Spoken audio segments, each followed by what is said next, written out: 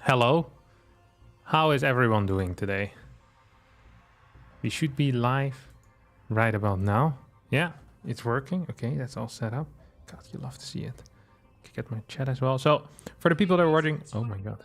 I don't want minimalist phone. Leave me alone. Why do I get advertisements for my own channel? I should fix this.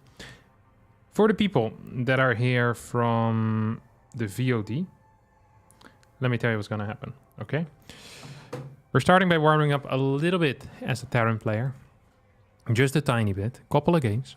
Then we play the KungfuCup, which starts at 1 p.m. Central European time. Okay?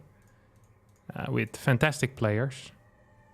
Cure, Clem, MaxPax, Dark, Hero, Gumiho, Beyond, Showtime, Classic, Astrea, Nightmare, Lambo, Mana, Trigger, Creator, Harstem, Kelazur, and many more. Mio Maika is there as well. So an exciting bunch, basically. Once we get knocked out, which might happen, we will be casting the rest of the tournament. Okay, so it will be that's what we're gonna be doing basically. How do I remove the chat from my OBS? There we go. That's beautiful. Okay, nice. So the plan was to start with some Terran. 5568. Good MMR. Couple of games, not too many, not too little. Just a good amount of games. Hey, what's up, Endless, Carl, and Hiram? Have you found any ideas against 2-base Swarm host? What do you mean? Have I found any ideas? It's not very good. Any idea is a good idea against 2-base Swarm host.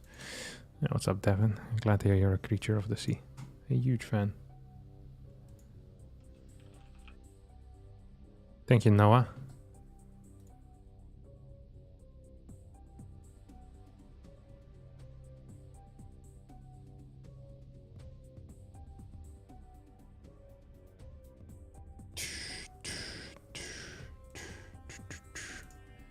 .4 a.m. in Montana. Where is Montana? It's a U.S. state. Love to see it. But where? Oh, near Wyoming. Wyoming is the sickest state of all states, I think, because it's legitimately just a square.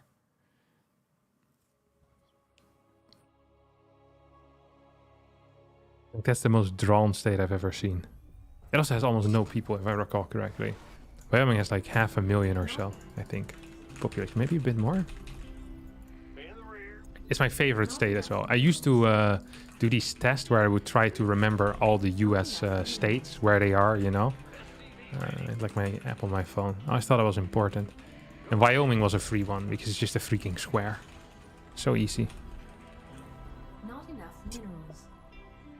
SCV ready. Gotcha. 3:30 from West Coast? Whereabouts you from on the West Coast? I think out of all the places, I think I've been on the West Coast the most in America. Like I never actually went to New York. I went to Seattle, which is West Coast, right? It is considered West Coast too, because it's on the West Coast. And I spent a lot of time in California, both in North and in South California. I went there the most amount of times for Starcraft tournaments, and because my friend had a house there in Orange County, I think it was called. Used to be in Antioch, which is a town. City near San Francisco. Then he moved to Orange County. I think it's Orange County, which is really close to Anaheim. Anaheim is also where the Blizzard office is, which I guess most people don't really care about. Oh, it's this guy. He's a mecher. Guy's nasty.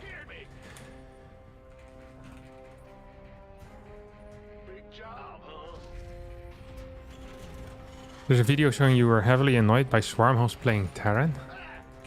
Oh, I remember that. Oh, I do remember that. I think I'm just supposed to play 3 Rex, honestly. If I play against 2 base. Like, if you play 3 Rex, there should be no issue. I tried playing mech. That was not it. Hi, Captain. I have several questions. Why do you think Shopify's curse of kicking you out never works in your favor? It's because all my teammates are better than I am.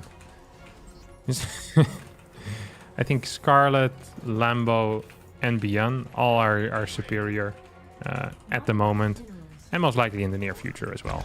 Not enough. I'm trying my best, guys. I really am, but I struggle massively against them. SCV ready. I think they're very good. It's frustrating, but you know the truth.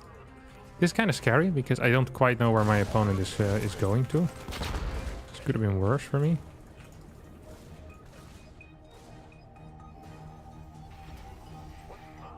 Why am I long distance mining? Something that absolutely should not be long distance mine. Just gonna move onto the high ground here. If my opponent would have moved onto the high ground a bit earlier, that could have been pretty freaking bad for me, honestly. Okay, he built 3 Reapers, which is also still fairly bad for me. Oh, is he what doing? What's he doing? What are you doing, buddy? Huh? You go in here? Probably should have built another... Upgrade complete. Wait, 4 Reapers. Add-on complete. I don't quite know what that means. Maybe like a 2-Rex? 2-Rex Reaper opener? It's kind of aggressive, no? Okay, wait, sorry. I need to think about stuff.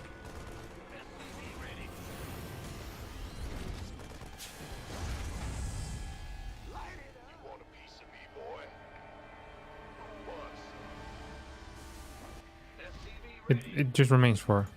But yeah, the people in my team are just a little bit better than I am, I think. Not enough minerals. Well, newcomers to live stream, Harstem always warms up with Terran. Sometimes I warm up less the entire stream. It's a little known fact. Add-on complete. Yeah, it's happened in the past. Where my entire stream is just warming up with Terran. Insufficient. But yeah, for the people that don't know, I'll be playing the Kung Fu Cup at 1 p.m. Central European time, which is in 28 minutes for anyone that isn't from Central Europe. Now time zones are difficult. Should have put like a Unix code in the title or something, so people could have figured it out when it actually is. My bad. It's too late now, though. But it's never too late to apologize, no matter what One Republic says.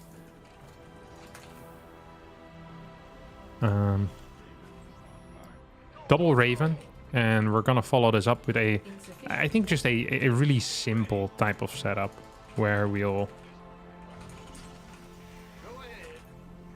go into Vikings from here on out as well. I think it's always good to have, really. Let's keep this a little bit forward so I can see stuff coming. Now, I know Reapers are still on the map, which is frustrating, but life is frustrating. I can't help that. I will not be capable of fixing that here.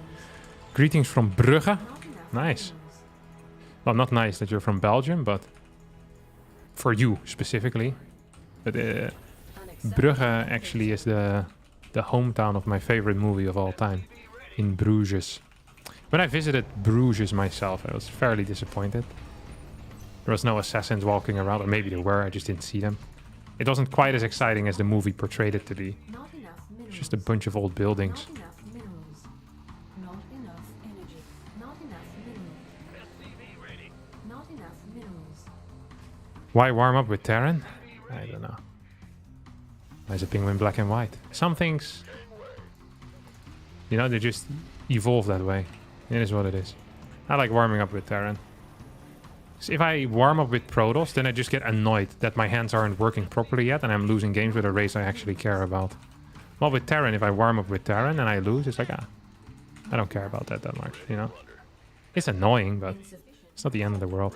I actually think priority should have been in tanks here. I'm a bit disappointed in myself, honestly. I think the upgrades specifically, I should have waited with a little bit longer. Oh, he already has one of those? It's kind of interesting. What are you doing here, bud? Losing this Reaper, that's for sure. Oh. Die! How many do you have of this, mate? Huh? Insufficient. Not enough. Oh, he's flying in. Our SCVs are under attack.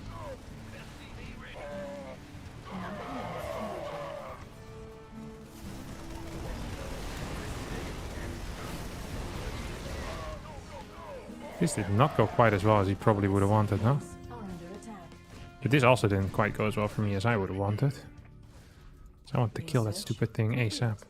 Okay, I have... I need an armory right now, too. Oh, piss off. 5 kills?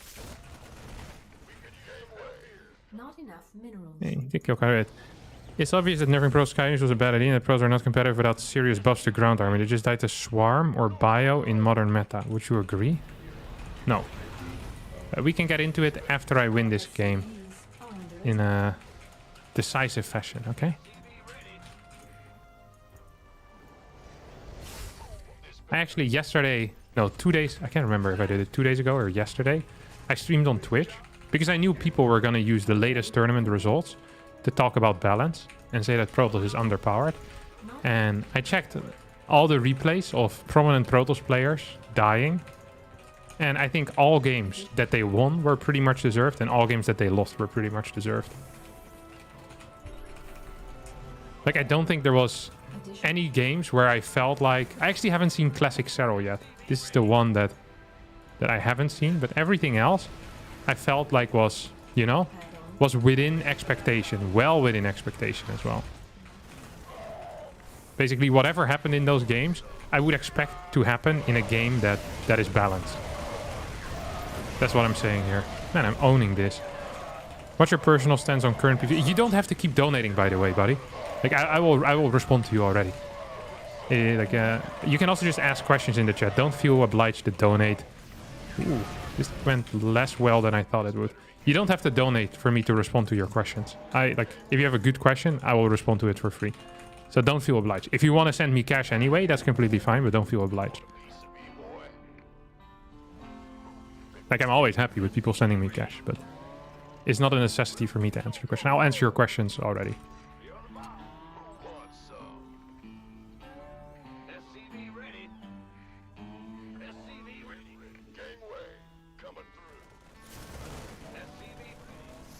Mineral field depleted.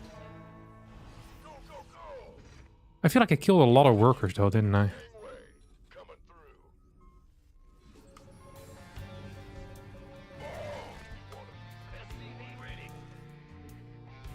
Not enough base. Oh, you prick! What's wrong with you? Perhaps what's wrong with me? Am I gonna lose this? I think I might actually. Never mind. What are you doing here, Chief? Huh? You wanna talk about it? Because I don't. What are you? Oh my god, he's going here, but I have a turret. What? Base is under attack. Mineral field. This is some serious garbage, isn't it?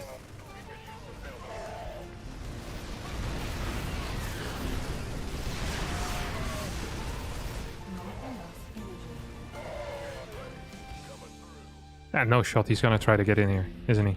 Massive prick.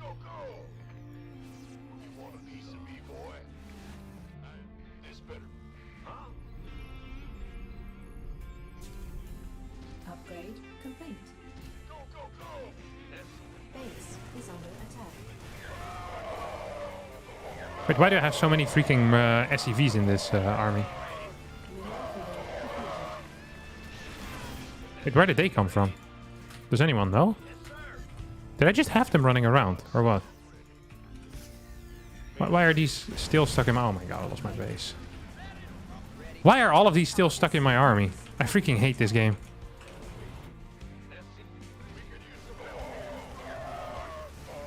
Where's all my units?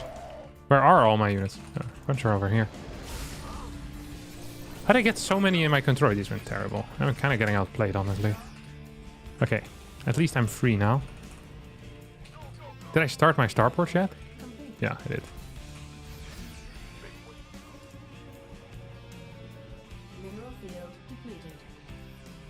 I feel like I really need to start moving out on the map at some point in the near future as well.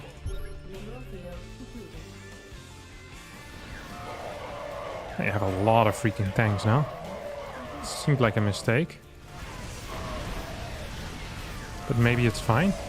For my opponent. Oh my god! Terran is too weak defensively. Okay, I just kind of got owned. Let's face it.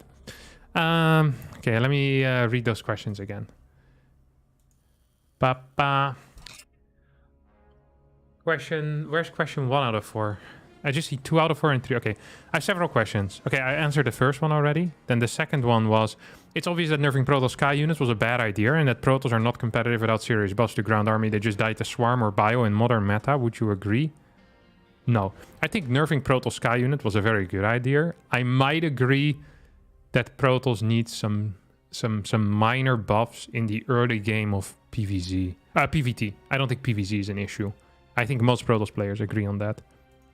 So I've discussed this before. I think the issue in Protoss versus Terran currently is that the maps are very good for Terran. Now, we could fix that by making better Protoss maps, tighter third bases, tighter fourth bases, making it easier to go up to 4 base. But I think this encourages boring turtley play. So, in my mind, the way to go is to make the maps more Terran favored and to find a way to influence the early stages of the mid game, when Ghosts come out specifically, to be a little bit more favored for Protoss. And also, I think there needs to maybe be some minor nerfs in general to like the Terran early stages of the mid game. I think where Ghosts are out, a minor number of Vikings are out, and there's no good secondary splash yet for Protoss. Archons are inconsistent the moment Ghosts come out. Colossi are garbage against high Marauder / Ghost counts. I think these are issues that Protoss are struggling with. And an easy fix is to change the map to make them Protoss favored. A harder fix would be, but I think a more satisfying fix would be to make the maps more Terran favored against Protoss, but to slightly weaken the early game or the early stages of the mid game for Terran. I think these are important things. Too many games end with 2 or 3 base pushes out of Terran in general. Now, the third question. What's your personal stance on current PvZ now that you had unfortunate results against Ambo from Harambo and Dr. G in Jonkoping? I think Protoss is favored in the late stages of the game, and I think Zerg is favored in the mid stages of the game. This has been my stance for years now. The further apart the third and the fourth bases are, the better the map is for Zerg. We have a lot of maps in which a fifth is hard for TOS as well, so we don't see too many late games. I also honestly think that a lot of Protoss build orders are just really bad that are being played right now, like unironically just bad, which is sad to see. Okay, I need to keep an eye on the clock as well. Bonus, is this 3 out of 4 or 4 out of 4? Okay, that was 3 out of 4, and then 4 out of 4 is, were you also disappointed by the underwhelming presentation of Stormgate? Personally, I'm far less interested in that Warcraft 3 clone than I used to be. It looks to me like Starcraft Reforged. I really have no opinion really on the Stormgate presentation. Like, I don't generally really get hyped from presentations very much. Like, I just want to play the game. Like, so yes, I'm not sure if it's underwhelmed. It's exactly what I expected it would be. It would be a gameplay trailer. There would be some nice hype words, and that's it. If it didn't have the effect on other people, or if other people weren't hyped, then I think that is negative. And I guess that is because the thing I would care about is positive reception for a larger audience. I'm not sure how it was received by a larger audience. But yeah, it's so difficult for me to judge without having played it, without knowing the exact roadmap when pre-alpha, beta, alpha, post-beta, start of the release, early release, late release, double release, second release, 17th expansion. Like, I just don't have the roadmap for that, so I don't know what to expect at what stage. I'm also not a game journalist, so I don't know what I'm supposed to expect there. But yeah, I've been, like I said, once I play the game, I can make a judgment what I feel about it. From what I've seen, like, I'm hyped because, like, I've said this in my video as well, like, Tim Campbell and Tim Morton are probably have had the greatest influence on my entertainment throughout my entire life. Like, I played Warcraft 3 when I was 12. I played that till I was 16, and then I played Starcraft 2 till I'm 28. So for the past, 16 years, like, they've entertained me thoroughly. Which means it's basically, if a band that I'm really into is about to release a new project, and I hear something like I hear one riff and I go, oh man, freaking hate the way this riff sounds. It's like, well, I can't do that, you know? I just don't know enough about game design, what I'm supposed to be expecting. I just know that these people have created something that I've massively enjoyed in the past, and the way they speak about the game and what they want the game to be, it resonates with me. So overall, I am positive. If the game will be good, I don't know, because I haven't played. Once I play, I can say more about that. But until then, no. A game journalist seems freaking terrible, honestly. Like, they're absolute garbage tier. Like, I tried reading reviews of things, and it's awful. Getting recommendations from game journalists or from, like, gaming website is freaking bottom of the barrel as well. Like, it's always the same ones. They're just copy-pasting each other's articles. They're doing like free advertisement for anyone that wants to talk with them. It really is bottom of the barrel, I think, from what I've seen. I'm sure there's some good game journalists that would give me a run for their money, but I think in general, like mainstream gaming journalism is absolute garbage tier. Yeah, like on everything. I agree, I do have some weird feelings about leaving StarCraft 2 after all this time. Well, because we're not leaving StarCraft 2. If the game is better than StarCraft 2, I'll gladly play it. If the game is worse than StarCraft 2, I'm playing StarCraft 2. Like, I'm having a crap ton of fun playing StarCraft 2. I'll just play StarCraft 2. Like, that's just what I'll do. Like, I'm not tied to needing to change to something else. Like, I've always had the luxury of being capable of just kind of picking what I want to do. And the moment StarCraft 2 starts to bore me, I'll quit. And if Stormgate is better, I'll play that. If both of the games start to bore me or the entire competitive scene of StarCraft dies, I'll just quit. I'll go do something else with my life. You know, it's fine. Like, I'm not tied to this specific form of entertainment for the rest of my life. If there's a better FPS that comes out that I freaking love, I'm gonna start playing first-person shooter games. Like, I don't have any loyalty to one game, or like, I'm very thankful for the experiences something gave me, but if I start disliking something, I'm not going to continue playing. It's supposed to be entertainment. So I'll treat it as that.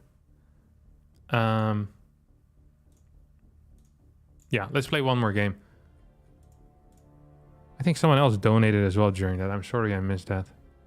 Thank you, Captain. Don't refuse donations, please. The golden guitar needs some golden bass and golden drums. The golden guitar. It's downstairs now. It's with my amp. I appreciate all the donations, guys. Really, really kind. RSDs. What is that? RSD. Oh, the Serbian diner. There we go. Dinar? Dinar, I think it's pronounced.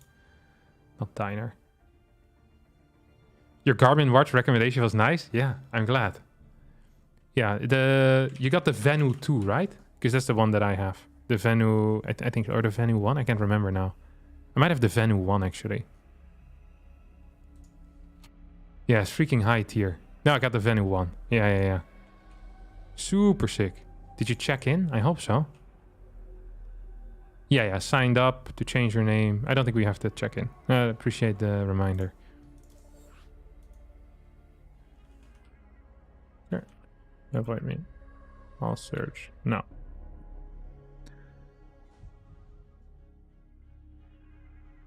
How do you keep the motivation to play StarCraft 2 after 12 years? That's crazy to me. Connected to that, how many hours do you have in StarCraft? I have no clue. It's not like Steam where you can check that, you know? I wish the Blizzard app would have tracked that. But I have a lot of hours in StarCraft.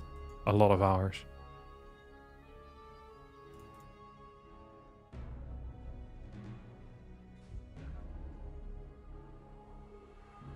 How do I motivate? I don't know.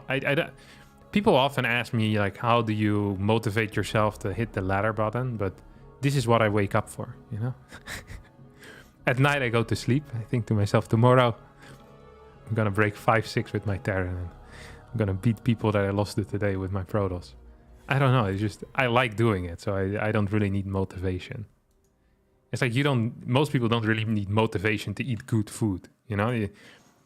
Like, people get like a delicious steak at a restaurant. It's like, oh, how do I motivate myself to eat this delicious steak? It's like, no, they're freaking paying for that experience.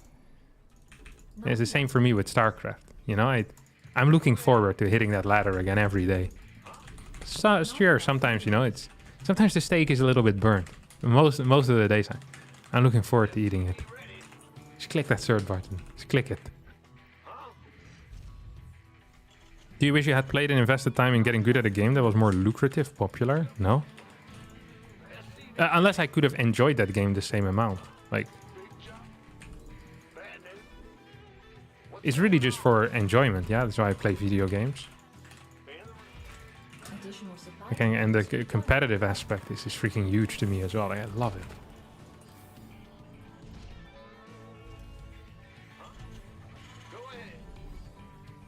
Like, it's very, very fun to me. I mean, if I would have enjoyed a bigger game, like if I would have the same amount of enjoyment from another game that would have been more popular and would have assured, you know, like would be more lucrative, then I guess in a way I wouldn't have minded playing that. But I'm very happy with the course of my life. Like, and I really enjoy this game. Like, I've had periods where I would play a bunch of Dota, but it never managed to quite capture. Like, there was too many frustrating things there, I think.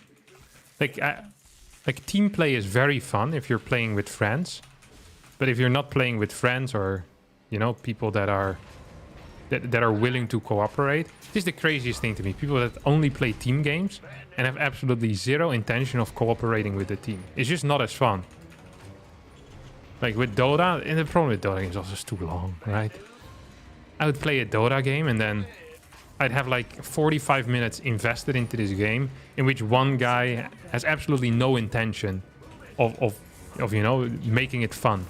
This guy is just out here to ruin it for everyone, literally. I mean, it's just not okay to me. What's this guy doing? Why is this pylon so ridiculously late? I should have poked my head in there a bit faster. I messed that up. SCV ready. Yo. In the rear with the gear. Go ahead. Okay. I'm listening. SCV We're forgetting to kill this thing or what? Okay, let me send this one out. Go ahead. But yeah, like no game has managed to capture my attention as well as Starcraft has. our SCVs. Maybe Warcraft 3 for a certain amount of time, but it's not the same timeline. Not the same period of time.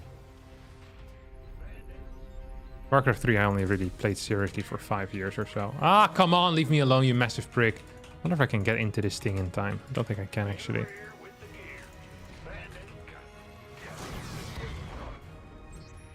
Ooh, this is a risky move, that mule. Because he's going to try and kill that now. I really mismicroed this situation, that's for sure. Command center upgrade. I might just be fine. What am I kidding? Single mine into whatever I want to play from here. I think it's going to be the course of action for me. Tasty lope, Lamayo.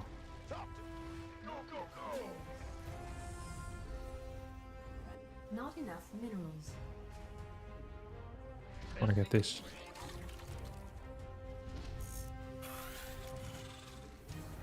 Oh, he could have actually finished that. I think it would have been pretty okay for him. Not Why am I rallying all my workers in here? That makes no sense. Oh, that's a worker. He's trying to expand. I saw it, no? I'm not crazy. Oh, he's gonna finish this for sure. our SCVs. Oh, massive wanker. ready for dust-off. SCV ready. Not enough Wanna minerals. finish it? Base is under attack. SCV ready. Not enough minerals. I'm in a heap of trouble. We're just gonna move over here, I think. SCV ready. Thought I already started my Raven like 4 times. This is painful. Thank you for the $2 Canadian, Labit. Yeah, English only in the chat, please. English, and I don't mind a little bit of Dutch. You know, I gotta support the Dutch language. Not doing so well as a language. We're losing terrain to the Brits. Oh wait, I forgot to send this out. Very cool. Very cool indeed. SCV ready. Not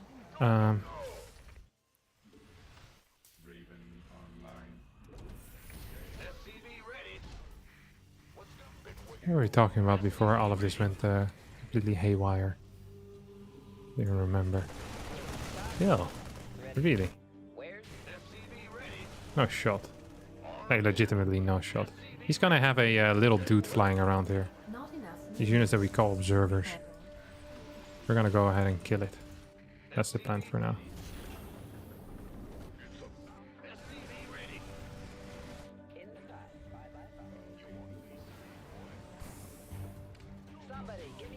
What?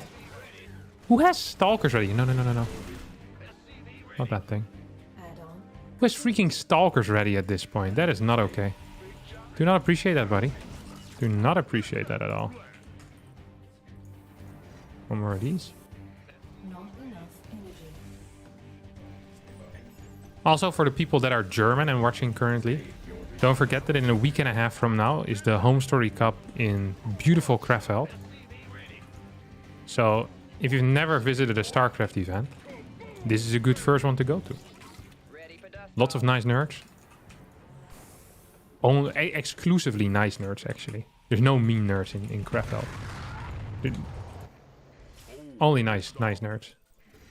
And a huge amount of them. So, Not enough minerals. if you want to, you know, Search complete. if you want to visit, have a chat with like-minded souls, enjoy a beer. Even if you don't enjoy a beer, that's also fine. But you can drink a beer, and it's a bar. It is in a bar. Those required. And can meet cool StarCraft 2 players, like Cyril, for example, who will be, I think, showing up. I'm not sure if that's true. I'm not gonna false advertise. Not enough. But cool players will be there, including myself. Not enough minerals. About a week and a half from now. What in the world are you playing, you absolute prick? Search complete. What is this? Oh. What's this? Don't die, my friend. Come here and die. I have a surprise for you. Not enough minerals. Do I move this back a bit? Doesn't even have stupid charge yet, does he?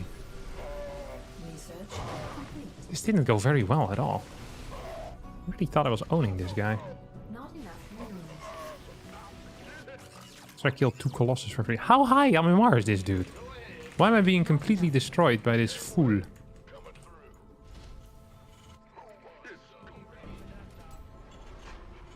know what I can do, actually? Add on complete. Not enough minerals. Command center upgrade. You go over here, bud. Acceptable landing zone.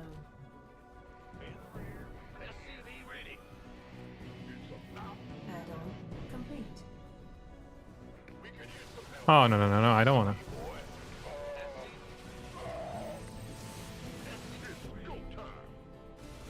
Life flight's here. Ready for dust. Nice. Die. Die. What? I only got 3? That smelled like more, honestly.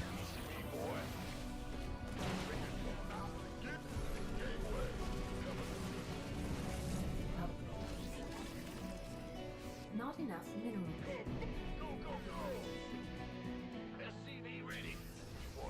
Your forces are under attack. See, you have no upgrades now. Yes, some, I guess. Was that a blink forward? Where were you planning on sniping there, bud? Gonna talk to me about it? Definitely allowed to talk about it. What's this guy doing? Oh. Your forces are under attack. Die! Stupid. Mineral field depleted. I can't build here. It's about to go. Not enough minerals. You want a piece of me, boy? Not enough mineral field. What's the time? 59, I have to play soon. Hey, we actually need to kill our opponent. It's now or never. Let's go. Let's pull the boys as well. Hope he doesn't have anything too powerful. Not enough minerals. Not enough minerals. I know this is not the way we wanted it to end. He's big. He's a big freaking army. Ready for dust off.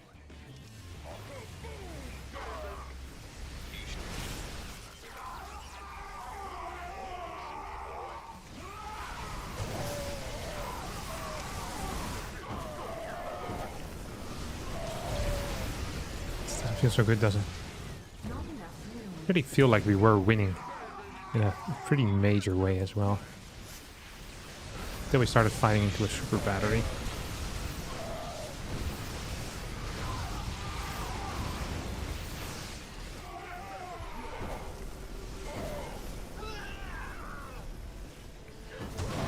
Not enough. Yeah, whatever. Oh my god. We still were up in supply in the end. Maybe we should have stayed in. No, we shouldn't. I actually need to go. We need to play the tournament, my friends. We don't have time for this crap. When does Kung Fu start? A minute ago. I think it's Asia server that we start on, actually.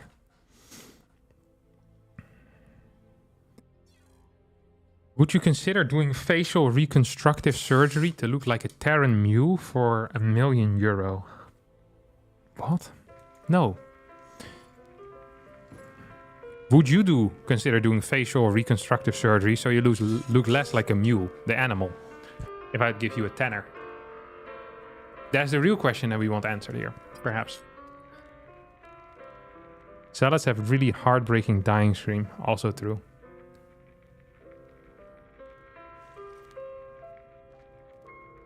First series versus Hyperion. What was that FPS you said you liked? I don't like any FPS. Now you can go find your opponent. Hyperion. Whoa. Hyperion, hello? Oh wait, I'm a barcode here. That's not good.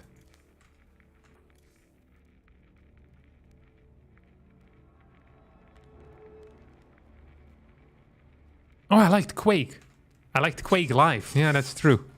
I played a lot of Quake Live, actually. That was fun. That was fun. But also, after all, it just got boring. I'm not so interested in it. But that was good entertainment. Quake Live, man. That's a long time ago. Like 5 years or so. Hello. Let's head over to America.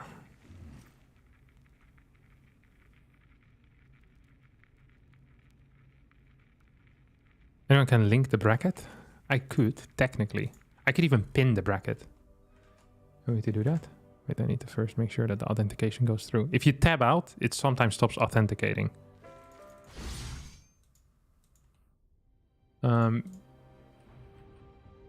This is the bracket.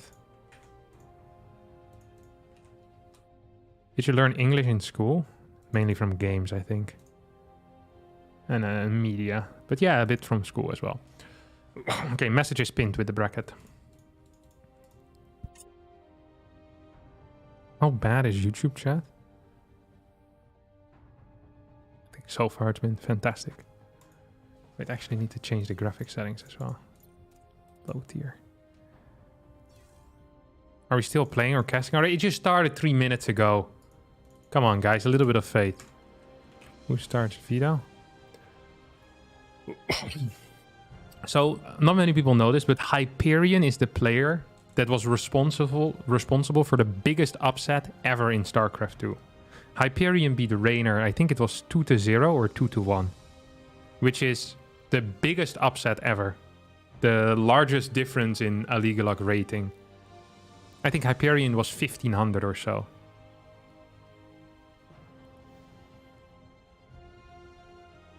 Captain, are there competitive Belgian StarCraft 2 players? Or are they all like their roads? Sadly, Belgium doesn't quite have the internet infrastructure yet to consistently play online games. It's too spotty.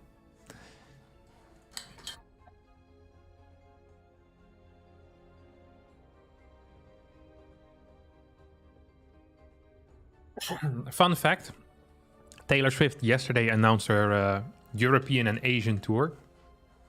2 concerts in the Netherlands, 0 in Belgium.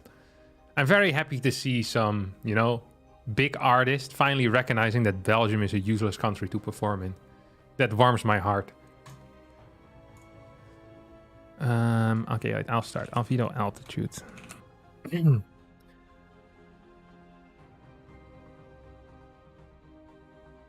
What about Nation Wars? Those Croatian beating all the Koreans? I remember that. What's the guy called? Patak, I think, right?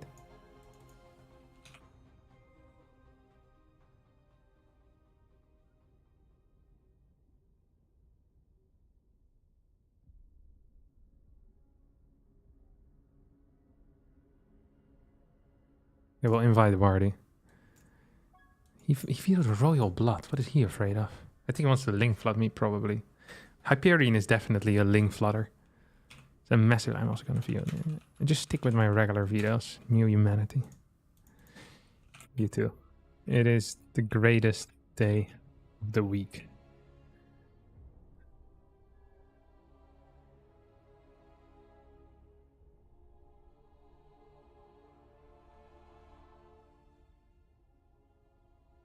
I'm from Croatia. I wasn't Goblin Croatian. He still is.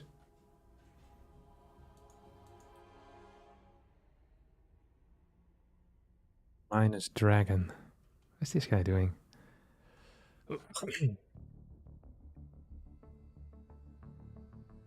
I got the veto or pick the first map.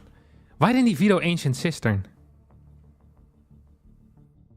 We'll start with Babylon. What's map 2? Maybe Grassvan then? And 3 Ancient? This sounds like a freaking dream map pool. Maybe he doesn't know that I'm a Protoss player? Wait, this guy is Zerg, right?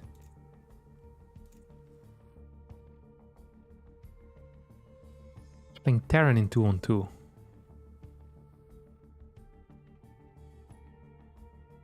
Okay, here is playing Zerg. Yeah, I was right. Okay, good.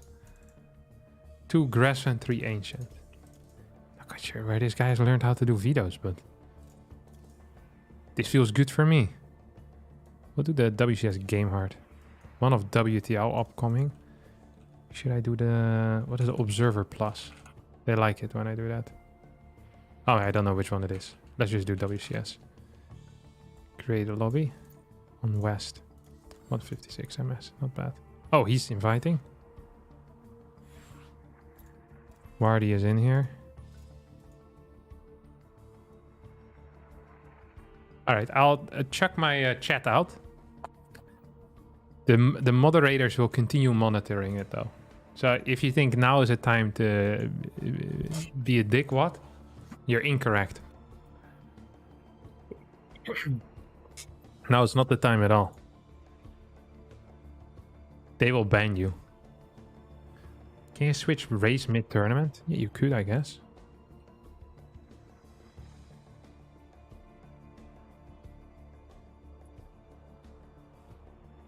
Okay.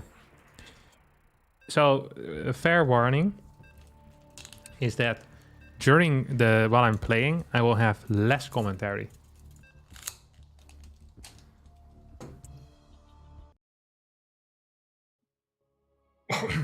So please don't be confused why I'm quiet, because I'm focusing on trying my hardest.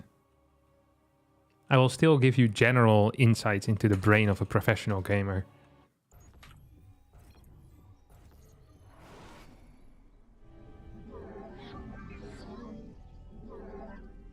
Oh my god, the world's greatest split in the world. You might as well leave right now. I got all 3 close patches saturated on first try. This is honestly game over. Poof! You can't escape my grasp. Now this guy can literally do whatever he wants. Oh my god, the ping is so bad. I freaking hate playing with ping. This was not the greatest rally, but... Pro split was good, I'm happy. This is my 3rd base, this is my 4th base. We're never gonna take a 5th, but if we do, we'll take it over here. Oh! PP.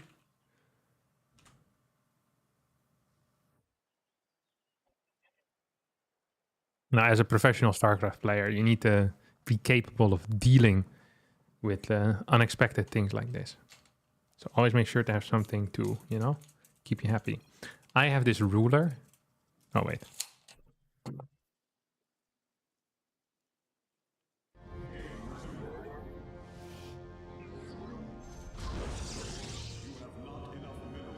The tape measure is called, not really a ruler, I guess. It's also not really just tape, is it? Line measure? Whatever. Bam bam badam badam bam badam badam bam badam badam bam badam badam bam badam badam bam badam badam bam badam badam bam badam. Set it to the point where they provoke. The punchline before they have told the joke. Jesus Christ.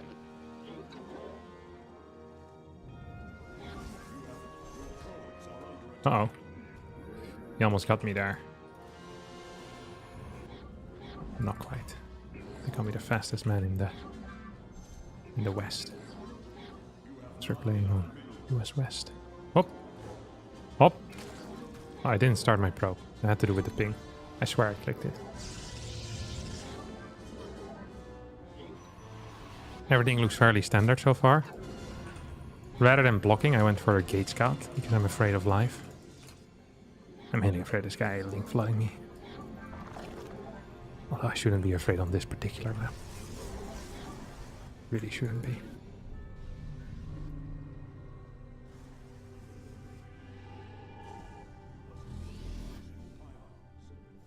Come on, grow this, buddy. La la la la, life goes on. Oh, bloody, bloody. You have not enough minerals. Life goes on. You have not enough minerals. You have not enough minerals. You have not enough. Hello? How about you also start producing a worker here? It's possible that he escaped. Itchy nose. This is like the tennis elbow of professional gamers. The Starcraft nose, we call it. It's not because we do cocaine. It's because your nose tends to get itchy when you get nervous. Good lord, am I nervous now. I'm gonna probably try and throw down one more creep tumor. I'm gonna try and deal with that. Face off!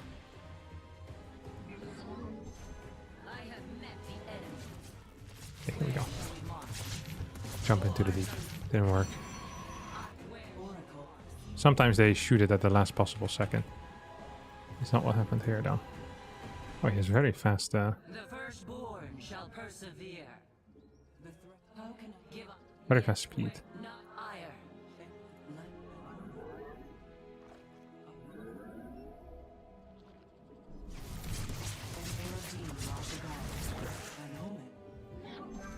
You have not enough minerals. You have not enough minerals. Oh, I can kill that now. dimensional strings I attuned? freaking hate ping so much. It's actually crazy how much I hate ping. You seek guidance. Let us begin. Like, I actually freaking hate ping so much. Oh my god! Let us Can't control crap here. You must construct. Neither can he. He's just losing so many drones. Hello?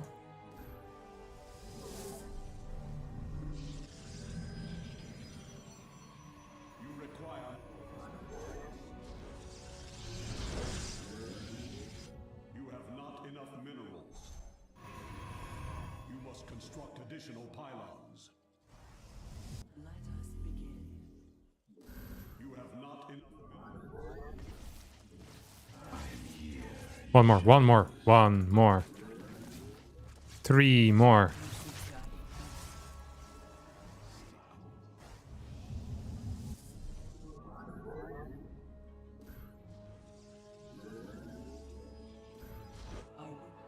How many kills do I have? 13. That's too many, simply. You know what we call this? In the world of the professional world of Starcraft 2, which I am a huge part of, we call this game over, my friends. 13 workers. Are you serious, brother? Bruv. There's no fort base either, is there? Huh. You hate to see it.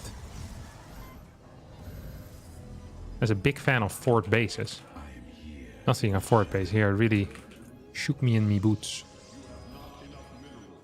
Why does this guy have so many? Oh, that's that? I do what I want. Na na na na na na.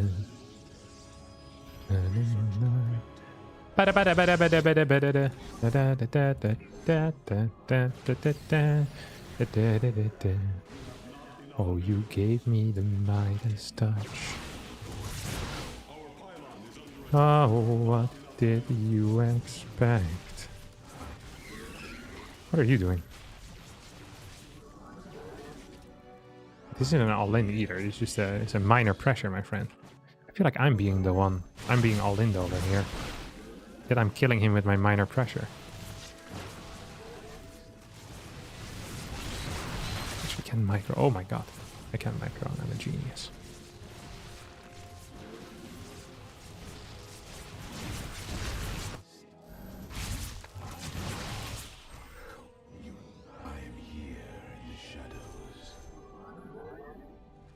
That's my +1. It's a little bit late, I immediately admit. Why does my opponent have absolutely nothing? It's a good question to ask every now and again. Man, my nose is killing me!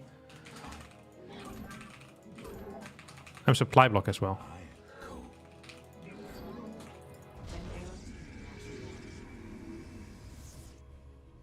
This is the supply block of a lifetime. Wouldn't have happened if I didn't have such an itchy nose. Maybe he's playing Swarm Host?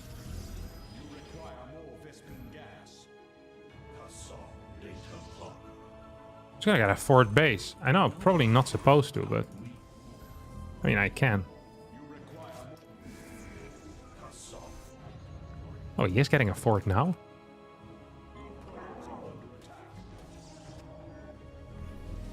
Baneling Nest? Wait, at this point? Excuse me, but...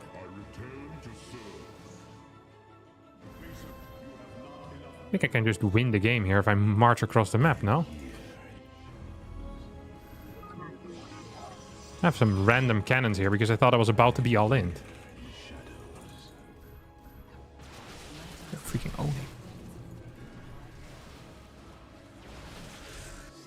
Hey, if he has banelings, they're gonna be without speed, no?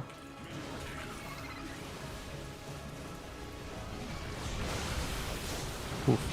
I just can't get to this. This is completely over. Upgrade complete. It's so itchy, it's actually crazy. We meet our And the more I talk about it being itchy, I feel like that activates the itch part of your brain. It's one of the parts of the brain that doesn't get spoken enough about, the itchy part. Oh, this doesn't look so good actually. Well, it looks fairly over in my favor, but I maybe should have been more careful.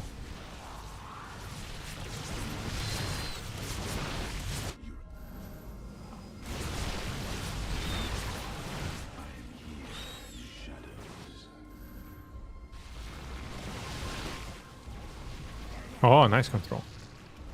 He targeted down the stalkers that had no brain left. Just like the Tin Man in the Wizard of Oz. Or did he have no heart? One had no brain, one had no heart, and the other one had no courage. I feel like the Tin Man had no heart. Or the lion had no courage. What's the final character there? On a different server that would have worked. I can just absolutely blink on top of this again.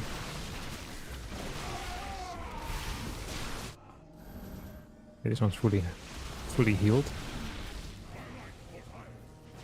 The game is still over, by the way. Okay, this is just simply not changing. Let's make you wonder why they have it. There we go. Did one guy have no nose in the Wizard of Oz? Because I would want to be that guy. Holy crap! Maybe it's dry skin or something? It's freaking hot out. And I showered this morning. Showering makes the skin dry. Tin Man has no heart. Scarecrow has no brain. Yeah. That's the first one she meets, no? The Scarecrow. Scarecrow, Tin Man, Lion. And they go on the yellow brick road. Yellow brick road. And they walk to the wizard. What a story that is. Keep the language nice, potato Musab. We're not here using mean words. Not okay with that. Grazvan. Oh my god, my nose! I'll put some water on it. I wonder if that works. Get like a nose clamp or something like that. Sounds relatively high tier.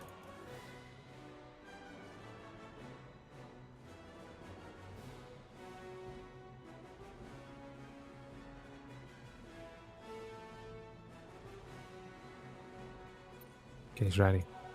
My food just got delivered. That's fantastic. Thank you. I'm very hungry. I hope I have some time to eat in between this game and the next. It is. Oh my god, it smells good as well.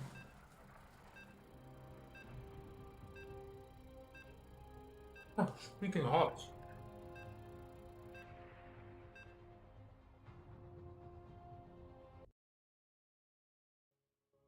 Oh.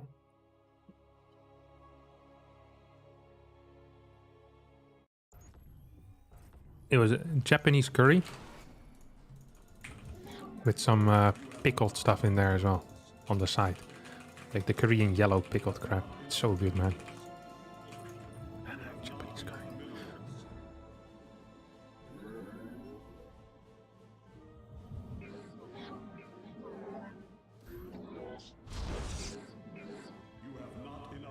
Erasvan is, I think, my favorite map. I'm kind of surprised by how that first game went, by the way. Really felt like Hyperion lost a lot of workers early on. Wonder if he's going to change it up this time around. Wouldn't surprise me. Would not surprise me at all. Not sure why I'm not scouting yet. I guess I can get a gas with this. All the yellow breaks. Quite early when we just look so mint when you or 1,000 places better than this.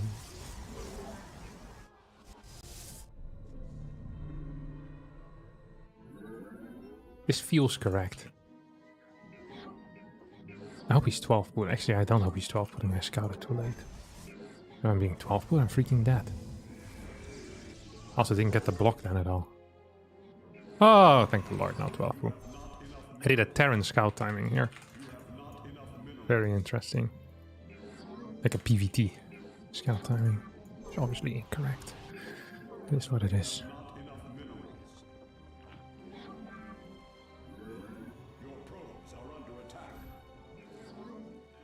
Oh, he could have probably killed that. Had he paid more attention. Oh, he's just chasing it. This is it's a loss. It is it's a mental loss. It's mental rock bottom. That's what it is. That's what he reached just now. What are we gonna do about that? Ghostbusters! Something wrong in your neighborhood. Da da da da. Da da da da. Ghostbusters. Glory to the I don't really want to chrono that second one either. Oh, he's coming out to play? That's interesting. It's so itchy. I'm gonna Google solutions for an itchy nose after this. It's on multiple parts of the nose as well. I didn't have this all morning, I swear. Yesterday something, no, 2 days ago something terrible happened. It was very warm 2 days ago. So I brought one of them, like a mango popsicle upstairs with me. And then I was like, let me record a video. But I forgot to eat the mango popsicle. But I had already opened it. So then midway through my video, I see my mango popsicle just leaking all over my desk. It's disheartening. Especially because I was really looking forward to it when I was getting it. It was the final mango popsicle in the box. I claimed it. Assertive as I am. This is my mango popsicle. Took it upstairs and then I wasted it on the desk. Felt very bad about that. Now all we have left are these twin, like the twin ice cream popsicles. You know what I'm talking about. But no one really likes these. I mean, they're good, but the red ones are already gone. They have a box of 12. Huh? They have a box of 12 freaking twin popsicles, and 2 of them were the red ones. Now, these popsicle manufacturers must know, surely, that the red ones are the ones that really matter, no? Like, these are the most delicious. You ever go to like, I remember when I used to go to kids' parties, you know, when I was a kid. It's not like I was 19 going to kids' parties. That would be ridiculously creepy. When I was a kid, that's just what I should have said. When I was a kid, at every kids party I went to, it was always the red ones that got eaten first, you know? There's no kid in their right mind who goes, oh, give me the green one, that looks delicious. It's like, no, the red purple one, you know? It tastes so much better than the others as well. You wonder why they even bother putting the other tastes, you know, the other flavors in. It really is a freaking miracle. Why is there no, like, imagine you go, and people could say, well, maybe they're saving money by only putting, you know, by putting in the green ones. But why is there no company that just sells purely red ones? Surely everyone would just buy theirs, no matter the price. It's like, I'd much rather pay 30 cents extra to get 7 red ones in my box. Maybe you want to have a little bit of diversity, you know? Maybe that's okay, but really, in a box with 4 flavors, the most popular one, you only put 2 in out of 12? That's just bad business. You can't convince me otherwise. It's the same with the Mentos. Who likes the yellow and the green Mentos? Like, you have to actually have been hit on the head as a kid. Multiple times. Consistently as well. But it's never a normal person that says, oh no, a red one or a pink. I think they're pink, right? No. It's always the weirdos that would say, oh no, I really wanted the yellow one. It's like, no, no one wants that. Everyone wants the delicious ones. Who in their right mind wouldn't want the delicious one? You get a choice between the delicious one and the disgusting one. Always gonna go for the delicious one. If you work for Mentos, I'm sure we have some people here that work for Mentos. At least one person in the chat. Can you please explain this to me? Because I bet this is the #1 complaint. You know, you're manning the customer service line at Mentos. Like, this is the one thing people are gonna be bothering you about. It's like, holy crap, how have you guys not figured this out yet? Like, how dumb are the suits at Mentos, you know? That they can't figure out that maybe putting the most delicious Mentos into their fruit roll would be better. You know? I guess there's no good knockoff Mentos yet that could copy that. So people are just gonna buy the Mentos anyway. So then maybe if it's cheaper, it makes some sense. But it's just so stupid.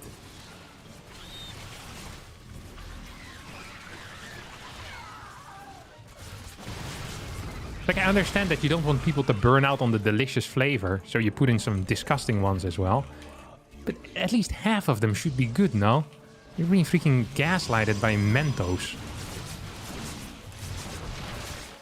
This is also how they invented the Mentos in a Coke bottle. People needed something to do with, like, their final Mentos. It's like, oh, I only got 4 yellows left right now.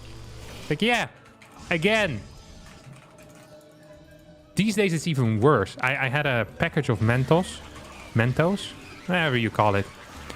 And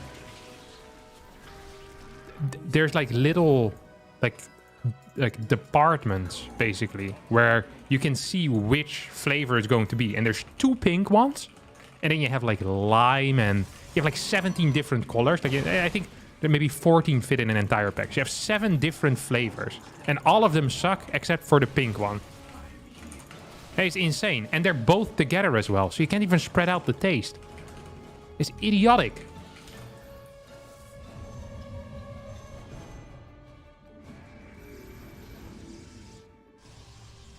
I'm winning this game, by the way. So do not worry about me, my friends. It seems unlikely to me that I'll lose it. I have very good defensive setup. As in, I have a lot of stalkers, which makes it difficult for my opponent to do anything about me. Let's take a look at this work account over here. So yeah, technically, I don't really need to do anything at all. I just want to see what that is. Okay, that's links. We could finish this wall. Keep 1 of these over here. Oh, actually got caught on the wrong side of the road here. Now we have the perfect defensive setup on Grassland. Ideally, you have a higher Oracle count, because then it's easy to defend your wall here as well.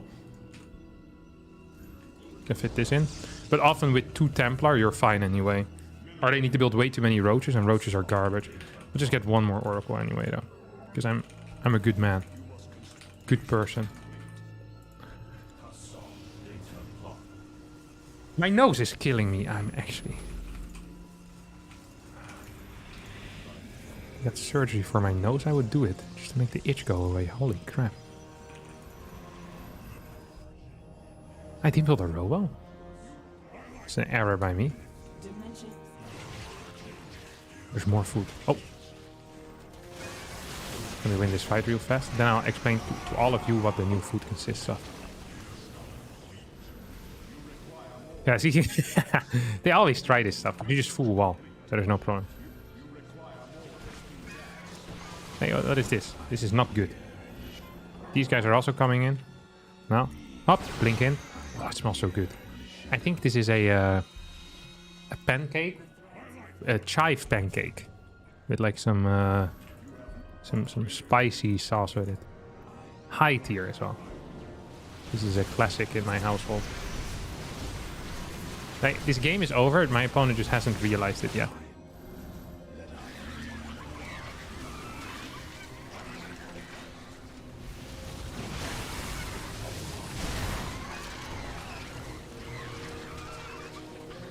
Bye. Like, against this type of army, it's really important to also split up your army, by the way. And so to hit at multiple locations is actually freaking huge. Oh, that wasn't great. Nice. That also wasn't great. Because it's really difficult to defend multiple locations of zealots majority of the time. Okay, that was all my storms. No, I still had one remaining. I didn't quite realize. I just lost all my workers, didn't I? Yeah, I don't care. Because we're about to win, win, win, no matter what. This money that I mine, no, I just can't get enough. Well, actually, did I mess this up? And every time I blow up all your buildings, all my ladder points go up, go up, go up, and they stay there. Come on, you go here. GG. 1 GG, 2 GG. Super GG. Nice haircut, looking sharp. Thank you, my nose though. Oh my god, it's so...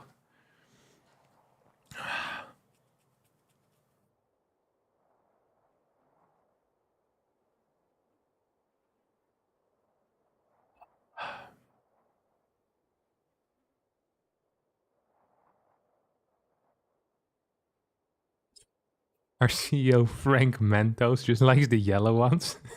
Our CEO is a moron. You have the best Starcraft 2 content on the net. I like all your videos. Thank you very much, Kai Lundgren, for the 50 Swedish kroners. And thank you, I saw another one. Oh yeah, Kali5 for the 10 Australian dollars. Okay, first match is a win.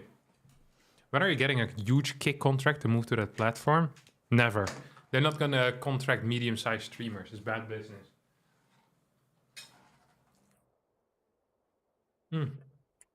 Oh.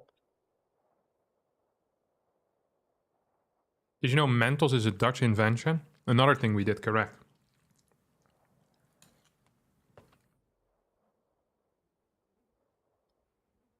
Man, it's freaking good. Why do you call it Mungo instead of Mango? I don't know. Why's your profile picture a hand snake? How's your neighbor with a driller? He's annoying. They didn't go this morning, so I thought we were safe, but it's not the case. They worked till 8 p.m. yesterday.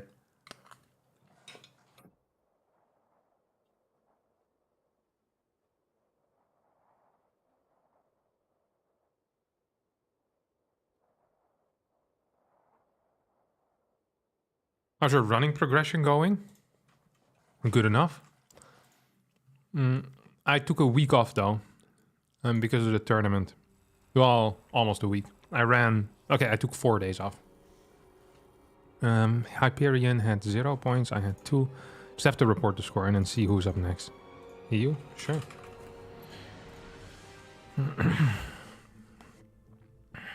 All right. Spirit. I usually lose to him. So what I will need is your... I need your power, okay? I need you all to cheer for me. Hi, hi. I need the hearts as well to be pressed so I can see them go up and I feel loved. What do I want to veto? I like Neo-Humanity in this matchup. I like Altitude and I like Ancient. I know he doesn't mind Altitude. I don't mind Babylon that much. I hate Grassfan actually. Let's veto that. Maybe Royal Blood? I also don't really like... Nah, Royal Blood. It's not great. I freaking hate Grassfan though.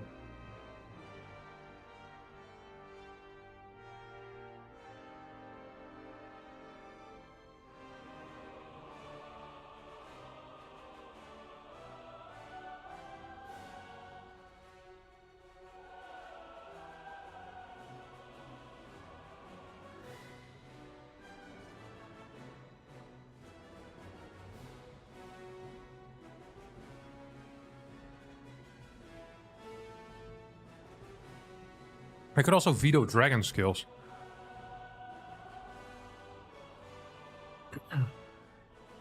But I'm actually pretty decent on that map, I think.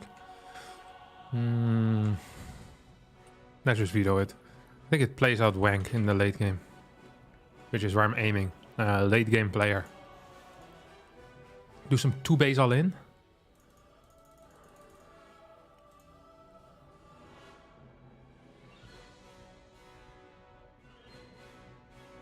Hey mate, always enjoyed your content. Thanks for all the laughs and entertainment over the years. Have a curry on me. Thank you, Alisdar Boyd, for the 30.99 Australian dollars. That's very kind of you, buddy. I appreciate that. I'll definitely have a curry on you. This is a specific Japanese curry, though. That's what Irene told me. I'm not sure what the difference is, but it tastes good. Yesterday, I got a sponsor offer for a Japanese company that sends boxes with stuff to you. Like Japanese mystery boxes, basically. They have like Japanese candy and stuff like that. But nah, we're not doing that. No Japanese mystery boxes for you guys. With a 20% discount. Maybe in another lifetime.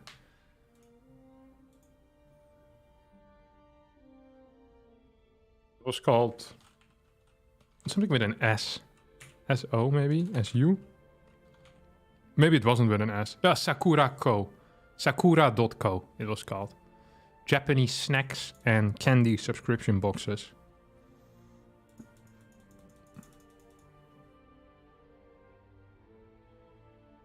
First Babylon. And I rub my nose with something. 2 is Neo-Humanity. And 3 is... Oh, why am I blanking? Royal Blood? Beer back, okay.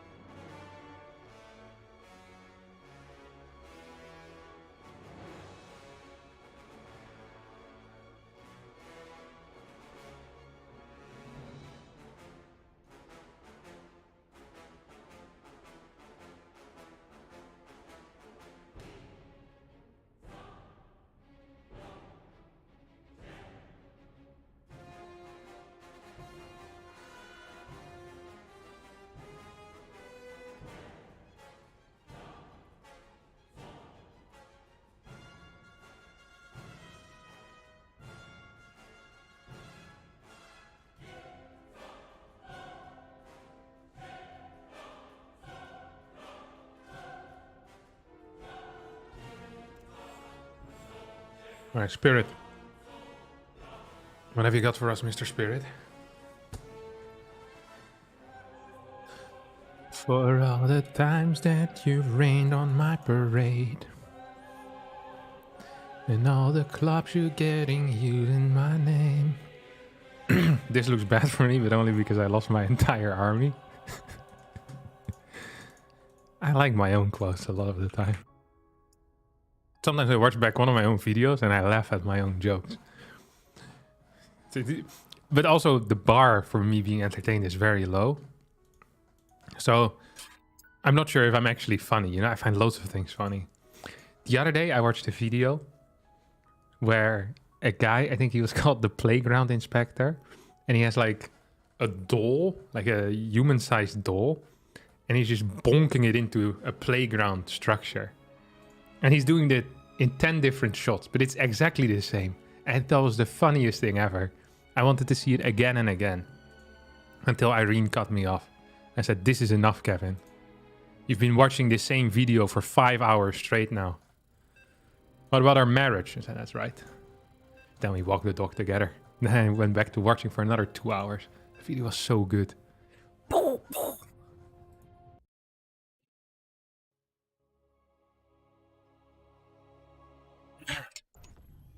What percentage do you think you eliminate Spirit?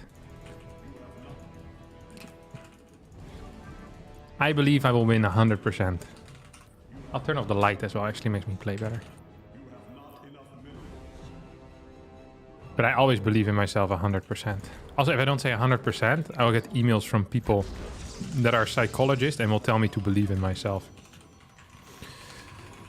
Hello Harstem, I was watching your most recent video. I'm a third-year psychology graduate, and I believe that if you don't believe in yourself and you constantly put yourself down, that you'll be playing worse. Every single time I upload a tournament video, this is an email I get. Hello Harstem, I've been a professor in armchair psychology for 17 years now.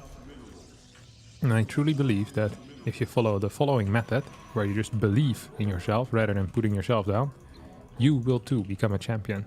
They always forget that I already am a champion. I won 2 premier tournaments, okay? Before Cyril was even born, in 2016. Okay, well you were only an armchair psychologist for 9 years. I know what I'm doing. My brain is the strongest part. The problem is not with the brain, it's with my fingers.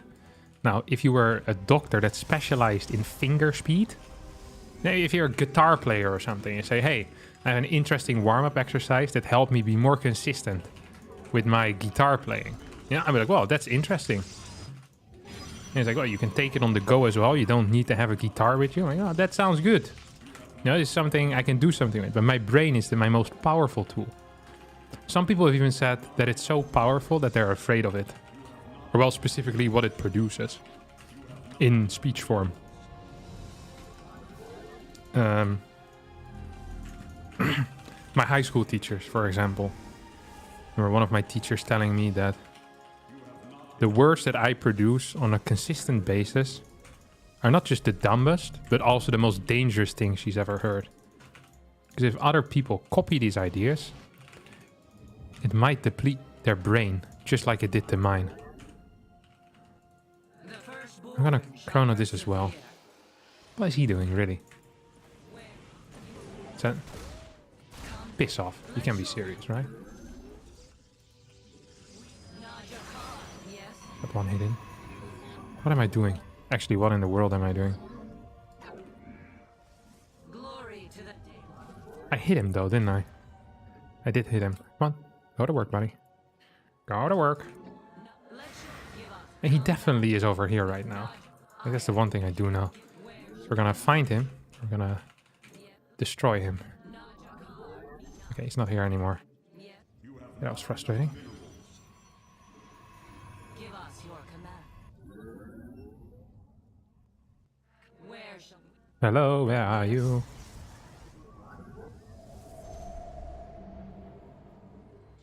Maybe I should have built my Phoenix first, honestly.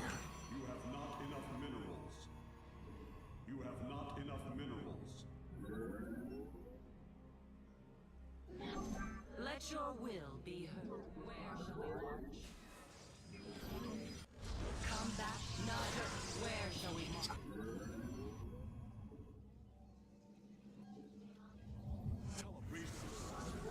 You have not enough minerals.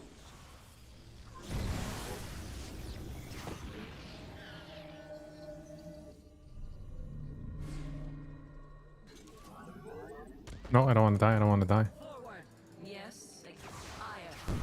Yes. Executor.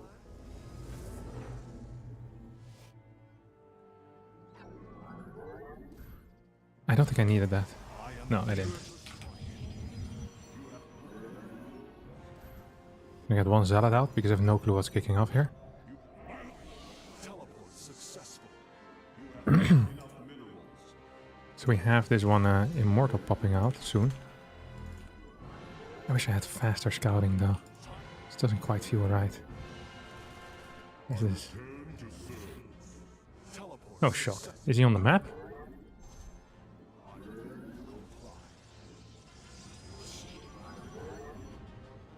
You require more Vespene gas. Not enough minerals. Engaging the enemy. Oh, he was on the map.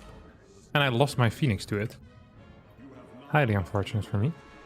Highly fortunate for my opponent.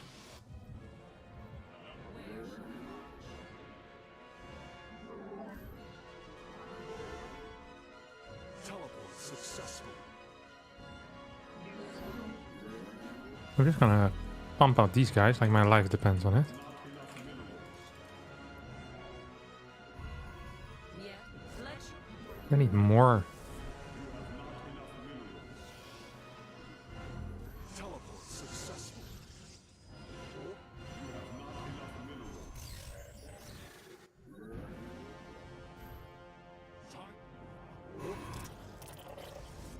Very afraid. That's why I hardly speak. Second one of these. You have not enough minerals. You have not enough.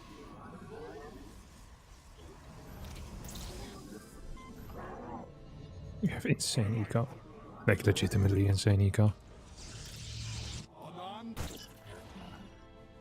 You have not enough minerals. Teleport successful. You must construct additional skies.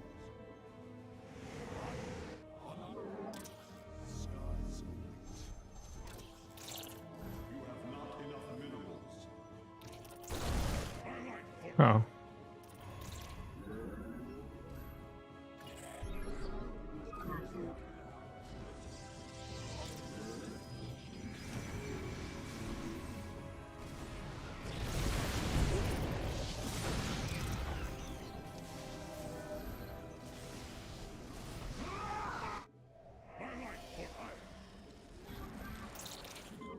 You have not enough minerals.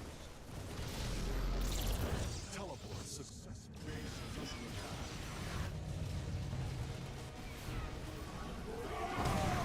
Wait, I lost that?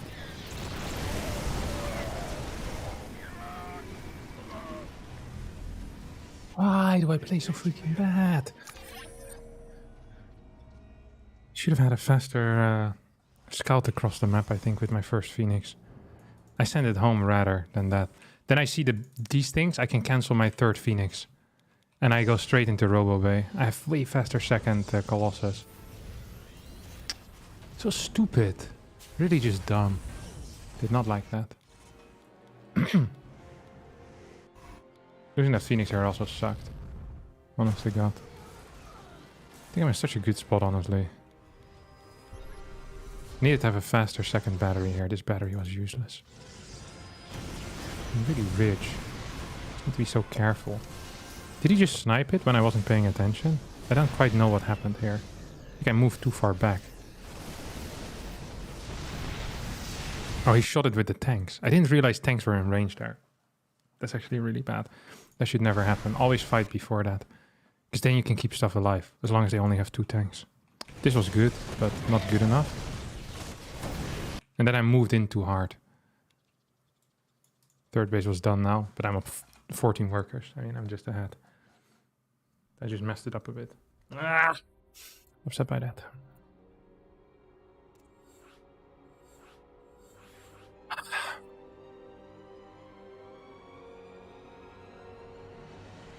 Yeah, let's try again.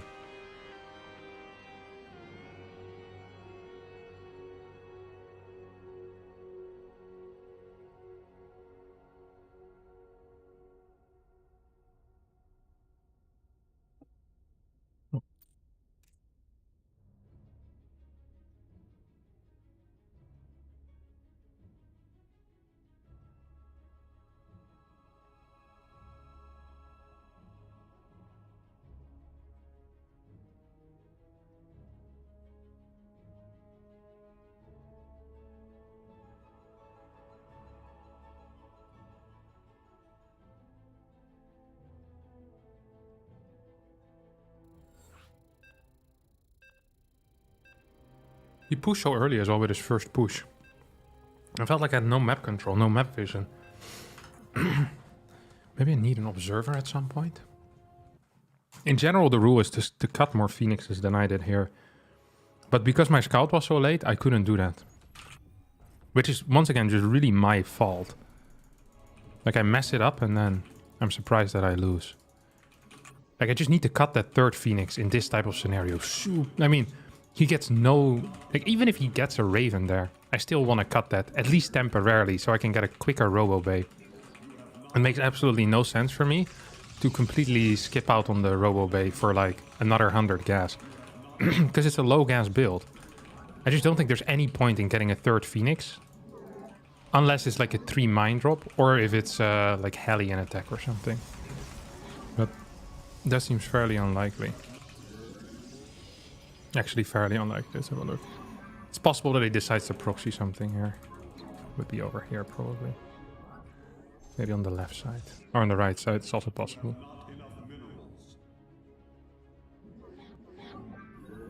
Yeah, whatever. Gonna send this down, make sure we're not being eBay blocked, which is a common build on this map. Don't really want to deal with that, I think.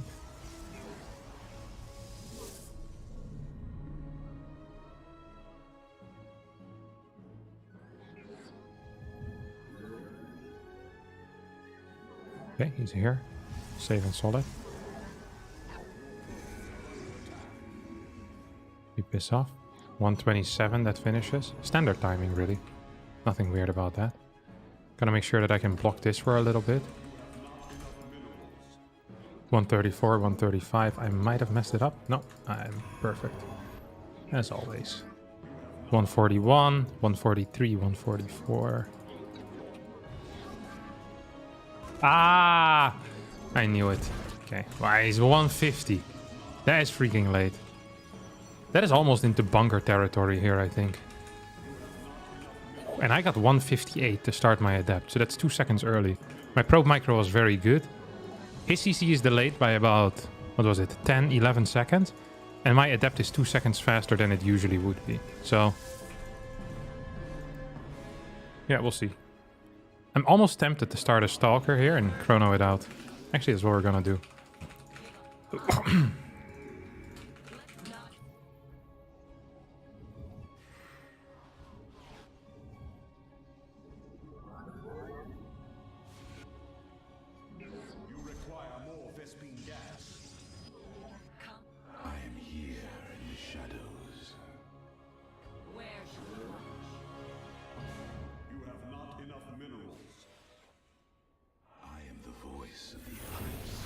Oh, how did I misclick that, Kevin? How in the world did I misclick that, huh?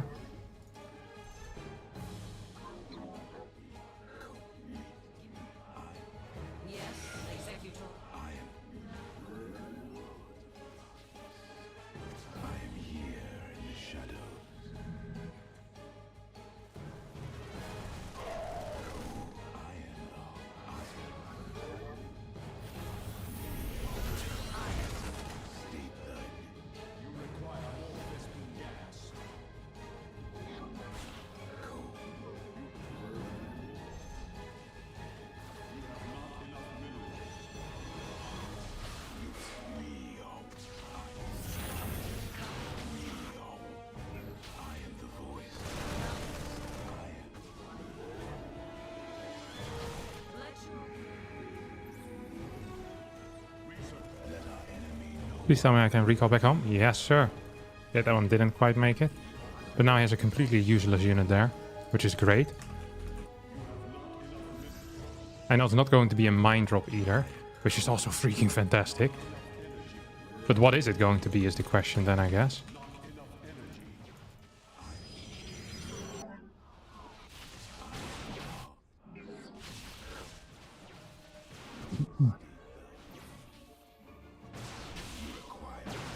Die!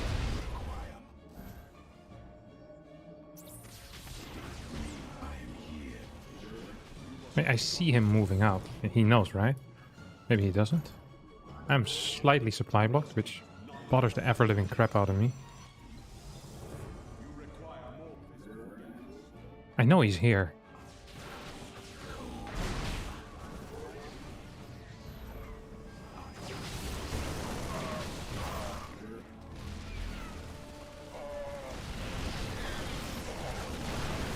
Where's my blink?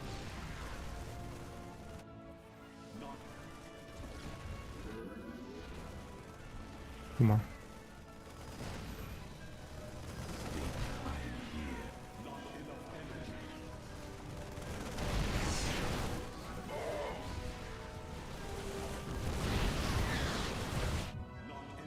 I mean, this is freaking bad for me. Forge was a bit much, wasn't it? Such a good start. Did I really need to do that? Of course I didn't. Did I want to do it? Yeah, of course I did. Why do I make life so freaking difficult for myself so often? If I had a more positive mindset, maybe life would be easier.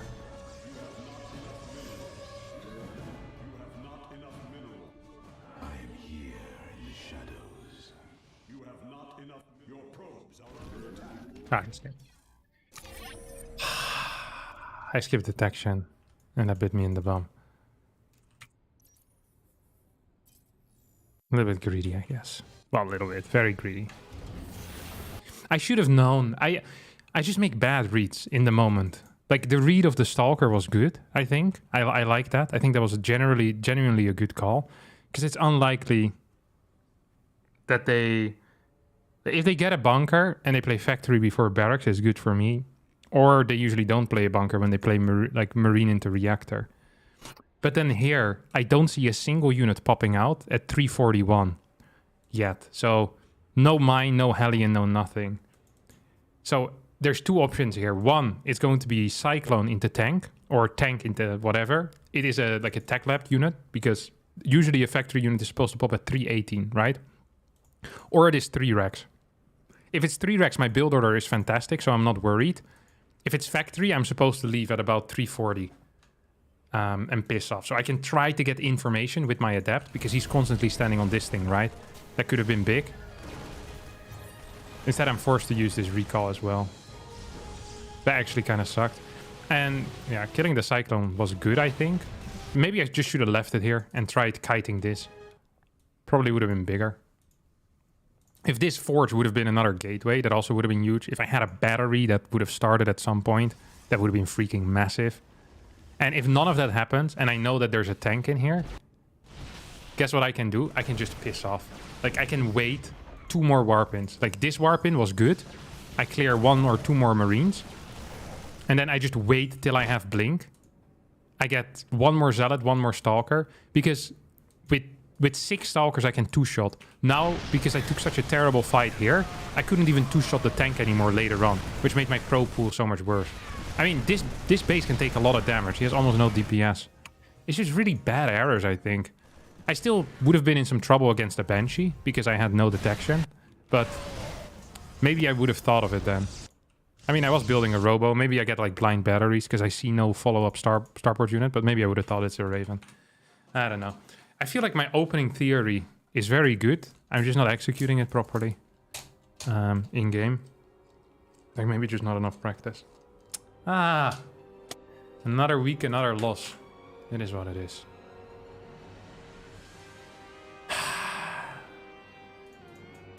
All right, but not to worry. We are now following the footsteps of Spirit against Showtime. I'll immediately up the graphics as well.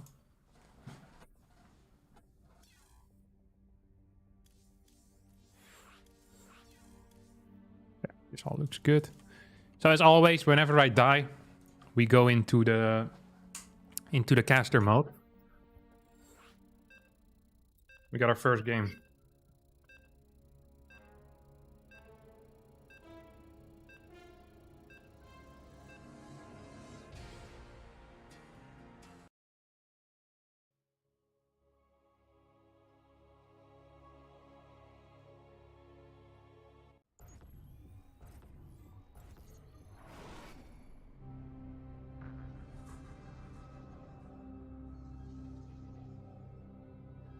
All right. Got my snacks in. Let me see.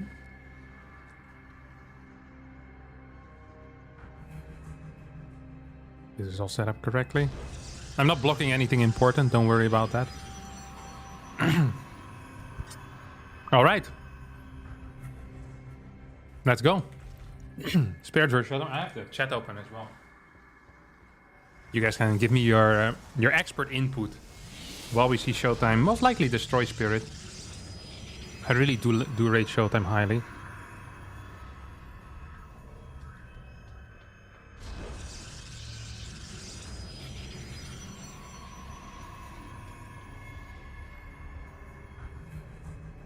Brilliant. Live chat is changed.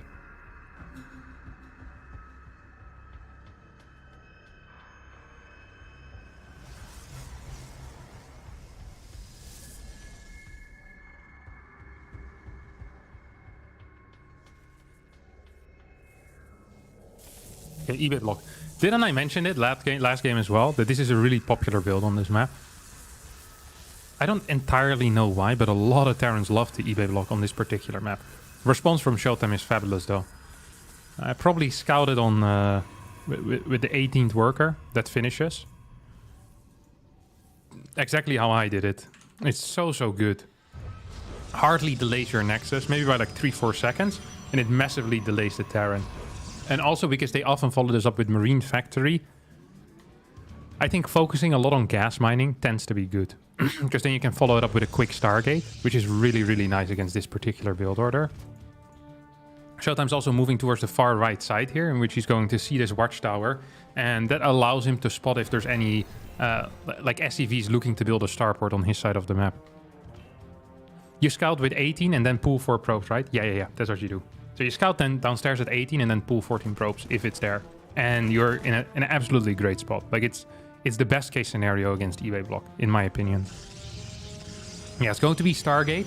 So funny thing here is that Showtime didn't scout the other side. So isn't necessarily aware of what his opponent is doing. But you know certain players like to follow this up in a certain way. And I think Spirit loves the cars. He just loves it. I think against how Showtime defended it, cars are not necessarily great. We see there's no starport with this, so this might just be 2 Hellion into like a swap with the barracks and the factory, and then some type of 3 racks, Cyclone into tank. Like pretty much the style that Oliveira used to win Intel Extreme Masters Katowice. It could also be a triple CC of Cyclone because it is Spirit we're watching. Most other Terrans would not want to be caught, you know, playing triple CC Cyclone ever in a million years, but Spirit generally doesn't care so much. He likes it. It's going to be Oracle into 3 gates and 2 possible follow-ups. So could be Twilight Council, which it is going to be. Also could have been Oracle into Phoenix and play a delayed Twilight Council into like Charge Phoenix, that type of stuff. Also viable.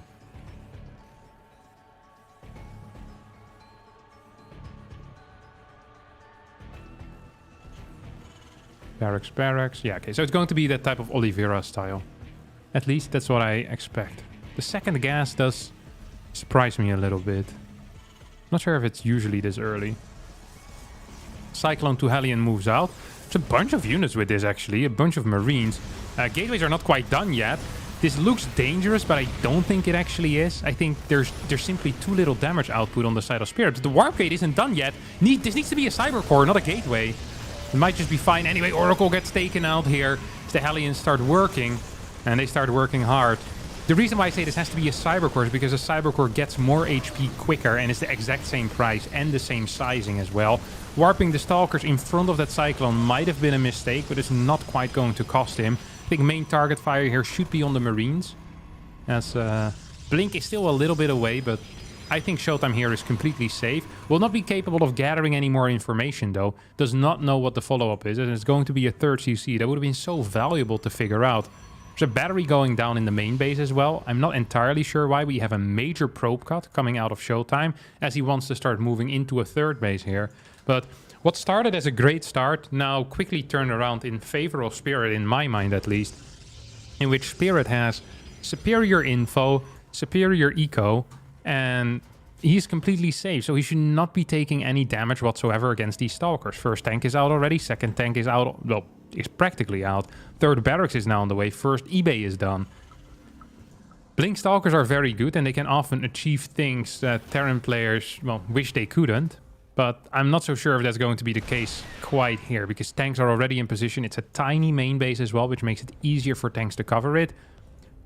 Starport is on the way for Spirit, and yeah, I genuinely like his position here. Double eBay coming down for him as well. He's gonna have great supply once he gets his 3 barracks up running. Like, even worker count is such a huge deal. Showtime is already throwing down extra gateways at this point, going up to 8 most likely. I'm not sure if he needs to cut workers for that. Not quite. So, continues worker production, but he hardly has any workers. Look at this. 47 to 51. That's freaking garbage. Yeah, good luck driving in here. You just can't. You can't. This is the zone 50, area 51, 54. The one where they have the aliens. You're not allowed in. You're gonna get stopped. No matter how much Naruto you've watched. You're simply not allowed. Charge halfway done. Robotics facility here. In the natural. It's going to be playing some charge slot. Now, the nice thing about playing against Triple CC is that you can pretty much tech to whatever you want. And Spirit's going to have 1-1 upgrades and might be capable of doing a push with that. But before that, there's really no threat coming out of him whatsoever.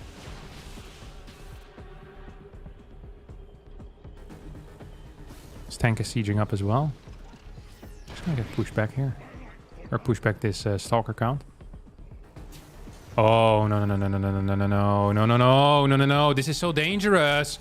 Showtime's gonna need to use recall here. He's gonna get caught in a, well, between a rock and a hard place. He's gonna lose a lot of Stalkers. Maybe all of them. This is all Stalkers down. At the same time, continuing to move forward here with Zealots in towards the natural. Lost 7 Stalkers. That is just so painful. Can't really go in here. I think he's just going to lose more. This is terrible. And Spirit just now is starting to really set up for a massive 1-1 push, which is what we already were afraid of. It's going to be so much harder to defend. 1-1 has finished up. Armory hasn't even started yet for whatever reason. I guess there's no gas available at all. This build is going to hit like a freaking truck. That's the one thing I do know. There's no tech here whatsoever. There's going to be 2 tanks, 4 mines in this composition. Nice control out of Spirit as the mines burrow start connecting with a lot of these zealots. 122 supply against 106. Fort base is a pipe dream at this point here for Showtime. All he's thinking about right now is staying alive.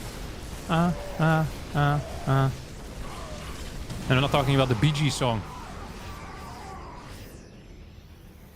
Does manage to survive for now, but Fort base on the way. Ghost Academy coming down. Finally, the next gas says.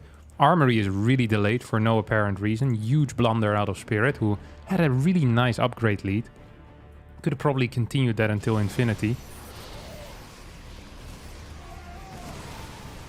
I actually think Spirit might just be able to win here as well. Trying to kill more and more Zealots. Accidentally picked up a bunch of his own units into a medevac while microing back. GG gets called as Spirit wins game number 1 in this best of 3. Continuing to dominate Protoss players left, right, and center. He had no energy for recall? Yeah, he blinked back, wanted to recall. That's probably the case. This is the bane of the Protoss, the proper macro Protoss. You know, these guys, they know how to control their crap. They chrono boost everything. They never have anything left over. That's just life as well, isn't it? That is just life. Any reason Showtime doesn't get a second Oracle to make some stasis traps? Usually it is because gas is really tight in the early game for most Protoss builds. And stasis traps don't provide a lot of consistent value. Like being forced into building a second Oracle here already was painful. If he had to build a third Oracle and then none of his stasis traps actually hit, the game is even more over than it was here.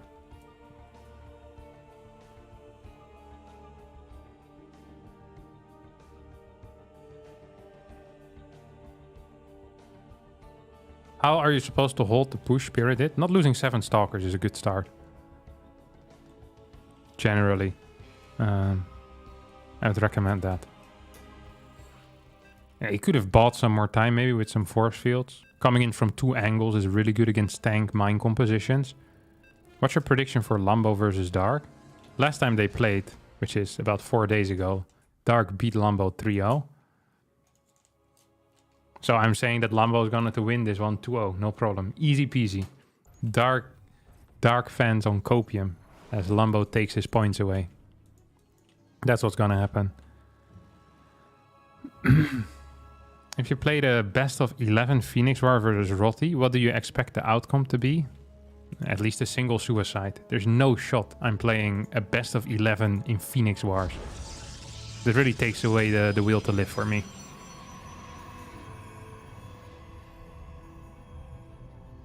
I agree with Harstem that Protoss doesn't play ideal build orders. Purely in PvZ. In PvT, they're fantastic. Same in PvP. I think a lot of PvZ build orders aren't so great. They are currently being played.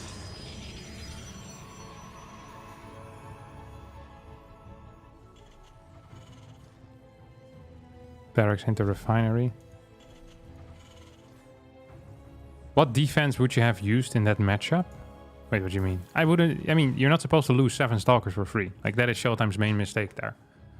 And then his engagement setup wasn't great either. Like, I think if he were to do that again, he'd do that different too. Is the captain still in the cup? No. I'm out. I lost. When do we get Harstem's merge? Soon. Just like I said at the start of 2020, within a month or two. But can you bench? No clue. At least the bar though. And then sometimes I put weights on it as well. So we're looking at 20 to 50, somewhere in that range.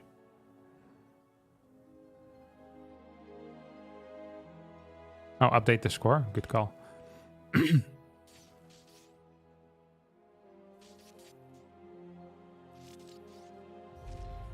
148. Oh, this is the Piotr special. Spirit is his real name is Piotr, for the people that don't know. He invented this. Marine into Reaper. So, as a Protoss player with a small brain, you see this and you think, ooh, Marine into Reaper. I'm safe, because it's a Marine first. So you send both of your units across the map. Then the Reaper shows up in your main base, gets a free scout and gets 2 worker kills. Absolute classic. Legitimately a classic. I've seen this happen so many times. Watch this guy be rallied across the map straight away. Poof. No chrono on the second adept. This would be a nightmare scenario. Okay, it's chrono on the second adept. Less of a nightmare scenario, still not great. I'm calling 2 probes going down. But I'm willing to take bets.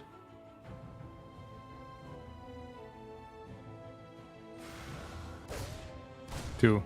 Boom. Boom. See if he remembered. Yep, he did remember. Ah, loses the Reaper though. Doesn't get the scout. But got enough info anyway. He knows that it's Stargate now. 3rd pylon before Gateway. That ain't happening with a Twilight build at all. This is why people hate Grassvan. Because you need to block that at some point, but you can't do it without giving away too much info. And you can do it with Twilight builds consistently.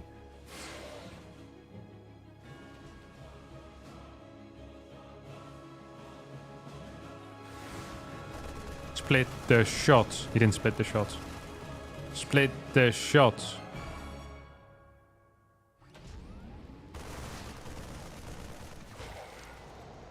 How does Shot have 50 supply?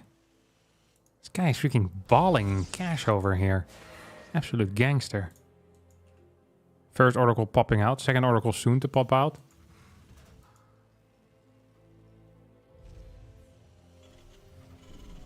This guy's gonna kill 3 Marines. 2. Ah, he almost went back for the 3rd. You know, he was eyeing that, my friends. Oh, Cyclone's gonna kill this, isn't he? Showtime. That wasn't good for you at all. It's one of my new tunes that will be on the upcoming album. 3rd base fairly late here for... Is that 417 or so? That's kind of late. It's post 4 or 5 pylons. That's actually really late. Now we have Robo plus Twilight. The old school Showtime style. We'll get some Immortals as well as Charge. Low Phoenix count. Lots of damage output in this army though. Interesting. Very interesting indeed. Should not finish that at all. And he won't. The problem here is that Spirits is going to have a lot of units. And this is some higher, like there's some more advanced StarCraft 2 theory, but if you have a high amount of units versus a low amount of units, you're often going to win with a higher amount of units. If Showtime accidentally finishes one of those shades, that would freaking suck for him. Like high tier sucking. Now, earlier someone asked why not just get another Oracle. I think this represents it pretty well. Look how little gas Showtime has. He only has 250. Robobay is about to finish up. He wants to get an Immortal still as well. Like, if he were to build an Oracle here, he either really needs to delay the Thermal Lance, or he needs to delay the first Colossus maybe even. He can't as freely warp in Sentries, which you really want to be doing, especially against low tank count. Like, it's just annoying. You're always going to be cutting something else out that has most likely more consistent value than the Oracle Stasis Ward. Phoenix is the best Protoss unit. Okay. That's one hell of a take. I don't think that's necessarily... It's a good unit, but the best? I don't think that's true at all. I think the Oracle is the best Protoss unit.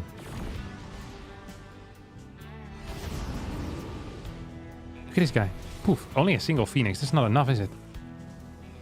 Not great at counting, but I think you're gonna need more than one to deny this drop. Oh. Spirit realized he's gonna go... If he snipes charge, this game is over. Oh my god. That was legit like 5 seconds away from finishing. Or well, it finished 5 seconds too early. Otherwise the game legitimately just ends here. Double pickup. He can pick up, he can leave, he can go in, he can do whatever. There's not enough defense. PP. Paused. Sorry, I'm winning too hard. Should I be like, oh, fair play. You indeed are winning very hard. Spirit is now thinking of ways where he can make the game more fair without completely ruining it for himself. Well, I'm only down 7 workers. Maybe I could supply block myself for a couple of minutes. That would help. Just come to 4 5. Why is it so dark for observers as well? I freaking hate that. Just want the regular screens.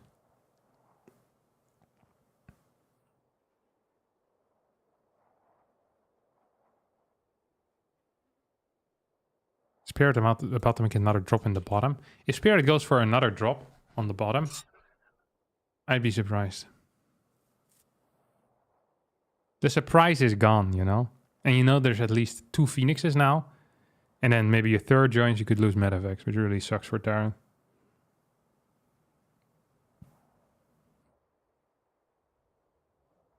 Will you cast the 3rd game in the Zero versus Raynor series? I'll have a look at it. Maybe I will, maybe I won't. I'll consider it. Thank you for the suggestion. I thought the Viking was buffed. When we see 4 Vikings landing in mineral lines again. Well, it is buffed, but in a different way. The landed Viking is not buffed very much. At all, actually. What is this? What is Spirit doing here? Time for a quick snack for me as well. Freaking Spirit.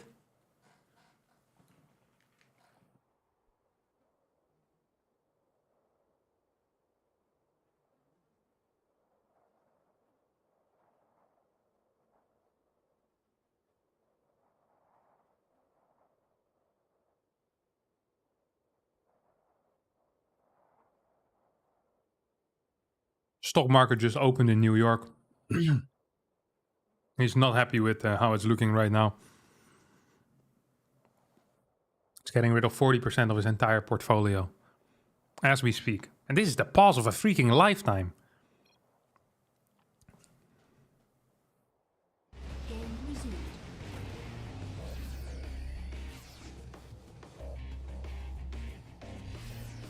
How long are you allowed to pause for in a tournament? I don't think there's any rules for that. This is a fight that shouldn't work for Spirit. Spirit has really nice control though.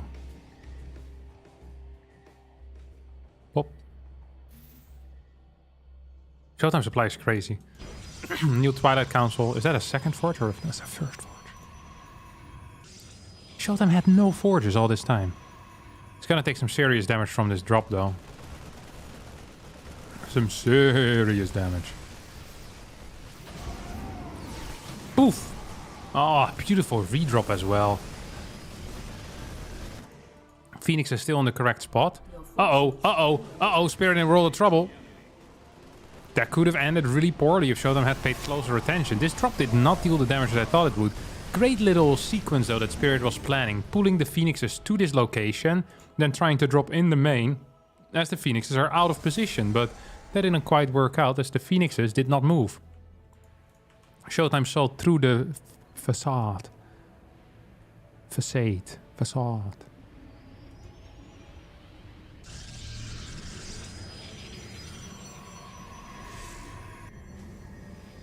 Two cannons on the way as well. That's very cool. There's a random Colossus here. You have thermal lands. You know what would be cool to see here? A prism. Ship weapons. Second eBay. And a fort base. These are the things we're looking for now as Spirit fans.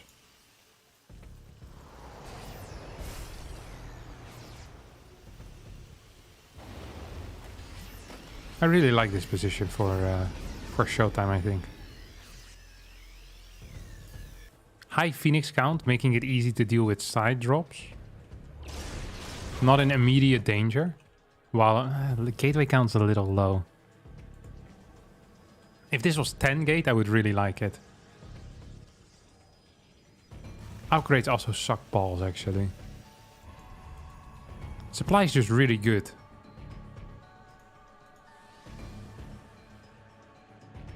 Just need way more gates. Like, we need like 6 extra gates at this point, really. 6 extra gates, a prism, maybe a second robo. Once you're going up to 72, 73 workers, 4 gas, higher gate counts are necessary. Starting with that second robo, we're just lacking gateways.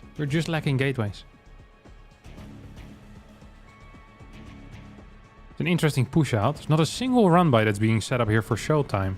This is scaring the crap out of me, you know that? Good stasis ward, he's going to win some time. It's actually might allow him to fight here. Spirit needs to run for his life now. This is such an awkward position because you're kind of naturally creating a flank with this army, right?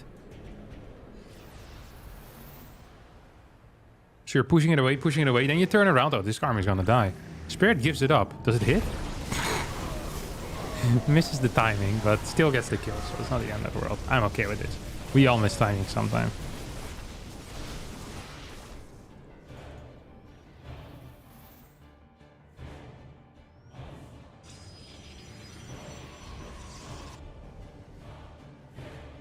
Fusion core on the way now. We're gonna see Liberator range. Why does this building look like it's already done? Is this type of fake news?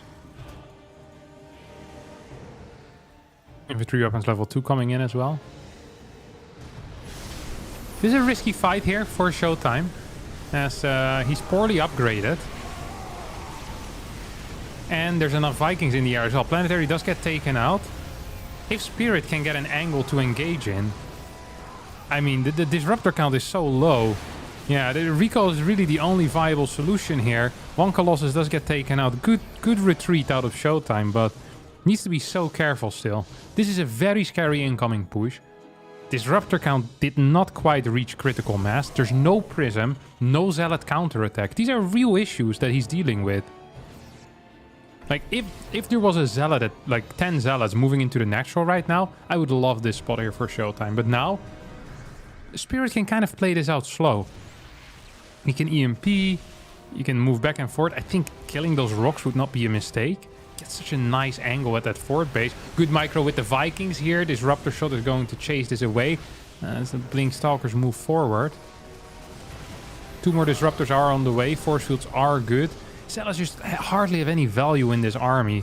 So second Forge is on the way and the Liberators start being rallied across the map. Now, this is why I think Zealot run-bys are so important in this type of scenario, because it doesn't allow the Terran to establish map control. Right now, Terran has established map control, and even if Spirit lost his fort base, he hasn't really paid a price for that yet. And if he sieges up with 4 Liberators with range and +2 ship weapons, I actually don't really see a way for Showtime to ever break that. Prism does go in towards the main base. This is a huge deal. This is massive, especially given how maxed out Spirit is. It does have a couple of units in production, but it's going to take a while to clean up all of those Zealots. And see, this forces Spirit's hand immediately. He feels like he has to attack into this. He can't take his sweet little time anymore. Fusion core is going to get blasted here. I think maybe a Stalker warping into the main base would be helpful here as well. Disruptor count remains very, very high at home. Spirit needs to continue microing here, but these bad boys, they should be capable of regaining their Purification Novas. Here come 2 more. Pick up. Kills a bunch of these Marauders, and this Lip is going to get cleaned up. This Prism is Showtime's savior. Gateway count is at 10 right now. He cleared a big part of his opponent's army, and he needs to fight for map control right at this moment, and that's exactly what Showtime is doing. He moves in, tries to kill this army. Once Liberators are out, you cannot allow the Terran to have map control. There's no counter to the Liberator that is sieged up. Nothing kills it. It is too strong in that position. It's the unit with the highest DPS in the game, with the ability to one-shot Stalkers after they've been EMP'd. Like, you're just gonna lose bases. There's nothing you can do. But defensively, they're easy to rotate around. Oh, but he's committing quite hard to this attack, though. Not necessarily a huge fan of that. This base is not a planetary yet, which means that Zealots could still be very annoying. 5th base now going down for Spirit, who magically managed to get into a pretty decent position. Transition into Stargates is coming in right here for Showtime. No DTs on the map quite yet. And that means that, once again, there's... Whoa! That's a blink. And was it a good one? No, it wasn't. I think not. No, he got destroyed in this fight. I completely understand why he felt the need to do that, though. Otherwise, you're going to get cut off from your own bases. So it feels like the best opportunity. There's Phoenixes being produced right now. That's interesting. Because he's afraid of potential Liberator harass.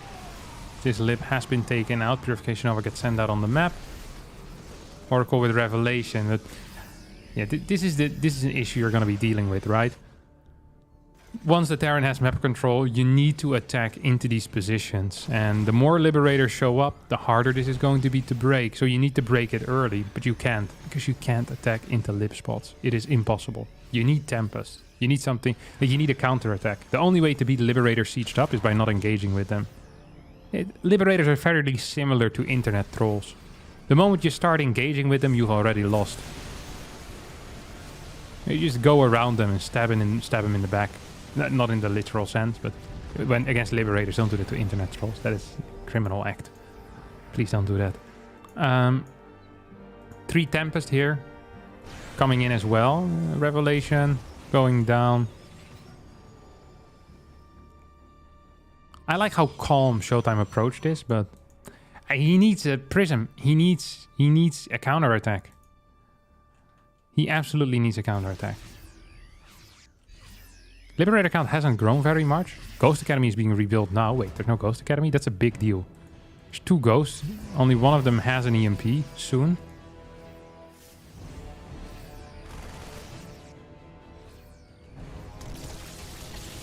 This looks very playable for Showtime. This is a massive A move here out of Spirit as well. Recall towards the right side. Good enough, in my opinion. This Observer is providing invaluable vision. Bring a lot of info to the good old Protoss players. Lip's gonna siege up over here on the bottom side. There is a Phoenix that is waiting to deal with that. If we have a split of the army towards the left. Spirit in complete charge of this game. He's the president of this game. You know that? He's the one making the moves. He's the one setting up aggressively. He's the one stimming in and losing all of his army to 2 Colossi. He's taking a 6th base as well. He's playing on a hell of a late game. 3-1 upgrades for Showtime. 3-3 on the way for Spirit. This is going to die if you're not careful. Ghost count is simply too low at this point. Needs to definitely go up to 7 or 8. So you can have 3-4 ghosts in each army that you want to be splitting off. Armor level 2. Shield is so useless, but you build it. It's like a... It feels good, you know, and getting full upgrades. Oh, 3-3-3, it looks so nice. We know that's no purpose. Good first Disruptor shot. Nice zoning. Lips are gonna get taken out here. I think Disruptor count might actually be slightly too low at 5. Probably one that's slightly higher at 7 at least. With the Tempest, you have a great army that can kind of provoke a fight. You know, just constantly throwing stuff at your opponent. This army should move in right now. Yeah. That's what Spirit's gonna do. Don't think you can clear these Tempests. Don't think you can clear these Tempests at all. Here we go. EMPs on the Nexus. Nexus will fall within a couple of seconds. So with a bunch of these medevacs. There's a nuke available. Now this army is going to go in. Great rotations out of Spirit, really. Don't want to say he's outplaying Showtime. Because Showtime... I mean, this is the risk of Showtime's army, right? Like, just being caught off guard. Like, you can't rotate as quickly. This is a really bad control out of Spirit. On top of that, all these fights happened before 3-3 as well. There's 8 barracks, no, 7 barracks on the map. Triple starports. 6 Vikings are being produced. Medevac count is too low and they're all out of energy. I think there's a chance here that Showtime might be capable of taking out this planetary. Then after that planetary, perhaps going in for bigger and better things. Maybe the army. Maybe a second planetary. Because what is better than 1 planetary? 2. Exactly. Viking count is steadily growing though, up to 9 already. There's only 4 ghosts in this army. All the Marauders are super low. Means that these Colossi are going to be having a blast. Zealots in this comp. Ooh, need to be so careful. If this army gets jumped, then yeah, I don't really see a proper way here. Would love to see that Tectonic Destabilizers upgrade being researched for Showtime. It's not happening quite yet though.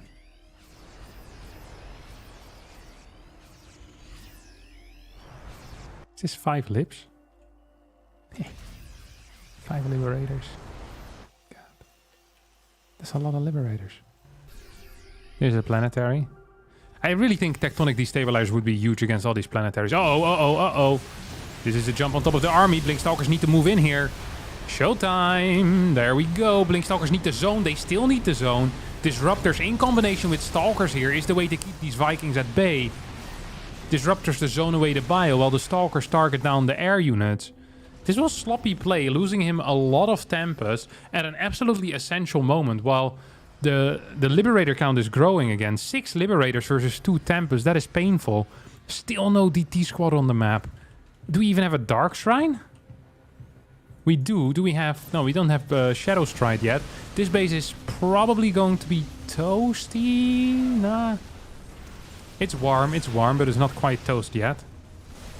Not quite toast at all. It's a good setup as this drop is going to connect here. I think there was a Liberator down here that this Phoenix took care of.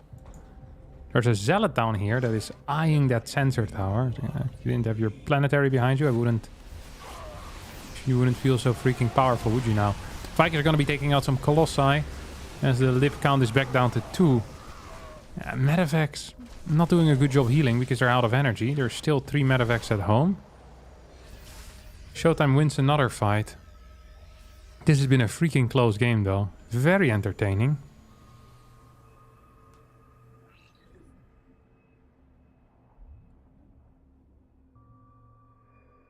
What is this? Oh, this is a ghost. Did I miss a nuke? There used to be a nuke here, no?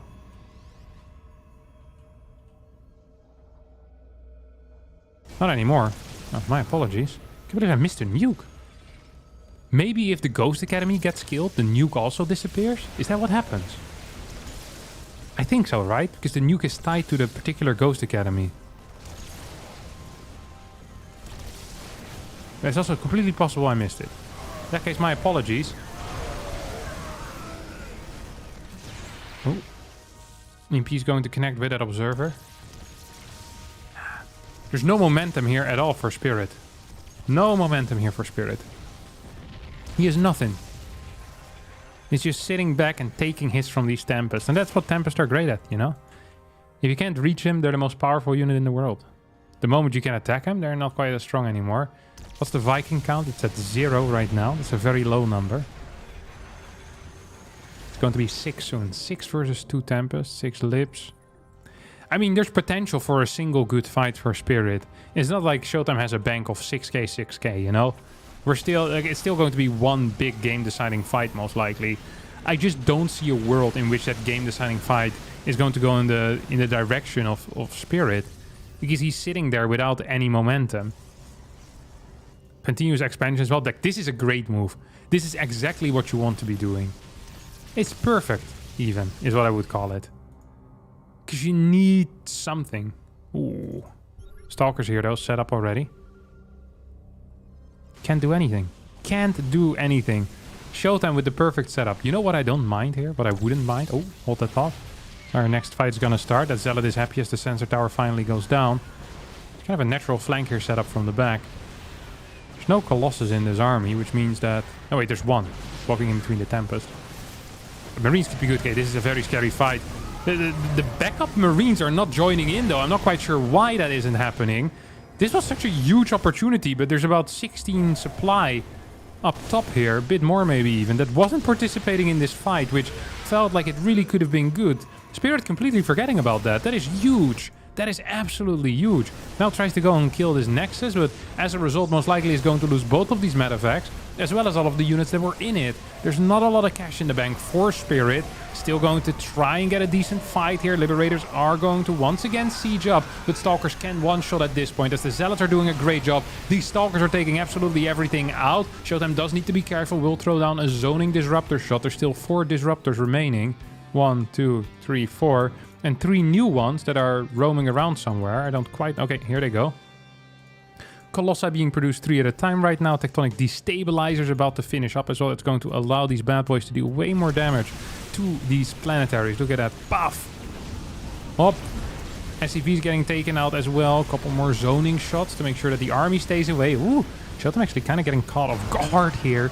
But so does Spirit, as he wasn't quite ready for that bad boy. Now we have 7 DTs coming in. Where are you? Hello? Probably down here. Oh, down here. Total of 10.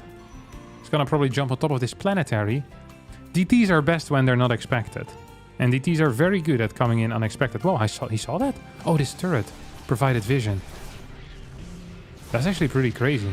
Nice individual DT control. Needs to be so careful though. There's a lot of units coming in here. No! This is world's worst recall. EMP is going to connect, but Blink goes back off cooldown. It's like, oh, I'm in massive danger over here. Let me recall straight into my opponent's army. That's a very bad recall. 198 supply against 154. Orbital count is at 1, 2, 3. There's no scans currently available. That means that EMPs will need to be in charge of taking out individual DTs. Right now, I feel like Showtime could start sprinkling in DTs to deal with this army. Ooh, main base is going to be under some heavy assault here, as planetary after planetary is falling. Showtime completely focusing on taking out his opponent's eco here, rather than going for anything else. This is a lot of production that you're losing though, Showtime. Sure, you're maxed, but... Whew, you're gonna have to rebuild that. Cannons all around are great, once again. +3 armor is about to finish up. Where's the DTs? Chilling over here. Army supply completely even at this point. This planetary is gonna get taken out. Triple Tempest setting up. Ghost is showing up as well. EMP connect. There's quite a bit of bio here. There's no ability for Showtime to actually get more units. At all. Like, really just at all. 62 workers gone down on the side of Spirit. It's going to be one more fight. But Spirit will be the one that has to force it. Showtime, given time, is going to win. If Showtime gets another minute, it's over. Now we gotta... Ooh, what was that? He beat all of his own medevacs. What? To kill a DT. He has no healing left. That's a mistake. Uh-oh. I'm surprised we're not seeing a forge or just gateways being produced. Showtime feels very confident, but still, spending the cash is usually a good thing to do. Honestly, just sprinkling single DTs here would also be fantastic. This Tempest is going to town. I mean, this is over. Spirit is going to leave in a couple of seconds from now. Like, he knows, I know, that I'm not telling the truth. I know, you know, I just don't have any proof. No, no, no, no. Yeah, just gonna blunk on it. Completely outblunked here. Dude, what a massive game of Showtime just owning. Freaking owning this guy. That's what he was doing.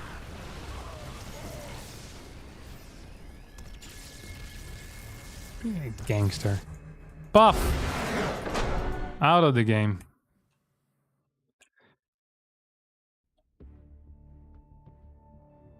What's preventing Showtime from just going ham in Spirit's base? Nothing, but it's not necessary because there's absolutely no...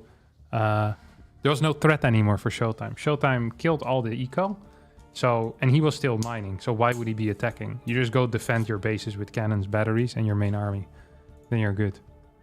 Spirit is watching the replay. What do you guys think he's thinking to himself right now? Where did it go wrong? In the lobby when he picked Terran. This was not a good fight. Resource collection rate. This was the 4th base that he lost. I thought there was a couple of fights that he really did very well. But in a couple of fights... I think there was just too many fights where it just didn't go well. And for too long he was just sitting at home, not having any threat on the map. He rebuilt his Ghost Academy too late, which meant that his split force didn't have enough Ghost, I think. Wait, I need to stay on top, actually. Need to make sure that I don't get left behind. That would be so sad.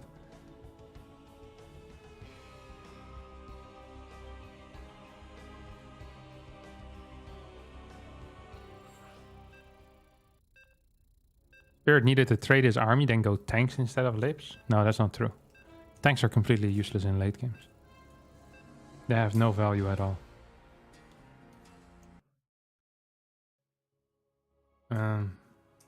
Like they're just not good in the TVP matchup.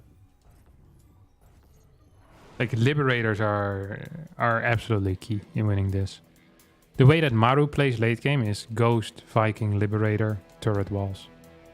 He might have like one tank defensively, but generally tanks are really, really bad. Liberators are way faster at sieging, unsieging their tanks, easier to defensively rotate, easier to aggressively rotate, have harass potential, and have insane synergy with Ghost, right? You EMP ones and +2 ship weapon upgrades, and you can one-shot Stalkers. Like, this is insane. It really is. It forces out bad units out of the Protoss as well. Like, Liberator is 100% the correct army.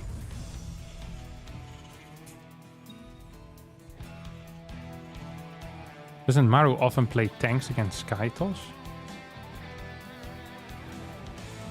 Whenever I played Skytos against Maru... Oh, okay, you mean like defensively? Look, I think getting tanks, if you're... so the way that Maru often plays is that when he's behind, he'll... Or this is what he used to do, not so much anymore. He used to build tanks and just kind of camp. And then get into a late game and win in the late game. But...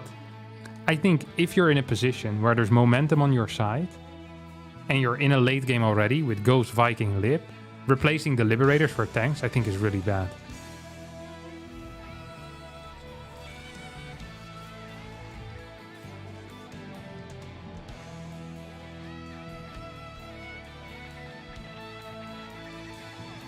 So like I think for the initial 4 base defense it's playable. Thank you Marcus Lunau for the €5.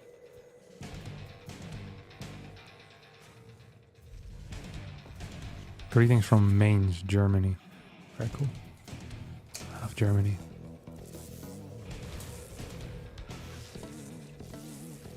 German food is genuinely very good. I freaking love kebab.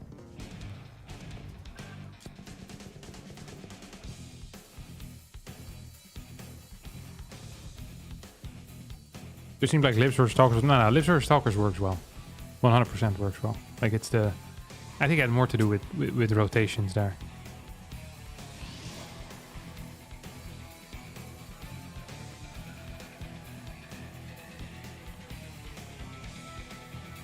Let's play Stargate once again here.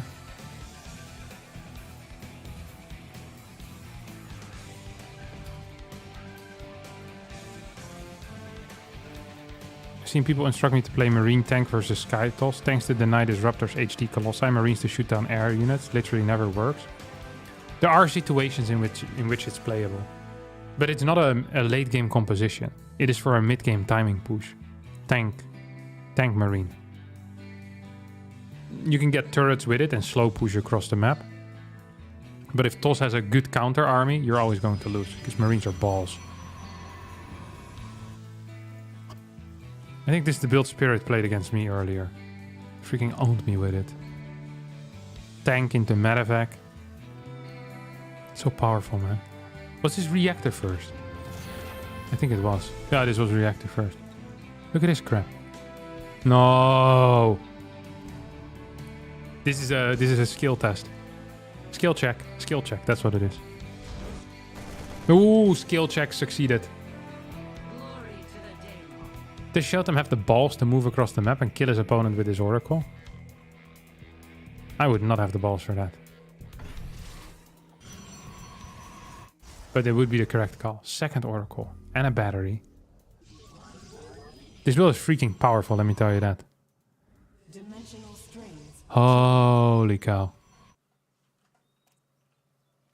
Yes, this is it, Showtime. This is it. He has no units at home, though. And the battery is not going to be done in time, is it? Where's he going? What? No! Oh my god, if he would have just straight up attacked, this would have been huge, no? Am I crazy? He's gonna get a gateway and a core here. Showtime is the happiest man alive right now. This is like winning the lottery. Except you didn't even have to buy a ticket.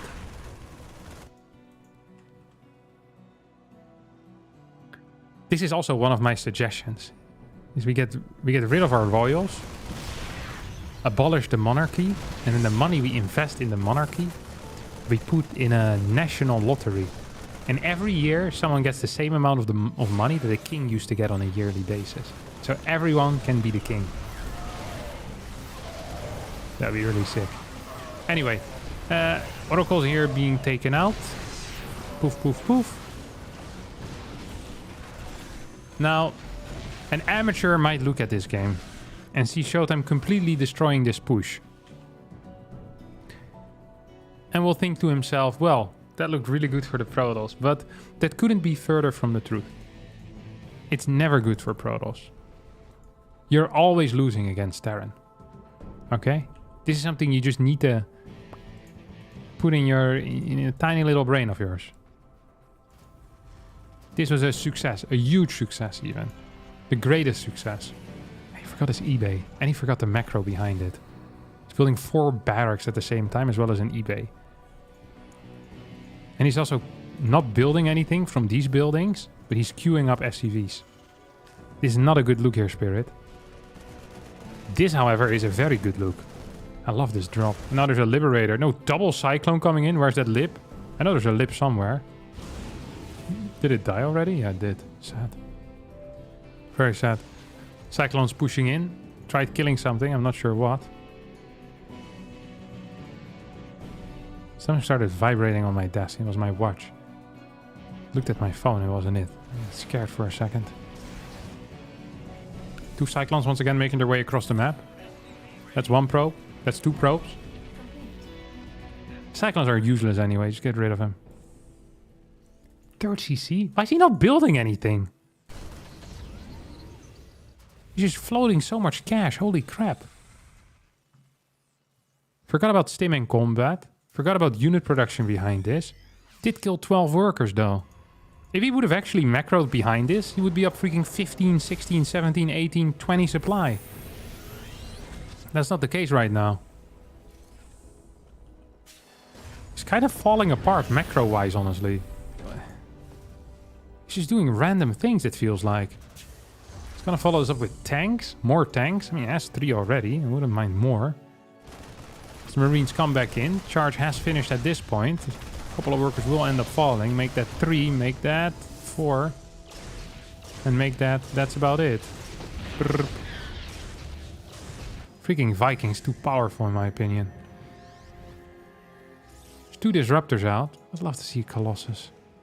More tanks as well. You know what I would do if I were Spirit? Let's get a Ghost Academy. Ghosts are never a bad decision. 2 bunkers? Why? Why is he building bunkers? What?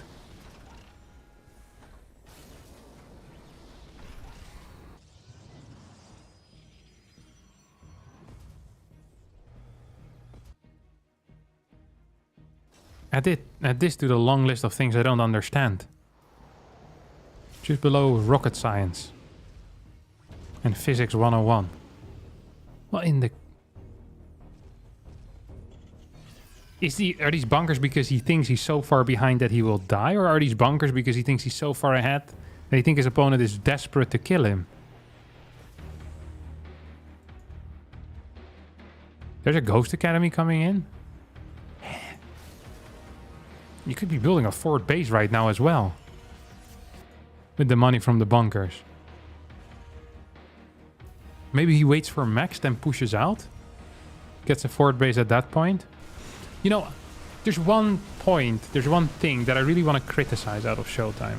That I've been struggling with this entire series. And that is just the complete lack of Zealot run-bys that he's utilizing. It really feels like Showtime could have had oh crap, I hit my monitor.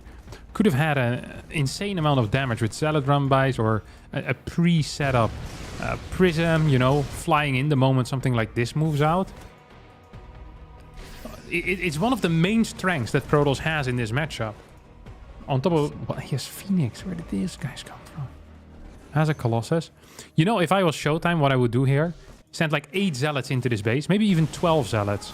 Then you pretend like you want to hold this one. But you don't actually give a crap about it. And you expand to the bottom left. This seems kind of risky to push into it like this. This is all or nothing. It might work, but if it doesn't, you're dead. Like, this base is unimportant if you're killing your opponent's third. You just expand towards the bottom side, keep the probes alive. Disruptors can win time forever. They can zone for a long time. This base is toast. This position is unholdable. Like, we need a Zealot run-by. Okay, here we go. Please not for a flank. Please use it as Zealot run-by. Like, you're not gonna break this anymore after that failed first fight. Give it up. Super Battery's gonna get activated here. Purification Novas need to hit in a big way. So far, they are not quite. Tank's actually taking quite a beating against these Zealots. But Spirit so far still winning this fight. Colossus without thermal lens, not quite providing the utility that you want. This drop is gonna head in towards the main base, and I'm afraid that this might just be the end here for Showtime. So it's going to unload. It's getting into an absolutely fabulous position. This fort base is now done as well. 2-2 is on the way behind this. It's really easy for me, of course, to say and see, hey, Zealot run-bys here would have been the answer, or this fight isn't it, because I have full vision, which obviously makes things so much easier, but I feel like as a general concept, Showtime has not been utilizing Zealot drops or Zealot run-bys quite as much. Well, this is the one thing that a lot of Terrans struggle with and complain about. Now, this base is toast. That's a fact. Showtime most likely is going to stay alive, though. Unless he throws everything away here, which would be a mistake. I mean, he could re-expand. It's going to at least temporarily stay alive. I don't think a chase here is the answer, mate. I don't think it is. The real problem here is going to be the Ghost Academy that we saw constructed a while ago, as well as the 2-2 that is about to finish up. So once the Ghost count goes up to 3, 4, we get... I mean, we have a decent Marauder count. 6? We need slightly more Marauders, actually. It's maybe important. You need a higher Ghost count, more Marauders, maybe get some extra barracks as well. And then from there on out, I think Showtime is in a world of trouble. Actually in a world of trouble.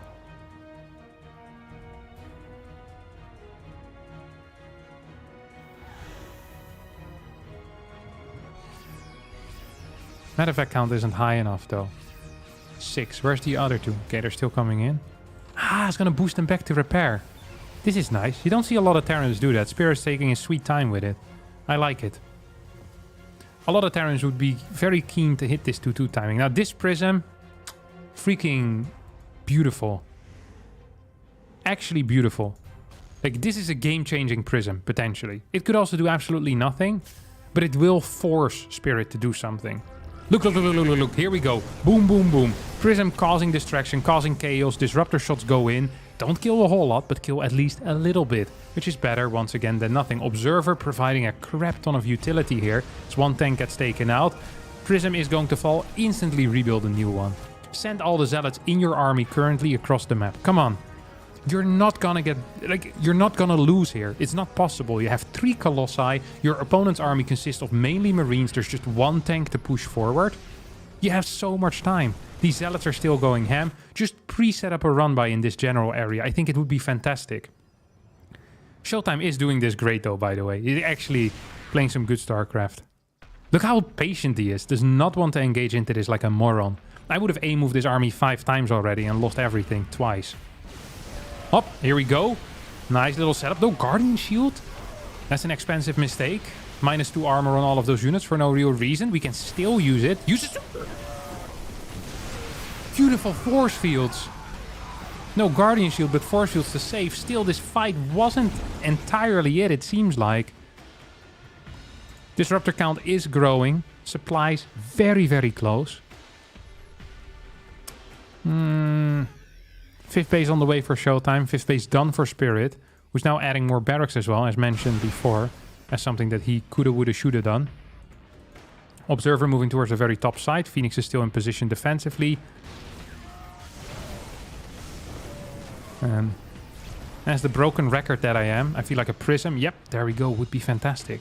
Wouldn't even mind getting Gravitic Drive over here either. Plenty of resources in the bank to get that. Spirit does not feel like he has the disposable income right now to spend cash on turrets. His medevac count is very low. Uh-oh. These units are not in the main army, and that means that this could be very hard to hold. Tank is actually dealing some sick damage here. Stalkers are fairly low. I'd recommend Showtime moving back home, honestly. Salad warp in on the bottom left. Unfortunately going to find these Marines. At least you get a warning that Marines are there. It's not the end of the world, really. Ooh.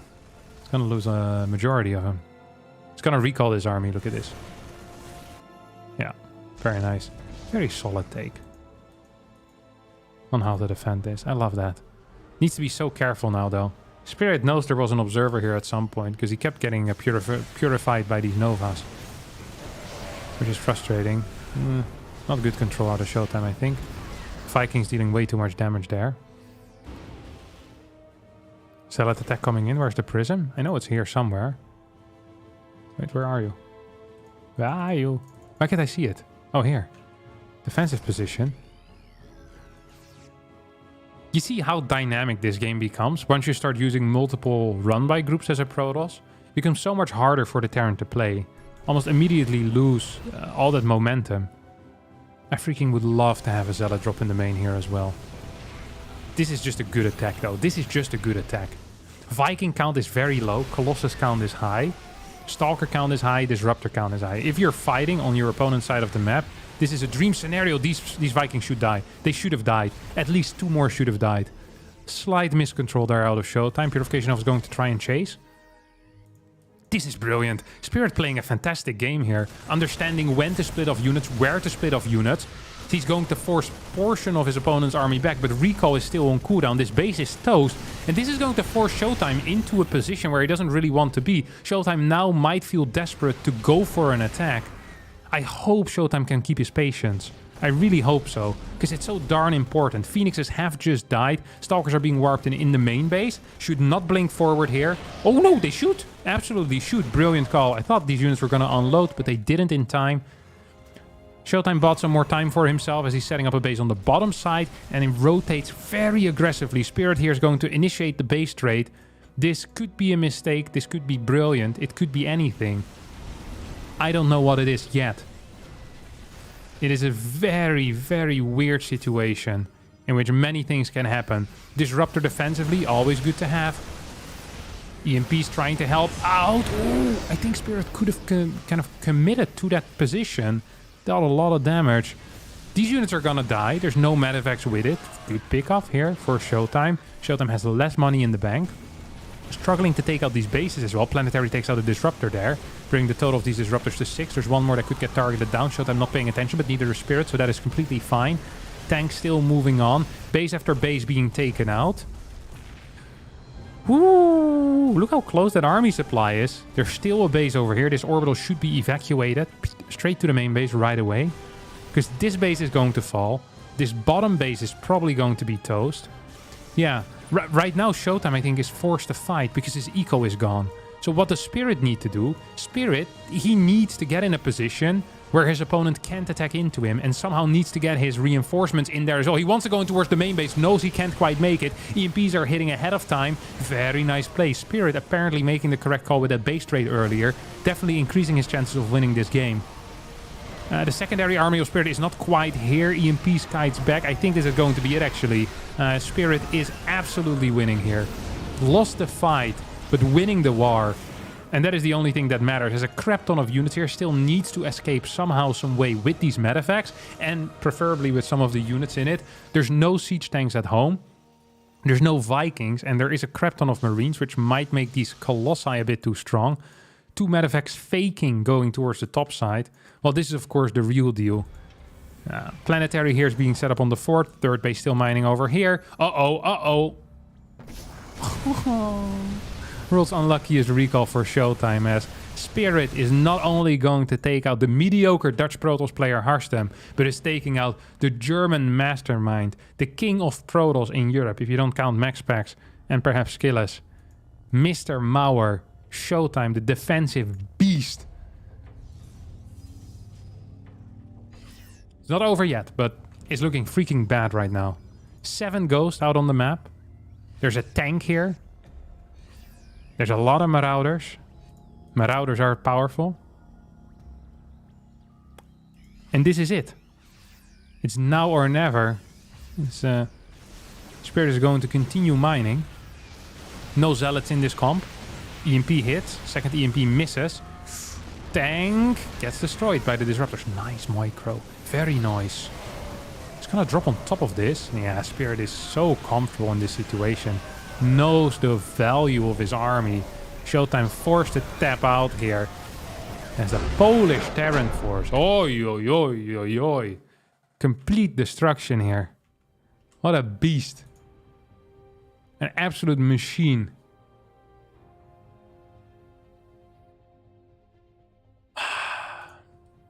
Ridiculous.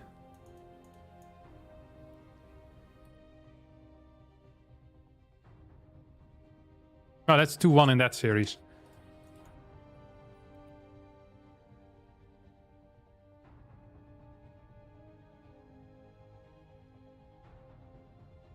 I think Spirit stole Hero's mojo. He's been on the rise around the same time Hero started slumping. I like that. I actually like that a lot. That's the theory I'm going to stick with for now.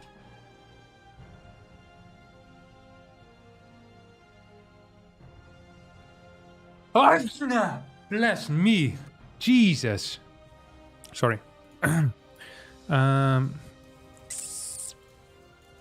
Let's have a look. What's kicking off over there?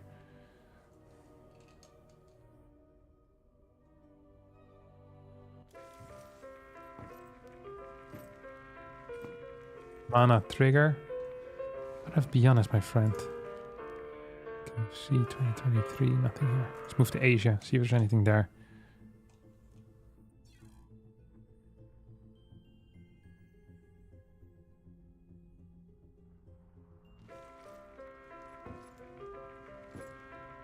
Still light MVP.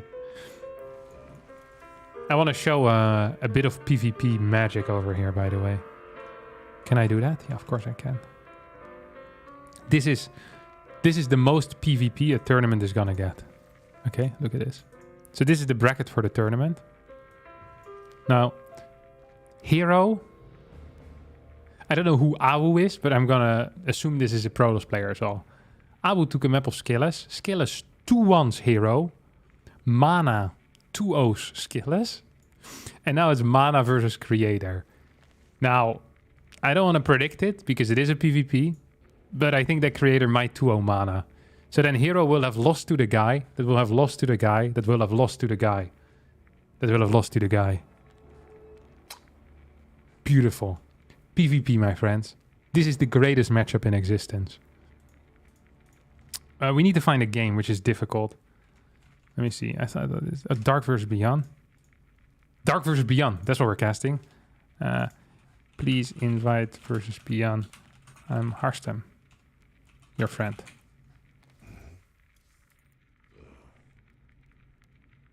Versus dark.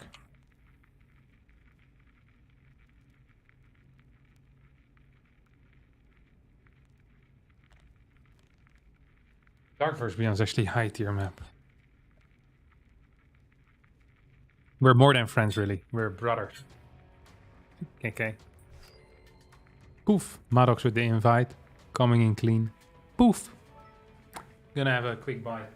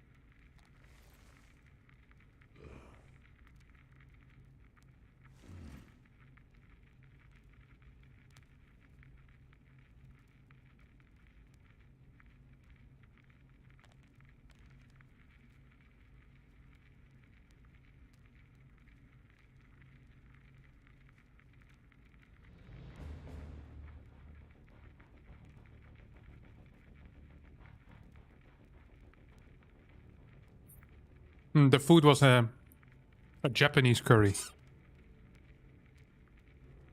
And I had chives pancake and it's like some type of red. Oh crap, I need to accept this. It's like the Korean yellow radish. Can you see it? Maybe I'll make it bigger. See, does my room look presentable?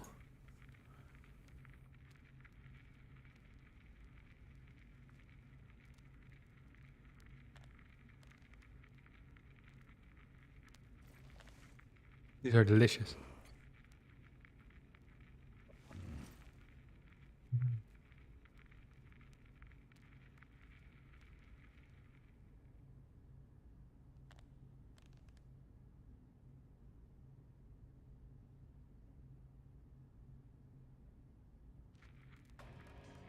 Are you interested in a very easy but tasty recipe for a dip? Yes. Send it in private, please. To this day, I still use your... what's it called? The... You know, the tomato stuff. What's it called? Come on. Shakshuka recipe. There you go. Yeah, I still use it. I make it like every 2 weeks or so. Freaking delicious, man. Shakshuka.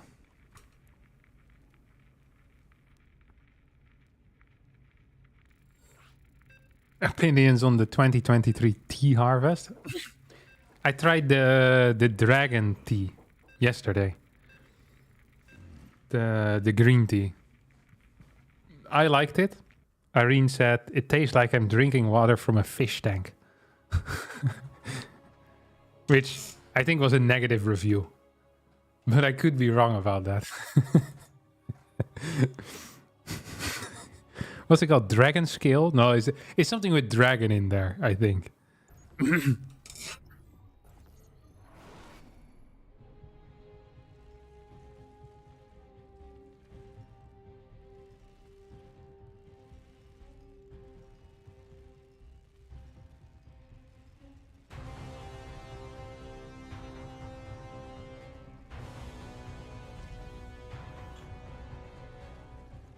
Oh, Beyond, you massive prick.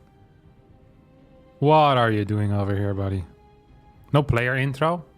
I already said we're doing Dark versus Beyond. And the names are on the screen as well. We don't need the intro if we know it. You know, if you come clean into a YouTube video, then it's intense. You know, ooh, who are they? What are we watching here? But now we already know it's Beyond and Dark. You know, we've watched the lobby screen because I'm too lazy to cover that with an overlay. Like, the information was there already. We don't need to do that anymore. Look at his response. Da, da, da, da, da, da, da.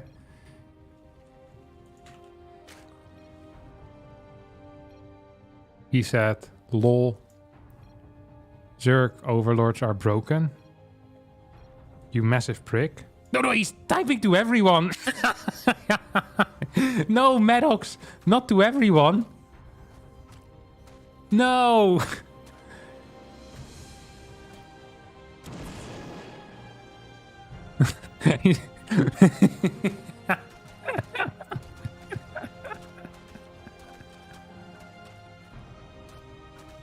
No.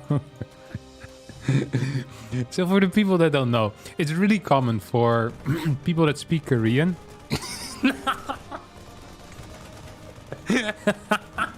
He keeps going. No. Okay, so it's really common for people that speak Korean to try and translate whenever the Koreans, they banter with each other. We really appreciate that. The problem is that I think they made us referees over observers. So when you press enter, you start typing to all by default. So Maddox trying to provide a service here to the rest of the community was now interfering with the screen of the players, which is an absolute no-no. This is not allowed. And I thought he figured out how to type it to observers, but then he went behind again. Rookie moves here, my friends. It was a 2-Rex though. That's what we were looking at. And the 2-Rex completely failed. Now, the beauty of the 2-Rex is that it doesn't really need to succeed. Oh, never mind. The game is over. Did you want to let Maddox know? Yeah, I was thinking of messaging him. But it's over already. It might also have something to do with the mod, but I could be wrong about that.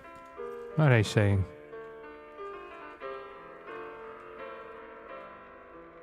Let's put this into the translate machine. Month by month. Sweet. I feel like these translations aren't very accurate. I want to lose. That's what Beyond said. And then he said, really? I don't think he's being serious though. And then afterwards he said, if you buy 2 barracks, that's what Dark said here. If you buy 2 barracks, I can't win. Keep moving forward. That is what Beyond said. And then Beyond said TT. Which is like the sad face. Dark said something else. What is this? You've understood. Ready. I don't understand at all though, Dark. Explain it for the slow kids in the back, please.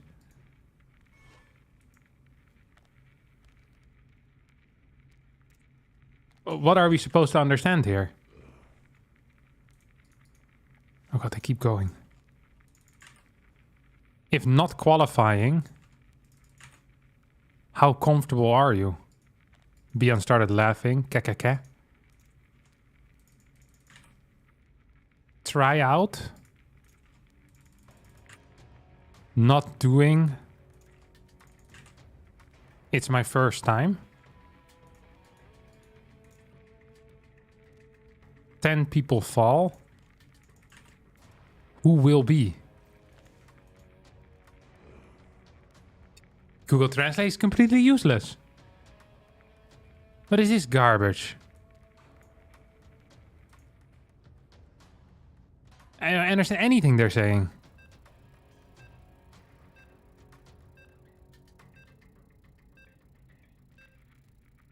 Dark was encouraging Beyond. Yeah, that's what I figured.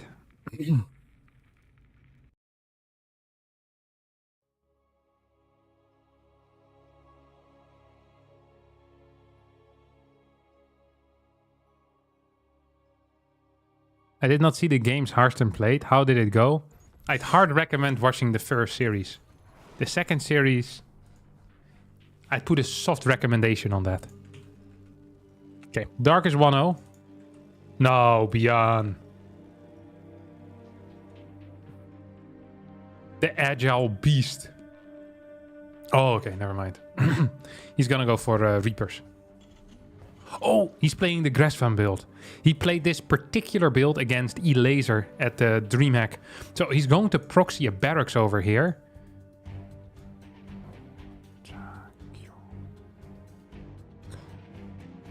Come on, Maddox. Tell us what they're saying, please. We need to know. What did you take? A car?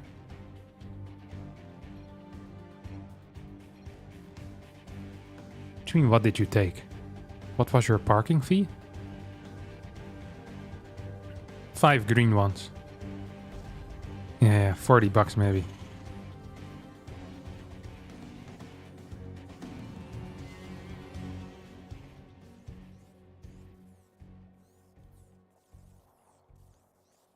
What are they talking about?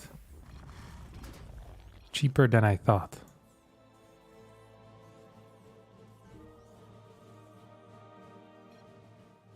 Why are you talking so much? This is a good question.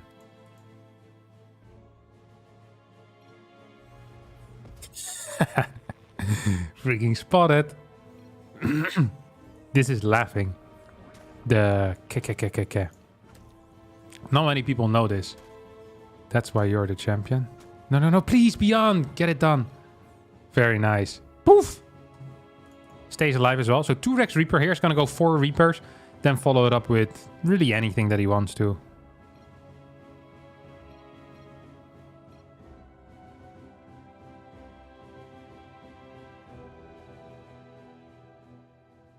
They speak so much. How can they play?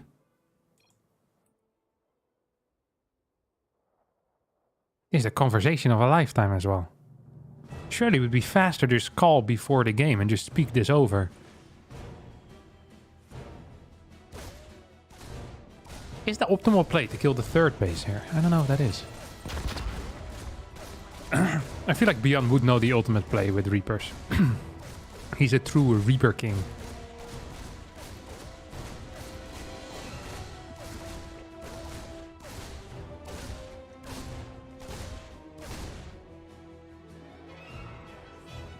What is this guy doing?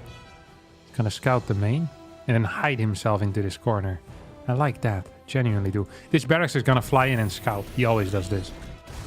I'm not sure if it's good. I feel like these queens might actually end up dying. This is not a good trade here for... Never mind. This was fine for Dark now. If that Reaper doesn't die, I think all queens end up falling. Ah, this looks so bad now for Beyond. My neighbor starts drilling again, by the way, as well. So... This is actually my life. Not sure if you guys can hear it, but I assume you can.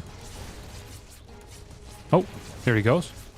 Queen dies. Reaper also dies. 2 Reapers down. And only a single queen killed is not quite enough. We need significantly more damage.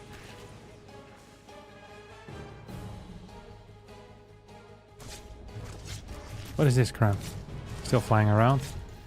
Into like a 2-on-1 type of setup, I guess. Yeah. This bad boy is gonna go back in and die. Oh my god. This has not been the Beyond that I know. Losing 3 Reapers. Without trying his hardest. Like this guy, he can squeeze water out of stone. Which is very difficult. Have you ever tried doing this? I haven't. But I can imagine that it maybe... Like a big stone. I think it's very difficult.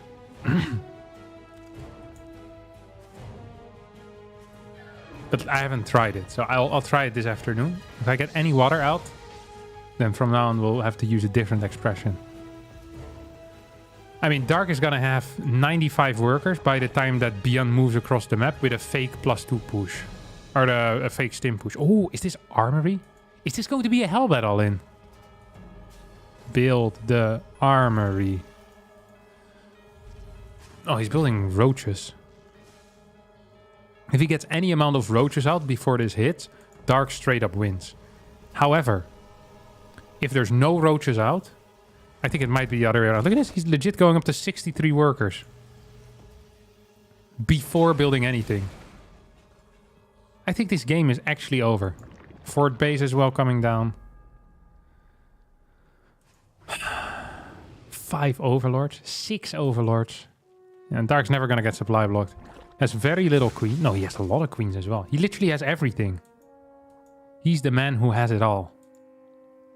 Queens, creep, drones, roaches, a lair, plenty of supply to not be supply blocked for the next 5 years. Now, in my professional opinion, this game will end in 25 seconds from now. I'd be surprised if Beyond stays in after he loses this fight. Which he is about to, by the way. Now, there is Tim. Yeah, see? What is this? He's saying, your race is idiotic. And then Dark said, get wrecked, kiddo. And then Beyond typed GG. Sadly, Maddox wasn't there to translate for us anymore. But he just continued the speaking. It's over. I'll quickly leave the party. Okay, it's a best of 3, right? This is a disappointing series. Sometimes the best players provide disappointing series. Kevin de Koning, 2023. 21st of June. Yeah, creator beat Mana. So what I said was gonna happen earlier ended up happening. Now we get the decision between Cure versus Solar. Or...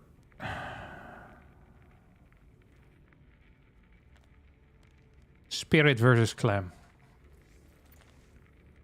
I'm gonna go to the Spirit versus Clam.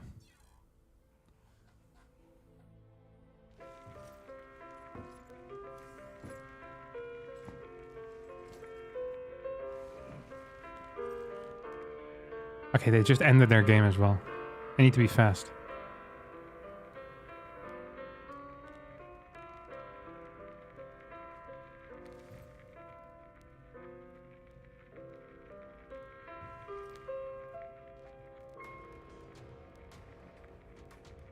Why are they not starting a new game?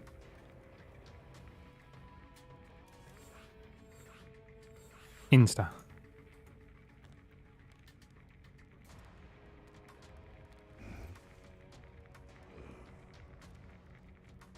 They're so fast.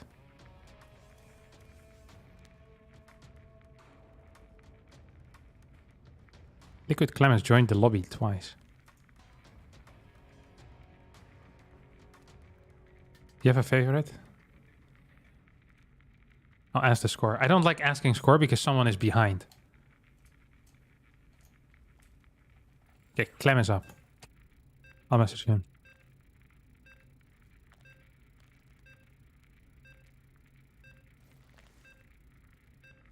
Casters need to look out for each other, you know?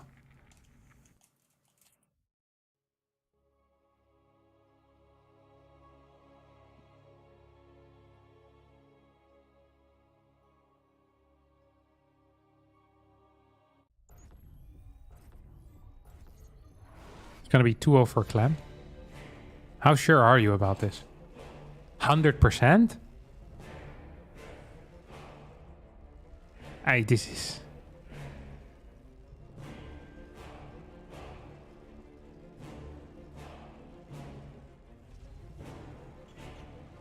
You can't be 100% sure about this. I think Spirit's TVT is quite good. I would give Spirit at least 30% chance to take this map.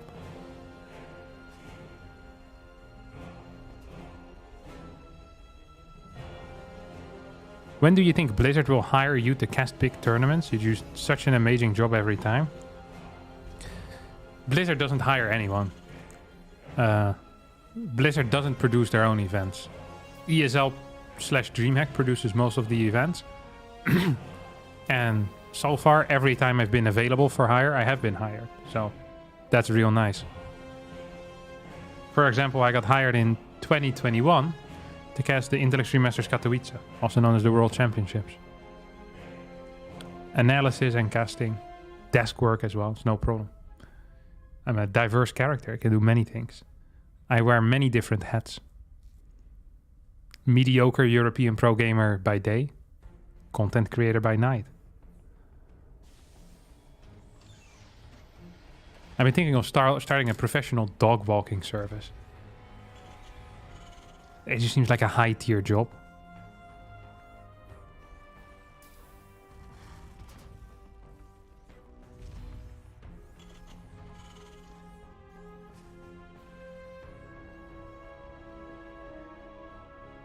hope they give Steadfast also a chance on the A stream. He's a great caster. Yeah. There's very many good casters in StarCraft 2. That's the beauty of it. You know what I think would be cool to do sometime though? Is to not show the casters on stream and to hire a complete random that has never played StarCraft before. You know what would be hilarious? Actually, okay, listen to this. For a reality show. This is my thought for a reality show, okay? We host a massive StarCraft 2 tournament. And all the casters... Okay, let me set it up. We host a massive StarCraft 2 tournament. And we get 10 people. Okay, 10 people. Now we tell every single person that all the others are professional StarCraft 2 casters. And that they need to fit in the StarCraft 2 caster atmosphere as well as possible, basically. And if they manage to go to the end of the tournament without being found out, then they get like 100 grand or something like that. But all of them have never seen StarCraft 2 before. I think that would be hilarious. And they get no time to prepare. You know, they just have to make it up as they go. God, this would be high-tier television. I would love this so much. Just like MILF Manon. That I haven't heard of. I just thought this was such a good general plan. You injected a lot of life back into the community during COVID, bro, and you deserve major credit. Ah, thank you, Xbox is homo. Interesting name.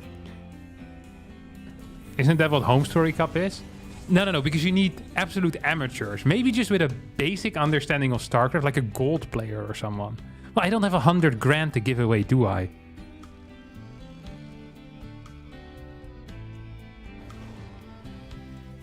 Here's an interesting build here out of Clem. Cheeky little Medivac's gonna make his way across the map. Defensively, there's not a whole lot here for Spirit. It's gonna use an auto turret. There's a bunch of Marines. Seems to be enough for now, at least. Raven is going to survive. Good control out of Clem. As, well, he's still gonna lose more than his opponent did, surely here. 250 resources down the drain against a mere 150. I think Clem is kind of okay with this, as he does have some map control, and he's best when he has map control. That was good control, actually. Ends up with getting more kills than his opponent. Will need to repair some of these units. Second Raven on the way here for Clem as well. As the first Raven had used some auto turrets from our boy Spirit, who continues building more Marines, or at least continued building more Marines, and now is going into a fast starport. Well, on the other hand, we have a quicker third CC coming out.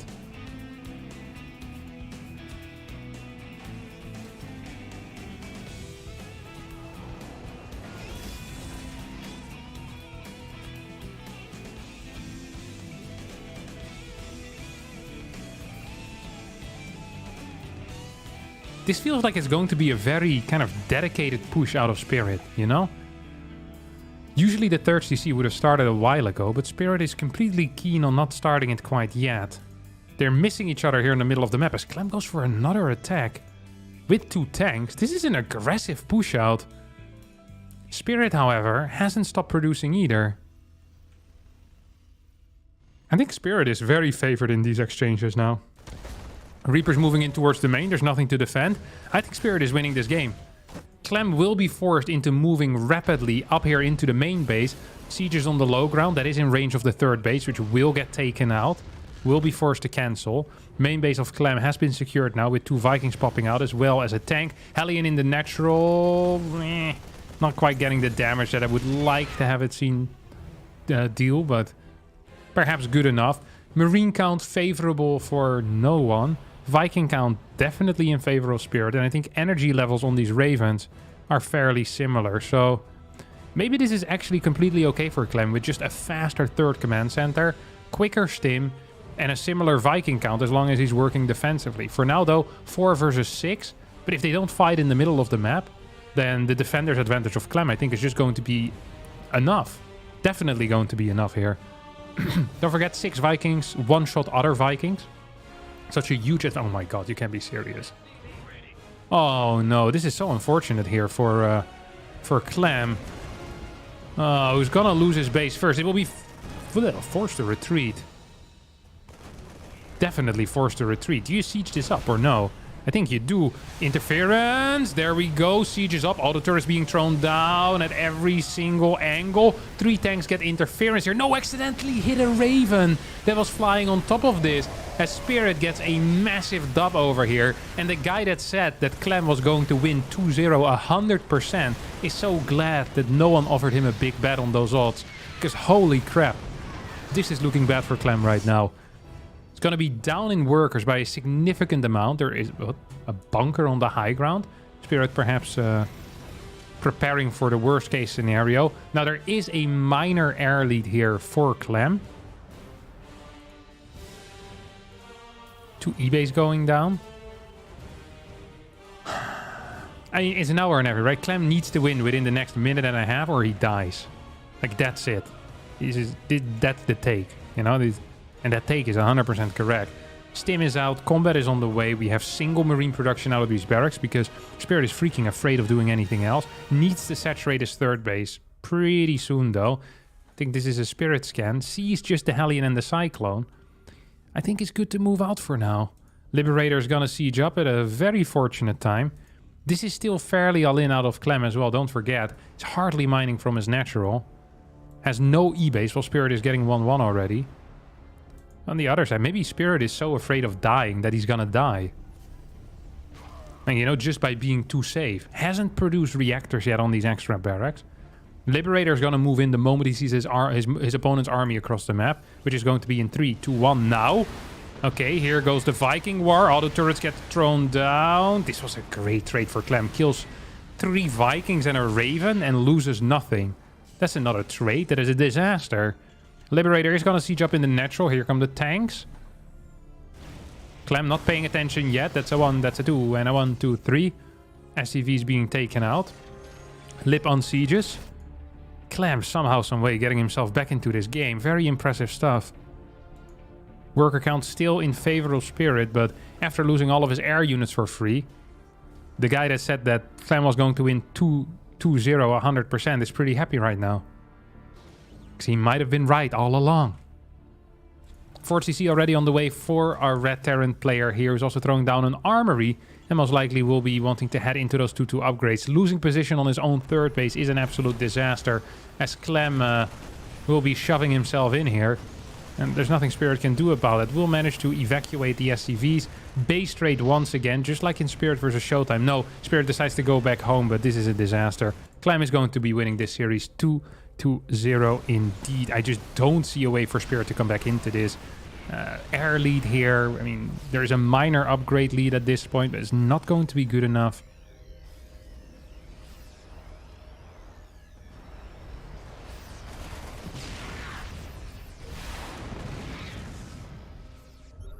And it's over, I think. Sensor tower coming down. It's so hard to kill Terran players, though. Even for Terrans. Spirit does have a tank lead at home. Like he has 5 tanks versus 4. Has this base technically done. And has quicker 2-2. He's just down 30 supply though. Like he's going to need to make a play. And it needs to come quick as well. Like a play 5 minutes from now is not going to cut it anymore. Clem tries to move up. Upgrade complete. Good scan out of Clem. Field depleted. Might try and siege up on top of this. Oh my god, that's a lot of Marines, isn't it? That is so many Marines. This tank will get blasted. Oh, tanks were in the medevacs though. Position advantage, definitely here for Spirit. Marines moving into the tanks. Man, what a matchup this is. Poof, poof, poof. 3 Vikings get shot out of the sky. Good scan on top. Ooh. What is there here defensively? That's quite a bit, actually. Ooh, Clem decides to move in. I'm not sure if he can. Oh, he could. Oh, he definitely could. That looked nice. More Marines being sent in forward. This medevac is here for spotting purposes only. Double lips on the way for Spirit. Oh. This one tank moved forward. Maybe wanting to go into this position now. There's actually no defense. Oh, great little pickoff of the reinforcement line. As Clem sends units across the map. Meanwhile, Spirit moving forward. Here goes Clem. Realizes these tanks are on siege. Might stim in with his entire army. Or perhaps isn't paying attention. Lots of Marines tanking a lot of damage there. Still an okay fight for Spirit. Reinforcements still being cut.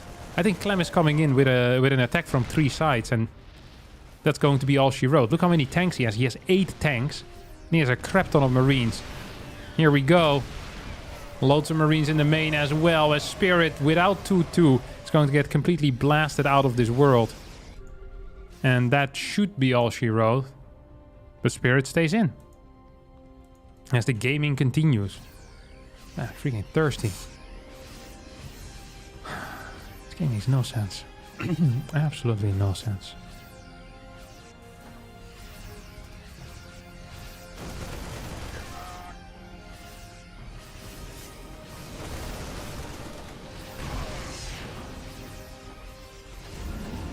Oh, he's gonna be moving into his own natural right now, but it's over. It really is over. Spirit is dead. He knows. I know. Clem knows. The guy that said that 100% of the time Clem is going to win 2-0 also knows. It's gonna be gloating in chat now. That's what he's gonna be doing. What yourself? 100%, my friend. Because he won once. Wow, the Mannermew out of Spirit. Saying, you destroyed me. Fantastic stuff. Okay, we're instant moving to America, I guess.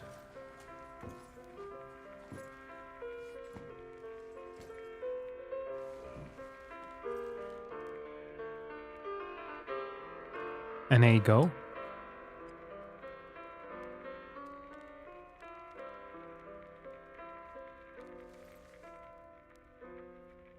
Yeah, he went NA.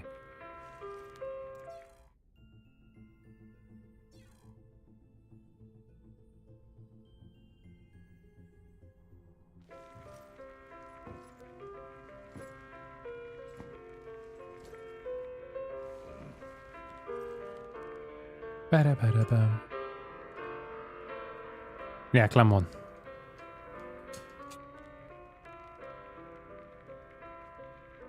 Freaking warm in here, my friends. Let me tell you that.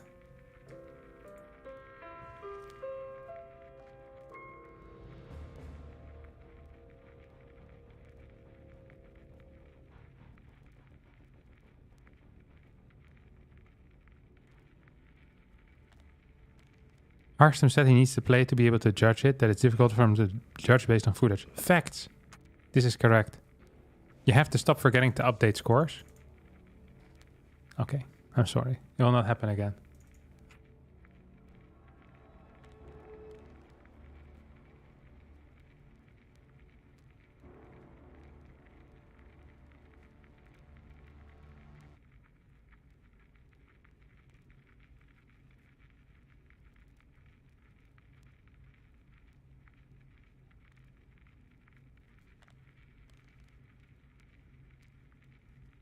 There's nothing I like more than giving Clem advice in Terran versus Zerg.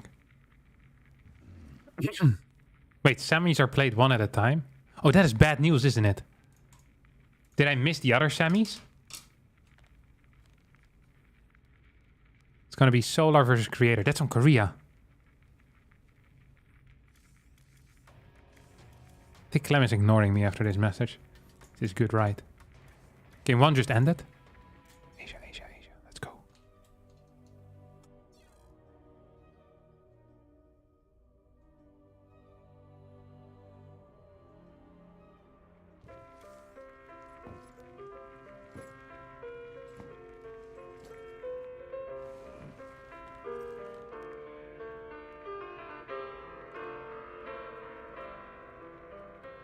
Come on, party. Invite me to the party. I need to be there. Hoppa. God.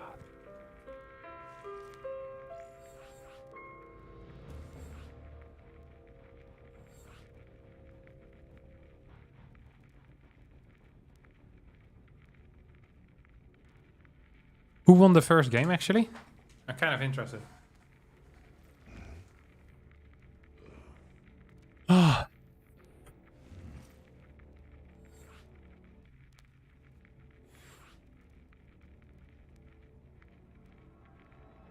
Okay, I'm gonna get some water real fast.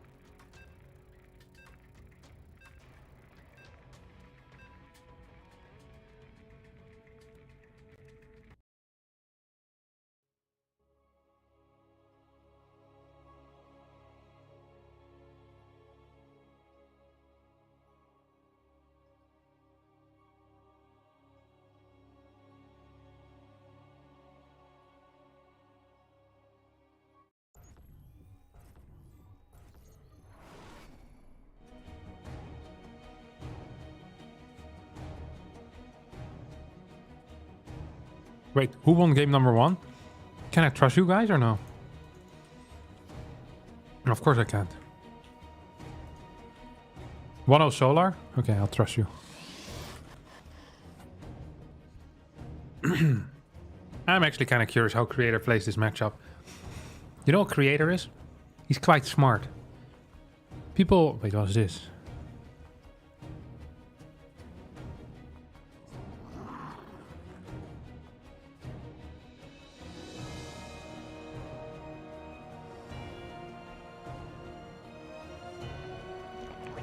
Thumbs up for this build order. This was a 15 hatch post Overlord. With the ability to make it a 14 hatch post Overlord. That is freaking high tier, isn't it? I appreciate that move a lot by Solar, actually. Freaking high tier guy. Now starts chasing a drone or a probe with his own drone. That's lower tier, but I can live with it.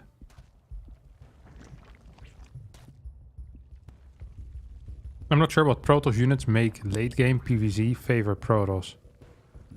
Tempest. Tempest are the answer to all your problems, my friend. You should watch me versus DRG on Grassvan. Freaking played that theoretically perfect. Execution wise, yeah, we drop the ball every now and again, but theoretically this was the perfect game.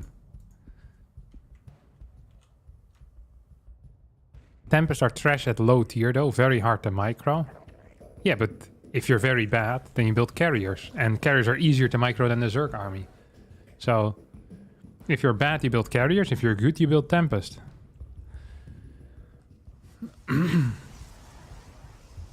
Freaking good.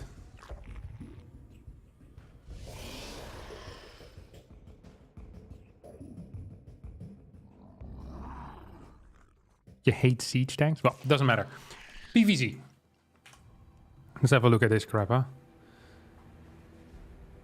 We're watching this Overlord go round. 2 links chasing a probe. There's 1 link that's sent across the map. You know what's the highest tier move a Zerg can do? Is sending a link across the map. To send it into the main base of the toss. It's freaking annoying. I hate when Zergs do that. Super frustrating. Did not get the creep tumor there either. This is not a good opener here. Not a good opener for Creator at all. Starts his first unit fairly late. Doesn't have Chrono Boost. We'll have it now. Okay, I can dig all of this. I don't actually know what Solar currently plays in ZVP. I used to watch a lot of Solar, but not so much anymore as of late. What? He built an Evo chamber in vision of his opponent and then cancelled it. I think that was just meant to block the adepts. Probably Solar didn't feel ready for the adepts and built the Evo to block. Void Ray is now on the way. It's going to clear this Ovi. Oracle into Ovi.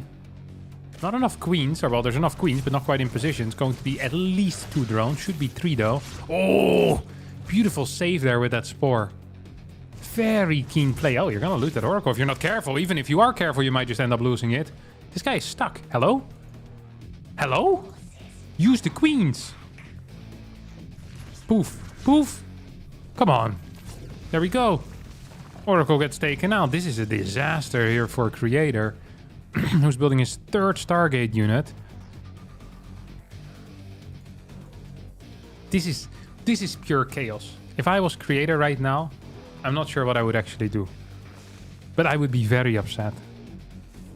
How upset, you ask? Oh, very. I was really, really upset. I'd be fuming. Absolutely fuming.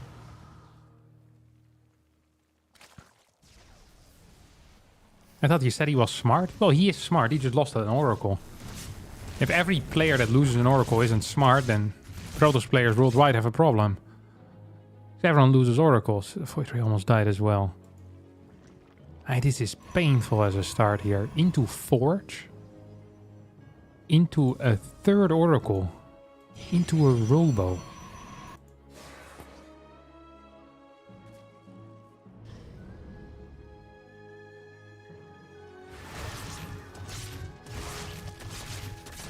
This is a dreadful build order.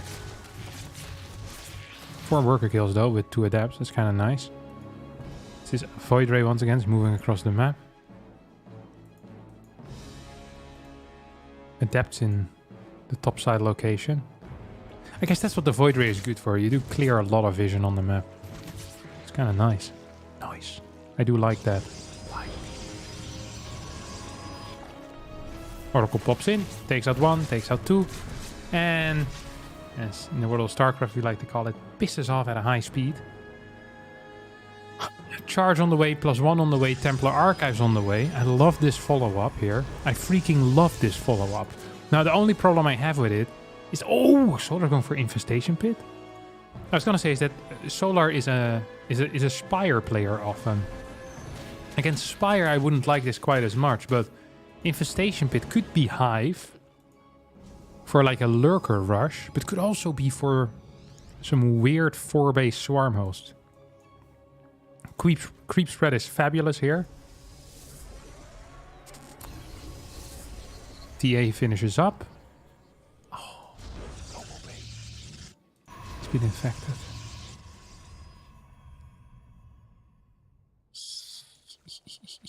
Three roaches are now on the way. Double Robo. Swarm host. Glorious combat is upon us. Where's that infestation? Okay, he scouted the infestation pit. That's why we see the Robo Bay. Okay, I thought the Robo Bay was legitimately the worst call in the world. And then the second Robo was an even worse call than that. But then I realized he scouted the infestation pit, doubling up on pure disruptor production against Swarm Host. Now that's a freaking high tier move, let me tell you that. I love that. I adore that. This is high eco 7 gas Swarm Host. So probably with quite a few Ravagers or something. I don't know what he's gonna do. Stasis wards are going to be very important. Clearing creep sounds like a fun time, but often ends up in you losing your Archons and Zealots. Roaches move around, are going to try and kill this fort base as the first Swarm Host wave has been sent out right now. Here comes a Zealot warp in, and that should mean that this is going to be safe if a super battery gets used. Doesn't quite get used though. Good first engagement for Creator. Creator in a fantastic spot right now. I think 100% winning. Like actually 100% winning. Not 100%, but he's fairly favored. One of the really cool things you can do is send out a Zealot run by. Even if it's just 2 Zealots, it's difficult to deal with because you have low link counts with this. That means you need to send Roaches, and often you don't have Roaches because you're consistently maxed out. This is really nice movement out of Solar. He's opening up this area for potential Swarm Host damage, while this area for Roach Ravager.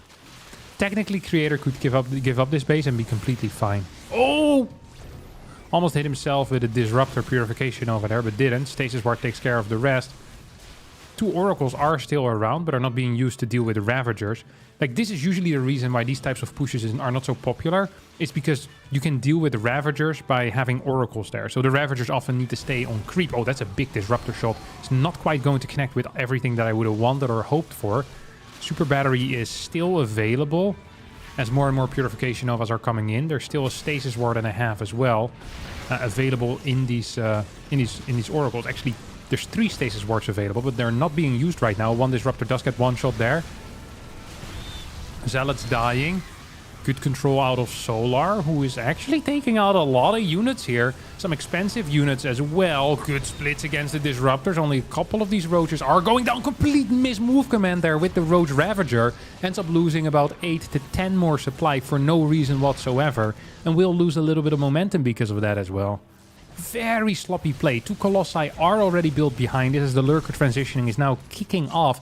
But for the first time, Creator feels like he has a bit of momentum as he can now move on the map.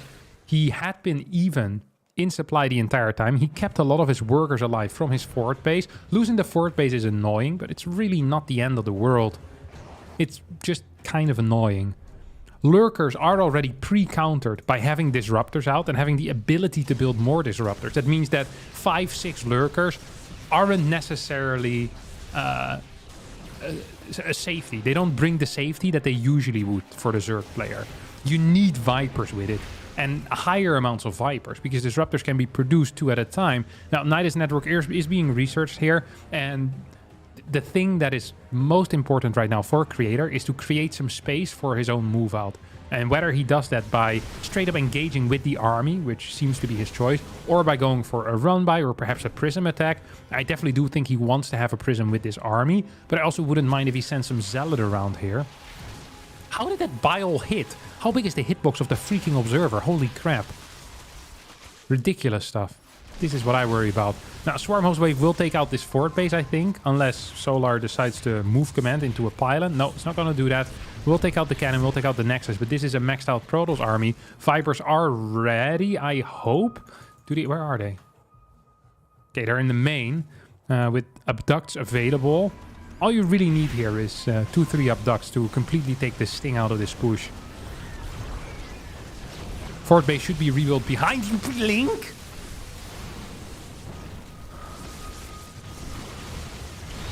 Okay, he's going to connect with some of this. Blinks for it once again. Abducts not being used. No Blinding Cloud either, though.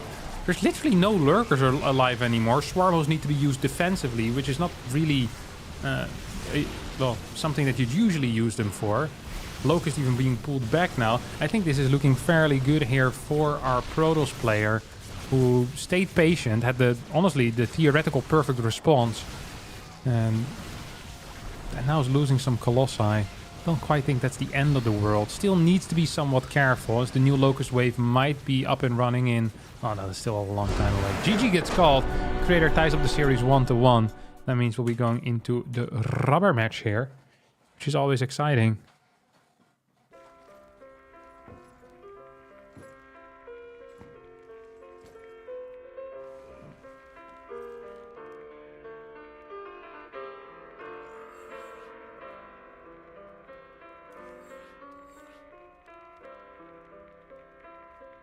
That first blink was wild.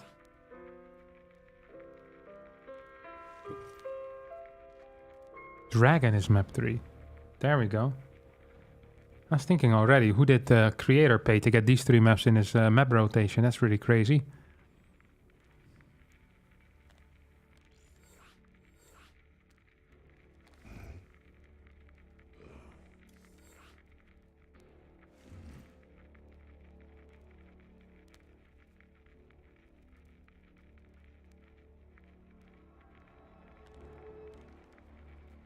We have 11 people in this party.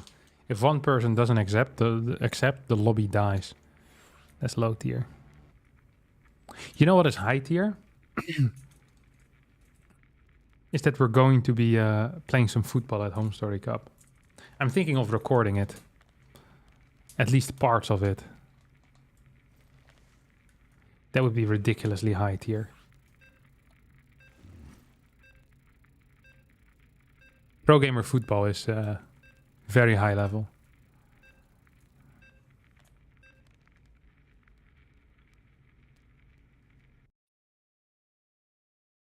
Do it with a GoPro headband.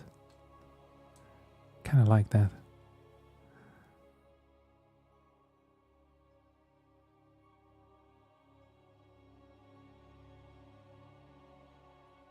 When I was in Korea, we would play a lot of football with the Korean teams as well. What, you joined the gym on Saturday morning? No, I'm good. No, actual football. We'd have like matches between... so I was playing with Spenu, and then we'd play against Samsung Galaxy. We played against KT. We played against like 3 or 4 different teams. We won most of the time. Actually super fun. Missed you last week. Please keep casting this tourney live on YouTube. I enjoyed it very much. My pleasure, Eric W. That is a W take as well, as the kids would say. This is also a W move, by the way. Poof. Can you drone this?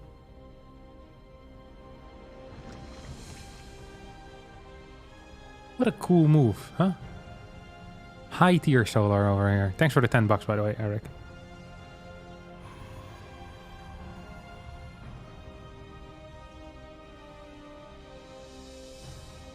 Have a look at this. I don't like watching football. I like playing football, though.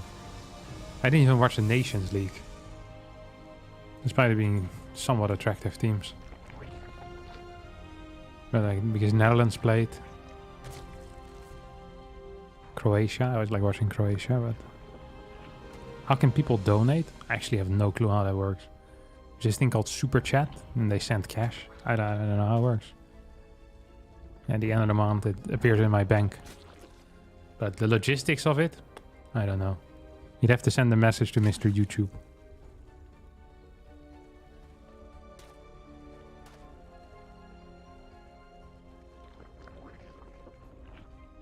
Yeah, but it was a 14 hatch post Overlord.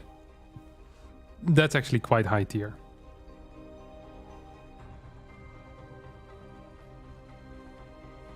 What do you guys call American football? Have you ever played it or see people playing it? It's not the same as rugby, right? I've seen people play rugby, but not American football. I don't know the difference either.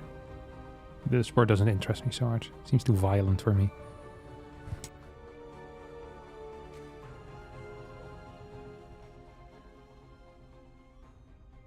And that gets chronoed. Late warp gate. What? 224 warp gate. Okay, this was cool. So, very often in this matchup, what Protoss players will do is they skip the warp gate to afford a quicker Stargate. This is what we call warp gate skip. Now, you never go for a warp gate skip if you play Twilight, or you very rarely do it. It has been popular in the past, but it isn't so popular at the moment. And what Creator did here is warp gate skip into Twilight. So Solar right now has every reason to believe that this is a standard Oracle build order. And you really want to sell this as well, if you're Creator in this case, right? You want your opponent to truly believe that this is, you know, that it's going to be DT drop. Isn't it? Ugh. This is a disgusting build order if that's actually the case. Oh, no. Okay, 2-1 in favor of Solar. I don't understand why people play DT drop. This build legitimately never wins. Like, actually never. Solar also called out... I guess this is not the first time that Creator has played this, because Solar is legitimately just building a straight lair and a second gas. Like, this is not a normal response. He cancelled link speed as well. Oh, that is freaking huge. I think this might be the worst case scenario. This is such a bad build. Holy crap. This build actually gives me such a bad feeling to my stomach. You ever had that when you ate like 3-week-old food that still was in your fridge? Actually, you know, put it in your mouth. You can feel that it's moldy. You know, it smells moldy, it tastes moldy, but you have nothing else in the house, you're hungry. You finish the entire jar of mayonnaise with the mold in it, And then the day after you feel awful, you know, you're puking, you have diarrhea, that type of stuff. That feeling is still superior to opening with DT drop if you're not being scouted. Now, Creator feels even worse than that because he got scouted and his opponent cancelled speed. This is the worst case of the worst case scenario, okay? This one isn't even in the models. You know how you always have like the different, they write like a report and you have like 3 different models. You have the worst case scenario, the middle case scenario, and the best case scenario. Like the scenario that Creator is facing right now, people don't talk about this. Because if this happens, there's no point in playing anymore. And he might as well just leave. This game is completely over. Solar can literally do whatever he wants. He could go into Hydras, move across the map with slow Hydras, lose all of them, then attack his own third base, dance his units for 5 minutes straight, then still A-move across the map to win. Like, this game is so insanely over. It actually hurts my massive brain. And the bigger your brain, the more likely it is to hurt as well, of course. There's more places you can feel pain. So that's not so weird. Solar is trying something interesting. Rather than, you know, when being ahead, getting further ahead, he's going to, with the when ahead, go and kill your opponent with a roach all-in type of setup. If there's a battery here, which there is, with a second one on the way, I'm almost starting to believe for Creator, if the Immortal manages to get in position, like, this is a very good situation for Creator. Build order-wise, you know? With, or well, stylistically. Not quite sure how I would call this. But out of the in the worst case scenario, this is the best case scenario. You know, follow-up wise. Now, oh, we're lagging? No, someone else lagging. Always blame someone else. Never blame yourself. So, oh. Oof. Ball connects with a sentry. Let's just rephrase what happened in this game, okay? Just so we're all on the same page. Just a quick summary for the people that tuned in late. Creator opened up with a DT drop, lost the game because of his terrible opener. Then Solar went for a 50 drone roach push, killed nothing, and now is up 30 supply, has pretty fast upgrades, soon to have a fantastic drone count as well, and is still insanely far ahead. Despite failing, like he didn't even kill anything with his 50 drone all-in. Like, this is how bad DT drop is. Sure, Solar had the absolute best case opener, but this shouldn't exist. This shouldn't exist. God, this build is so bad. It's just so bad. It hurts my brain. It doesn't force out a lot of units. It never deals any damage. It has no cool follow-ups because you're wasting all of your gas in useless things like quick Archons, which get countered by Queens and Roaches. Like, there's nothing good about this build order. It is just garbage all around.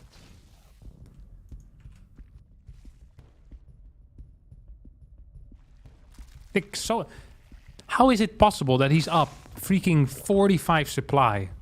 And it's completely possible he walks across the map and kills his opponent right now. With +1 embaling speed. Despite going for a 50 drone all-in. And killing nothing. It's because Creator's opener was so bad. Now, we could be talking about all the other details that are happening. But that is perverse to do, in my opinion. It really is.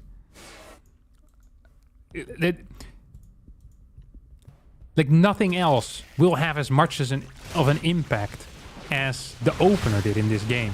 This was pretty big, though. Losing so many links and losing your Baneling morph as well.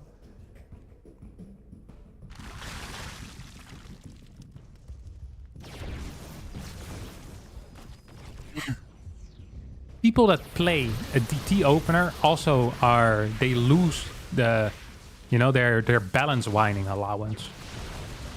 He is simply not allowed to complain anymore about anything. Why is he move commanding into Stalkers that are being healed by a super battery? It's a good question, but an irrelevant question because it literally doesn't matter.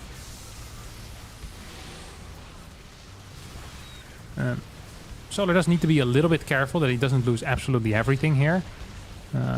Banelings are going to move in once more. Ideally, he gets a couple of drone kills, or probe kills, sorry. Because if he doesn't quite get that, it might actually be hard. He's floating a crap ton of cash as well. Does not have the larva available. He has so much money. And he's gonna get +2 soon. Now, this fort base, that is interesting.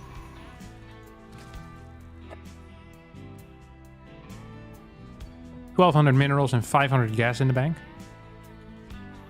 Couple injects wouldn't hurt. Macro hatch wouldn't hurt. 5th base wouldn't hurt.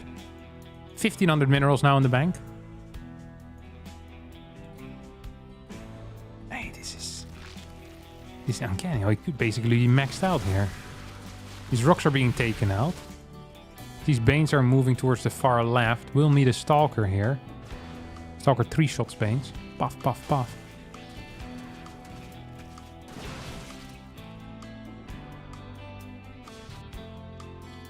Okay, well, let's actually have a look at the follow-up. So this army composition is garbage. Well, the army comp isn't, just the army size is pretty bad. There's no major splash source. It will be really difficult to deal with these Banes. I love the pre-split, and I freaking love what Creator is doing with these Stalkers here. That is super high tier. Just moving around, mirroring his opponent's main army. But now he failed, and might be in a little bit of trouble. Man, his setup is so sick, actually. What an insane defensive setup he has. Why is Solar floating 3k resources? Like, seriously, what is this? Okay, now we get 26 Banes. I guess that's one way to get rid of resources. Fort base is in trouble here. Solar knows that. Creator doesn't quite. Yeah, okay, now Creator also knows. Defensive setup only reaches to the 3rd and the natural. Yeah, losing the fort here is really, really painful. Hive on the way already, +1 range as well coming in. The Baneling count is magnificent, and there's plenty of cash in the bank. There's enough hatcheries so that reproduction is not an issue, and the supply for the Toss isn't high enough that the Toss can move out across the map with this army. It is turning into a really powerful force though, let's face it. 5 Immortals, 7 Archons, 1 Colossus. Like, this is actually somewhat significant. And the first unit, or the first course of action when Solar finishes his Hive, probably should be getting a couple of Vipers. For Blinding Cloud on the Immortals, or maybe just abducting as well. Blinding Cloud on Archons is also kind of huge. Baneling count is large, which means that maybe a trade here is worthwhile. Because if you can trade on the other side of the map as a Zerg, that is usually kind of nice. Any Archon that goes down here, any Immortal that falls, is a unit that is hard to replace. Well, it's easy to replace for Solar. Well, not all of those Banelings, but a lot of the Banes. This is, I think, an okay trade. It wasn't great. He didn't kill... Actually, only killed 2 Archons. 3 Immortals. I think he should be capable of getting enough units up to hold the counter, though. Vipers are going to be essential. I really do believe that. As a Roach Ravager can delay the move out for a little bit. 17 Banes. Ooh. This is actually starting to look a little bit scary. Perhaps Solar pushed too hard into his opponent there. Blink forward into the Banelings, not the optimal move. Here comes the Link flank as well. Solar will most likely win this game without any major issues. I think he made it very difficult for himself with relatively poor macro for a long period of time. Attacking pre-Viper. And of course that initial Roach push. But this should be over. Yes, I know that this fight looks bad, but if you look at the supply, you know that there's no way in hell that Creator is going to win this game. No fort base either. There is a lot of gas in the bank, but there's no Templar Archive, so we don't even have a clean gas sink. The DT is not quite as great a gas sink, of course, as the Templar Archives would be for the Archons, or maybe even for Storm. And yeah, this is just going to be it. We'll be going into a Dark versus Clem behind this. Or after this, which is exciting. I gave Clem some advice as well, so I'm expecting a clean 2-0 here for the young Frenchie. Ooh, recalls. Uh-oh, uh-oh. Hello? Poof. GG. Mental broken. Creator left. I mean, the game was over after the DT drop. This build is so bad. It just hurts my head. Every time I see a Protoss play, they always lose. I actually can't remember the last time a good toss won with a DT drop.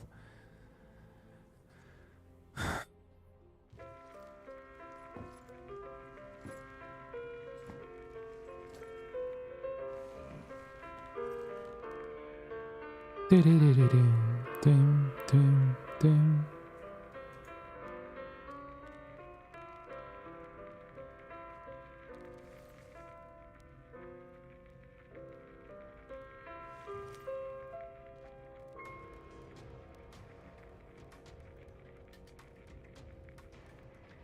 da da da da da.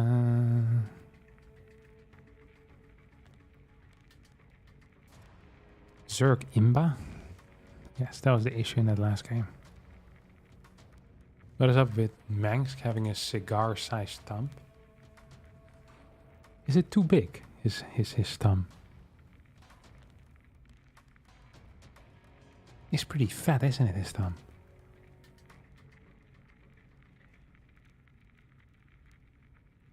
I wish I could click on him and then he would say things. You know what I mean? Like you click on his nose and he goes, "Hey, stop it."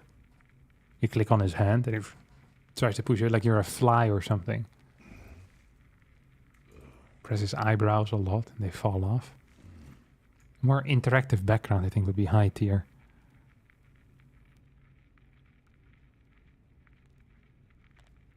Oh, look, he's asking.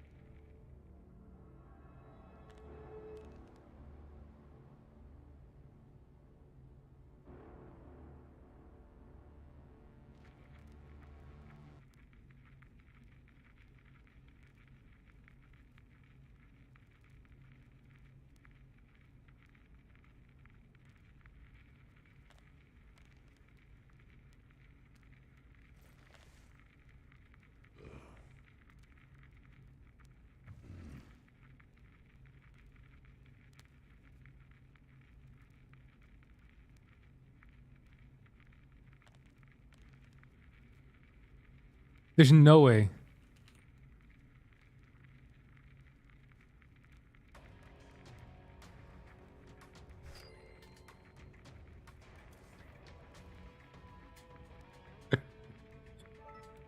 Please, Clem.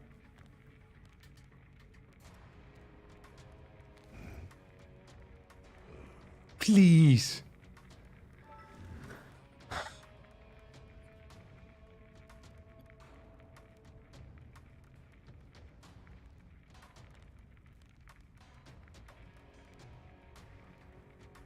He'll see what he does. This is a cop out. Maybe second game.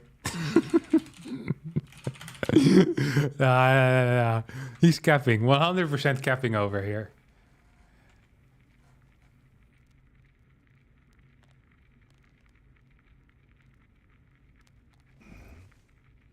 Did you tell him about the creep denial?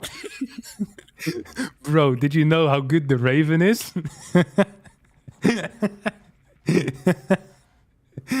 Every time you don't scan, there's like 225 minerals.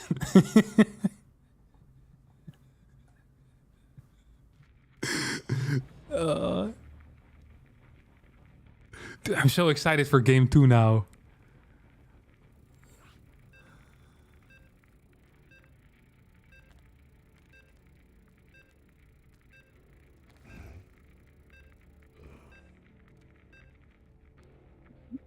I think game 1 is safe. I wonder why he thinks that Banshee is bad against Dark. I feel like it would be great against someone that likes the Rochal in every single game.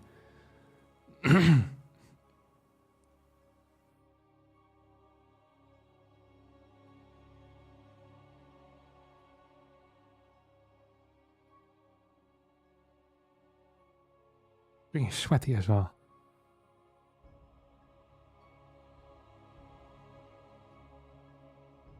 Imagine my ego if Clem actually uses the build I'm in. Honestly, my ego can't grow anymore after Clem took my, took what I said serious. That is the biggest thing, I think. You know, he's considering it. That's good enough for me already. Even if he doesn't play it, I'm happy. Clem actually has played stuff in the past that we talked about. Like not even joking. Like he's... I think this is a massive strength as well. Is being capable of listening to players that are significantly worse than you are. People that have the ability to kind of listen to stuff and then try it. You know, I think that is super big.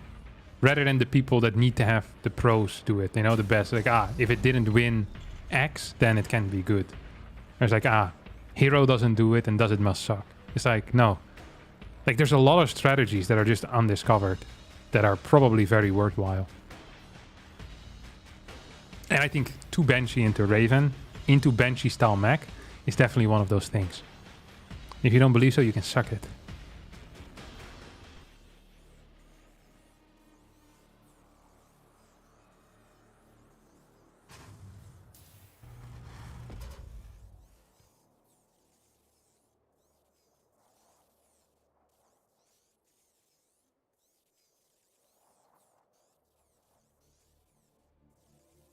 Maru also said this in his signature series. Yeah, Maru does say smart things every now and again.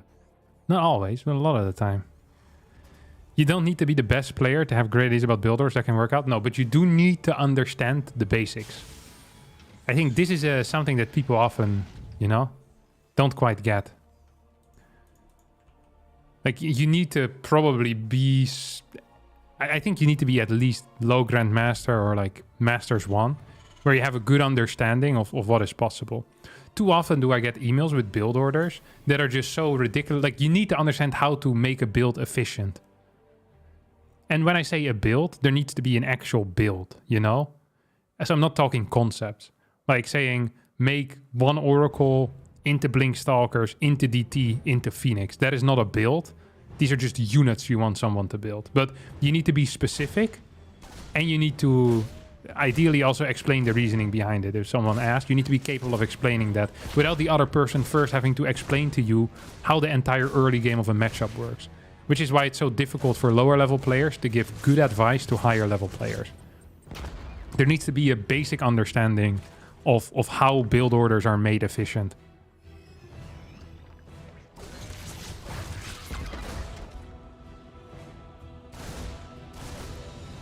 Wait, he's playing 3-Rex Reaper. Man, Clem is freaking cool. Actually a high tier person. Can we say that? Yeah, we can say that. Oof. Ooh!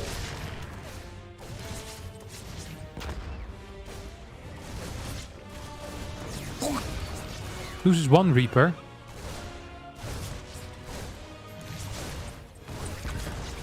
This Reaper also rather low. Needs to move back a little bit here. Come on.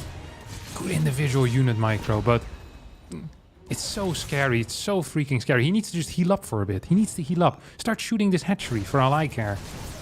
Lose another Reaper. Will clear 2 Queens. Overall, units lost 3 Queens, 7 Lings. And 2 Reapers have gone down. This is great for Clem.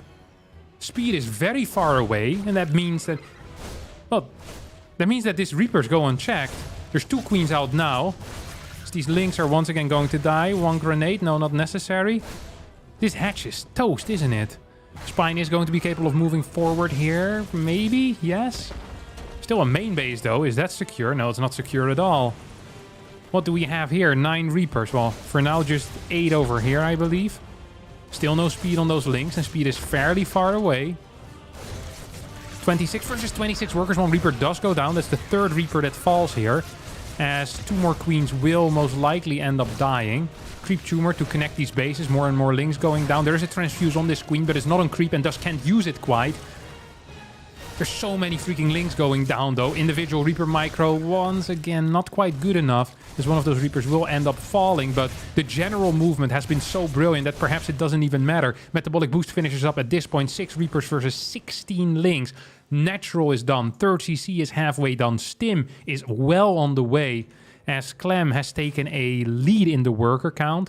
Has taken out basically every queen that ever existed. If he manages to escape with these Reapers, that would be big. I don't think that's quite going to be possible. Needs to move to the other side now. Yes, that was beautiful. Just like Beyond does it. Just like Beyond taught us back in 2016. And just like Beyond has been doing it as of late. This is some great control here out of Clem, who's keeping these bad boys alive for much longer than your average Terran would have been capable of doing.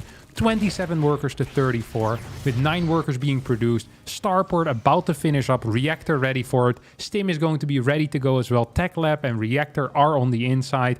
Dark is in an absolute world of trouble. Does not have a lair, does not have a Bailing Nest, does not have an Evo Chamber done. His queen count is low. He has nothing going for him. Creep spread is practically non-existent as well. And Marines without queens, that is an issue. That is absolutely going to be an issue here for young Zerg Dark. It's the man with the moustache. Definitely has some trouble. Most definitely has some trouble. Double Medivacs pop out. And Clem will start preparing here for a mid-game. The run by, well, is that even a real possibility? If all these links run by, he'll just die against the Marines. There's the same amount of Marines as there is links. There's still only 5 queens, which should not have too many transfuses available. I think there's going to be 1 or 2 maybe. Spinecrawler, okay, there's 3 actually. Spinecrawler will help out. Will help out a lot actually. This is a huge Spinecrawler. Absolutely massive. Stim gets utilized here. Good control so far out of Clem. First transfuse goes down. This gets stopped. Still, worker count completely even with Clem quicker on the upgrades. It's going to rotate towards the bottom side. Spine needs to rotate with this army. Creep spread still non-existent outside of the 3rd base. 4th base altogether non-existent. 5th base, well, Dark isn't even dreaming of that as he falls behind in... Wait, what? He's building 8 Overlords? As he falls behind in the worker count. He built 8 Overlords at once. That's normal if you're playing Roaches, but... These are some Elaser level Overlords if you're playing Ling Bane. What in the world is this? Combat Shield is about to finish up as well, as I think Clem has just taken game number 1. Dark will need to work some magic. Now, if there's one player that can work his magic, if there's one player that is capable of making a comeback from a very, very difficult situation, it is going to be Dark. He has a massive Ling run by setup. Actually, all of his Lings are across the map right now. There's not even a Bailing Nest yet in this comp. Carapace finishing up in 12 seconds. These Marines pop in over here. And the Lings now will be sent in towards the 3rd base. There's 2 tanks that are somewhat in position. And unless Clem completely messes up this defense, perhaps by not raising the depot, this should not be a massive issue. Stims in over here. No Banes once again to defend. 1-1 not quite done yet though for these Marines. And this could actually, well, pose a significant threat to Clem's life here. Still a lot of Lings alive on this side of the map. Marines will take out absolutely everything, but the Queens should be capable of pushing this back. Clem kind of failing the skill check there by not raising the depot. It's going to lose an absolute crap ton of stuff over here. Will be capable of re-establishing his natural... No, not yet. I think he lost. An absolutely unlosable position here for the young Frenchie. After some... beautiful Terran micro is now forced into a corner. Now, don't get me wrong, Lair just now starting, Bailing Nest just now starting. We don't have centrifugal hooks. We don't have any creep. There's no 4th base. Clem already has +2 on the way. Clem on both upgrades, by the way, +2 attack as well as +1 armor, +2 armor. I don't think Clem is aware of how far ahead he was. Makes it difficult for him to know how far ahead he is right now, but this has been insane. The ability that Dark always showcases that he has in making comebacks in impossible games, it is uncanny. Unlosable situation, I think. If you look at it from the Terran perspective. Almost unlosable. Forgetting to raise that depot was expensive. And it almost cost Clem. It's not over yet. It's actually probably completely fine here for Clem. As he has... Well, he's going to have superior upgrades. There's no Bane speed quite yet. And that 4th base was ridiculously late. But he is down in supply right now, which once again, not entirely uncommon. 2-2 starts for Dark as well. So, you know, It's just a weird situation. It's a situation we don't really want to be in. If you win the early game this hard. I guess that's Zerg for you, isn't it? It's always capable of making a comeback. Unbelievable. I need to be picked up here. Yep. It's losing a lot of units there, actually. Ooh! I think targeted down 2 Banes there before a quick pickup went down. Drilling Glass starting. Base number 5 should be on the way soon over here for Solar. Dark, excuse me.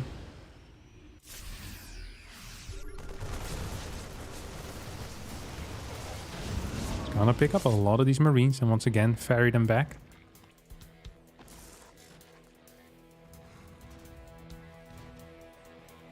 Reactor on this factory is going to provide a lot of mines. +2 finishes. That means we're now in the era of Clam. The next... What is it? Minute. The next minute is the era of Clam. This 5th base is toast. 100%. Right? There's no way. There's just no way. There's no way. Creep gets denied. Oh, these splits. Oh.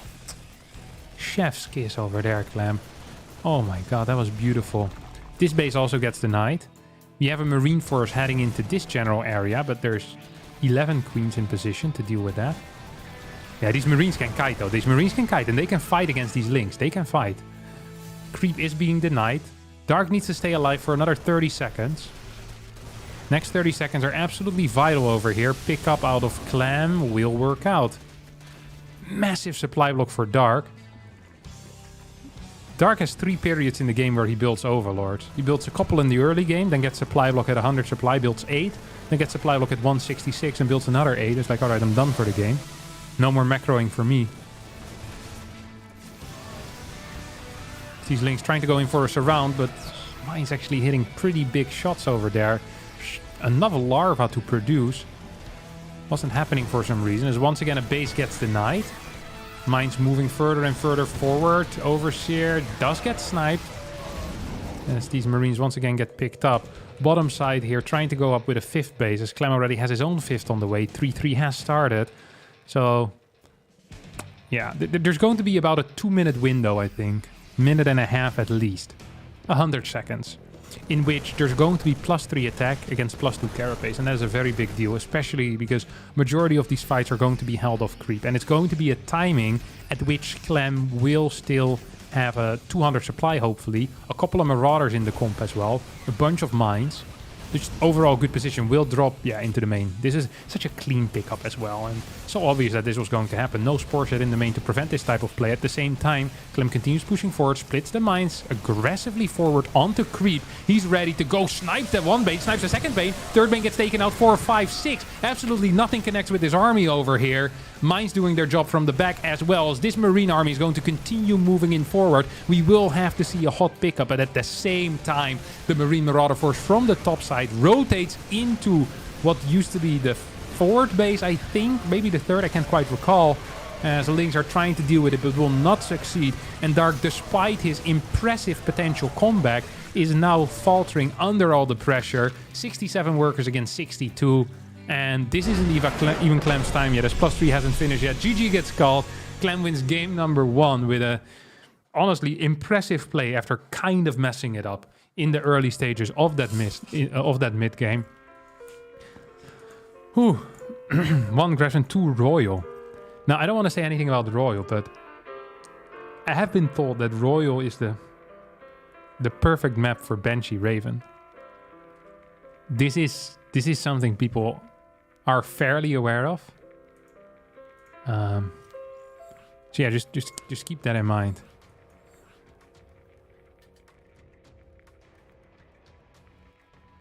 Could have ended it quicker with the Banshee build though. We would already be in game 3 right now. That's how good it would have been. Clem would have asked for the 3rd game despite winning 2-0. He said, I want to play the Banshee Raven build one more time before the finals.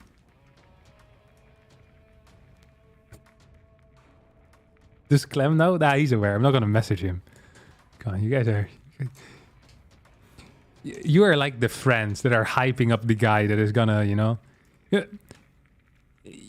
I'm not sure if this is common in the rest of the world, but in the Netherlands, when it freezes for one night, you know, it's -2 degrees Celsius, and there's a thin layer of ice. In school, there is always one kid that needs to try out whether the ice is thick enough this time or not, you know? You always have this kid. Everyone knows that with -2 degrees for 5 hours, there's no way that the ice is thick enough to carry Johnny from one part of the shore to the other part of the shore. But that doesn't stop anyone from telling Johnny to try it anyway. And I feel like you guys are the people on shore, and I'm Johnny on ice. Going up to Clem, telling him, hey, did you know Royal Blood's a good map for the Banshees?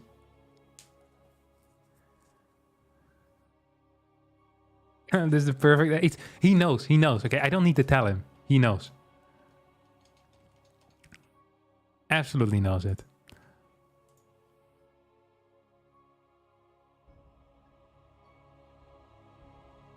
Oh, he actually messaged me on Discord as well, freaking Clem. If he plays it, I'd be the happiest man in the world. You know that. I'd be so happy.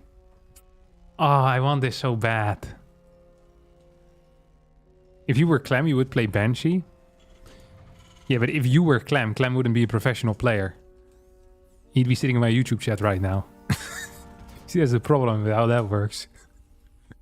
Come on, Clem, do it for me. You know what would be even better? Actually, you know what would be better? If Clem plays a standard game, gets really close, and loses. And then when everything is on the line in the final game, he plays my Banshee build. I think that would be, you know, that inspires more confidence, doesn't it? It's like when things were down, you know, when everything was on the line, that's when he truly believed in me. That would be a huge boost to our friendship. I would give him +2 Harstem friendship points. And those are difficult to come by. I've only given out 7 points in the past 5 years. And all of them to my wife. Like, that is serious, you know? The Harstem friendship points, they don't come easy.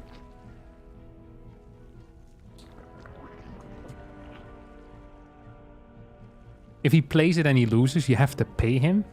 I already paid him with knowledge and good advice. Come on, Clem. Do it. Do it for the fans. If he uses the build in the Ace match, it will be made into a documentary. Be clever, gotta be so rich. Sell the rights to Netflix and Disney Plus at the same time. 2 documentaries. One from his point of view, one from my point of view.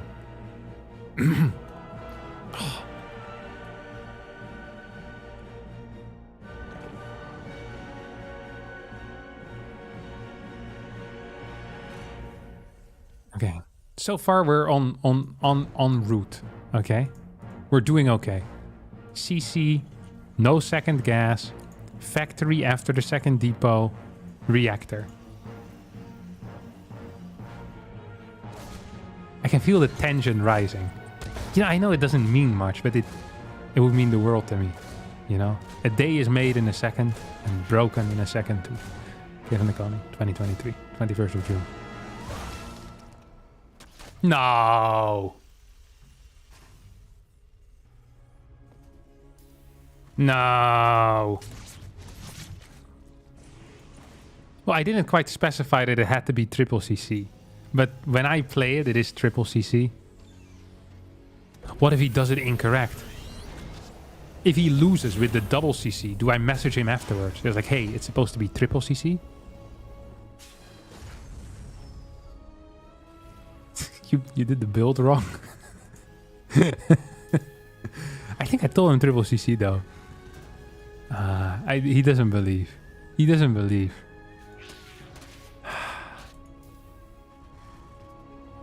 Do you still believe in life after love? Bam, bam. What's this garbage? Oh, this is the Gumiho garbage.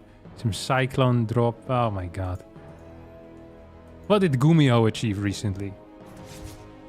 Did he ever beat a Zerg 500 MMR above him in the past few days? No, actually.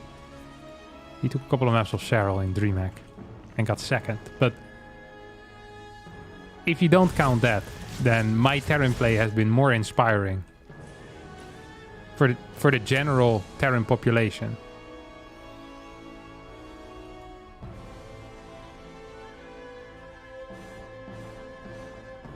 We still have the third game though, potentially. What if he follows it? Like, the Banshee into Raven is more of a concept, you know? What if he plays it from here? That also would be kind of high tier, honestly. Like, the opener is just, you know... It's a transportation device to the endpoint. The Banshee into Raven is kind of like Disneyland. That's how you should see it, okay? And if the initial plan is to get to Disneyland by bus, and then instead you have to go by train, you're not going to be upset about the fact that you went by train. You're just happy that you've ended up in Disneyland, you know? I think that is more with how you want to see it. I think he's playing it. Build the Banshee. One more Banshee, then a Raven. We're going to Disneyland, boys. I can feel it. I can already hear the French people speaking in a condescending way about me behind my back in their own language. Because the only Disneyland in Europe is in Paris. Well, just outside of Paris. Let it be a Raven. I know this has to be a Raven. Banshee is actually dealing a significant amount of damage here.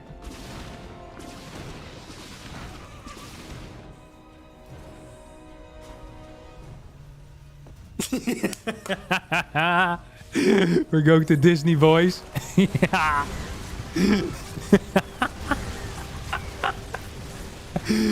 Oh, the machine. The beast. Oh, Mickey, I can hear you already. What the hell does Mickey Mouse sound? Is that Donald Duck? It doesn't matter. We're going to Disney, boys. Yeah. Hoppa. Raven out on the way. Banshee's behind. Oh my god. Infestation pit going down already. We have one. Look at this. This guy is not expecting it either. He's not expecting it at all. He already has no creep. Imagine how little creep he's going to have once the Raven is out. Oh my god.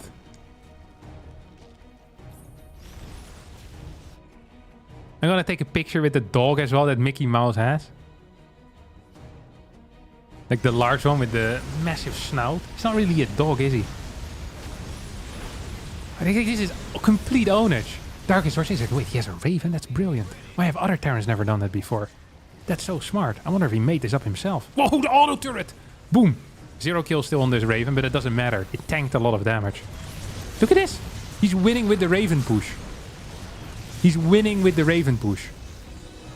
And the Queens, they're being baited by the Raven. There could have been a Hellion that there, but the Raven kept it, you know, kept it together like a gangster. Okay, Clem needs to be fast here. Clem needs to be fast. Hello, yes. Oh, he's so fast. He sees everything because he has the Raven. Oh, Banshee's in the back, no problem. Raven in the front for detection. Banshee's in the back. Yeah. Poof. 140 supply to 110 as the forward base gets taken out. Come on, Clem. Come on. Hello. Okay, this is scary. Pull the SCV. Pull the SCVs away. Pull the SCVs away. We need to take them away. Hello. We need to take them away. The SCVs need to run right now. And Clem, they need to go. Oh, he's pushing them into this little spot. Look at that. All of them together. In between the blue minerals, we're having a good old time. In between the blue minerals, life is doing fine. The links can't quite reach us. Banelings aren't around. In between the blue minerals, as long as you don't make a sound. Banshees as well, completely destroying.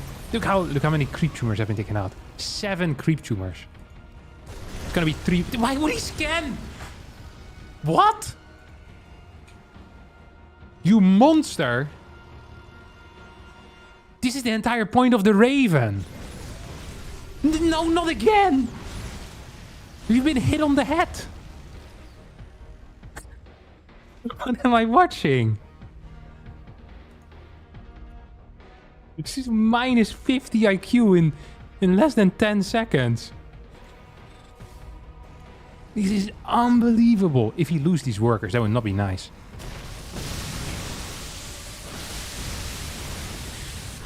That was not necessarily nice. He lost the Raven as well during this. I hope he rebuilds it. Oh, this was a sick fight though. He hasn't built an armory yet though. No, he has 2. He just isn't using it for some reason. I guess it doesn't matter. He won the game. I'm claiming this is my personal victory. He absolutely has my personal victory. I think I'm allowed to give him some quick tips after this game. I forgot to change the score as well. Yeah, this was 2-0. My apologies.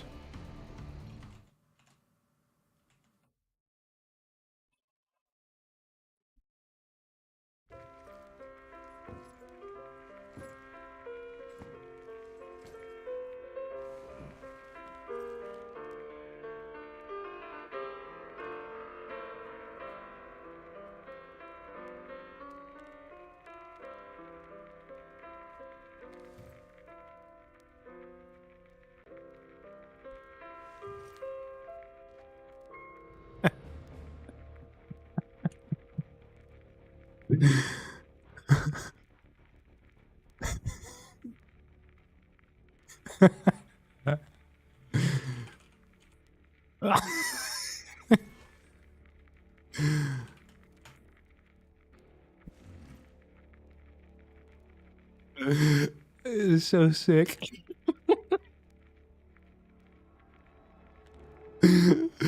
No way.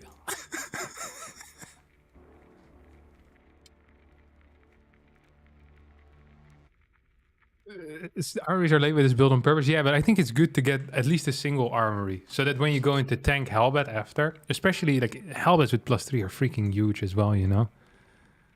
Oh, I'm so happy that this worked. Tears in my eyes. 2 Harstem points of friendships for Clam. Now, he gets to play a finals now, but I'm not going to bother him anymore. Like, if he wants to play it, he can play it. Like, I really felt like I peer pressured him a little bit into it. I would have felt freaking awful if he would have lost. Like, legitimately awful. But if he plays it, he plays it. You know, we're not going to be pushy here with what we want to see. We've already achieved what we wanted.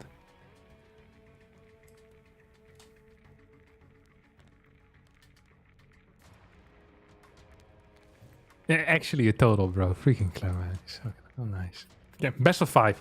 Yeah, Solar versus Clem final. Love these live tournament stream. Thanks for the content. Thank you so much for the 11 Canadian dollar shoes. Appreciate it, bud. I'm gonna have a quick sip.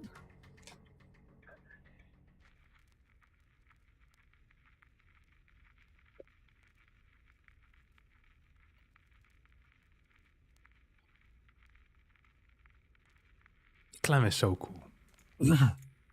Clem is actually so cool. He's just he's perfect. He's freaking perfect.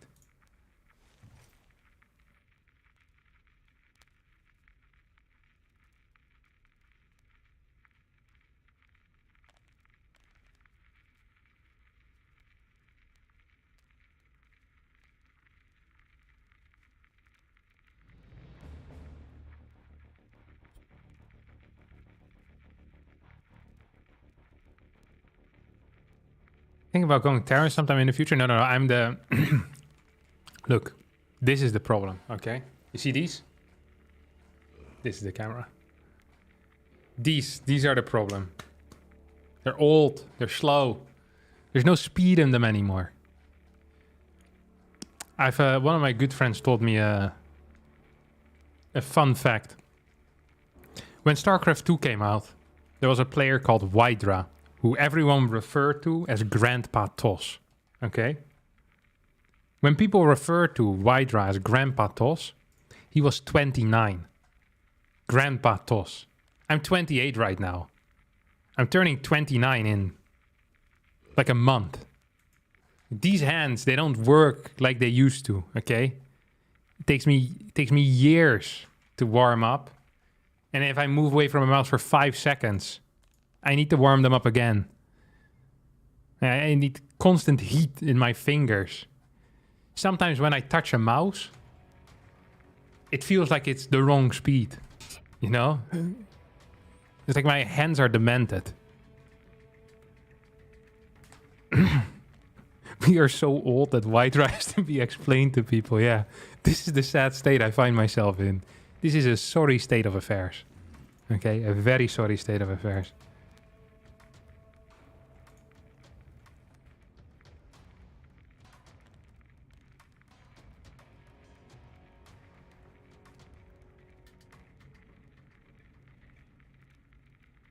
Gumiho is 30. Yeah, and he plays with the brain.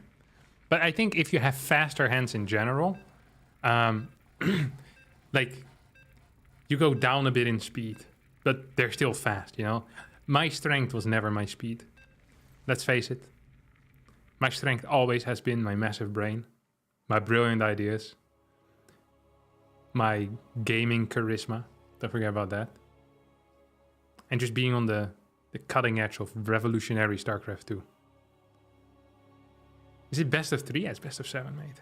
5, sorry. Not best of 7.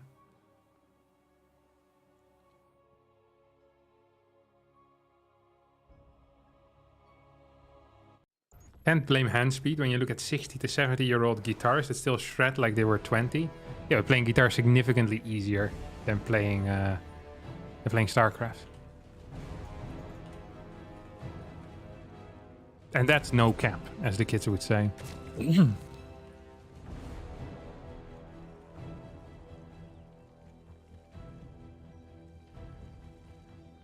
And also, the greatest guitarists are the younger ones, aren't they? Because they just, you know, they jump to higher levels, no?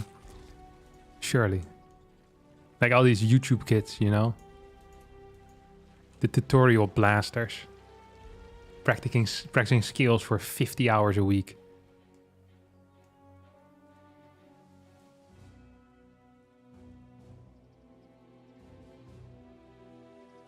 Guitarists don't have to play 1v1 with other guitars. Isn't there a movie? Is that called Crossroads?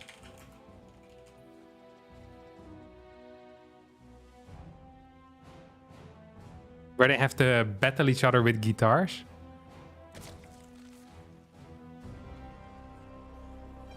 That's where the thing, what's it called? Eugene's Trickback or something like that? Is a... That's a nice piece of guitar music.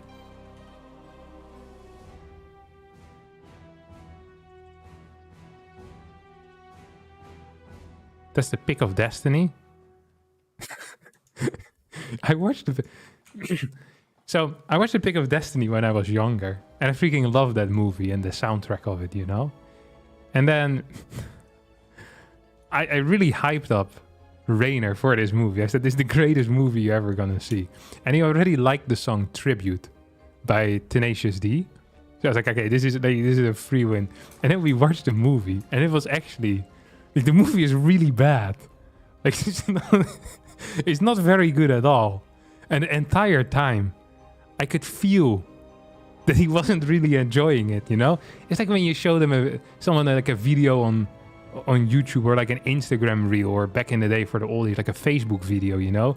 And you know the other person isn't into it, but you can't really cut off the video halfway through and say, I see that you're hating it. Because they'll say, nah, maybe it will get better, you know? It's like... So we set it out, but it was kind of painful. The movie wasn't very good. I mean, there was some funny moments, but it mainly just wasn't very good. And I felt it as well. I thought it was hilarious still, but I could feel that he wasn't feeling it. He wasn't, you know?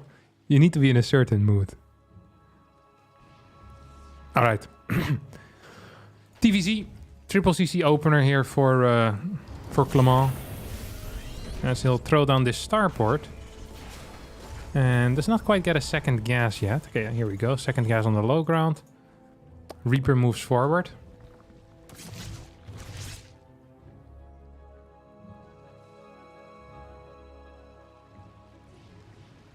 Just going to be triple CC Banshee. Not expecting anything too weird. Oh, nice. That's the second kill he got. 1 Ling, 1 Creep Tumor. On Ancient, that is a pretty good return on your Reaper investment, honestly. Most of the time you ain't getting that. That's for sure.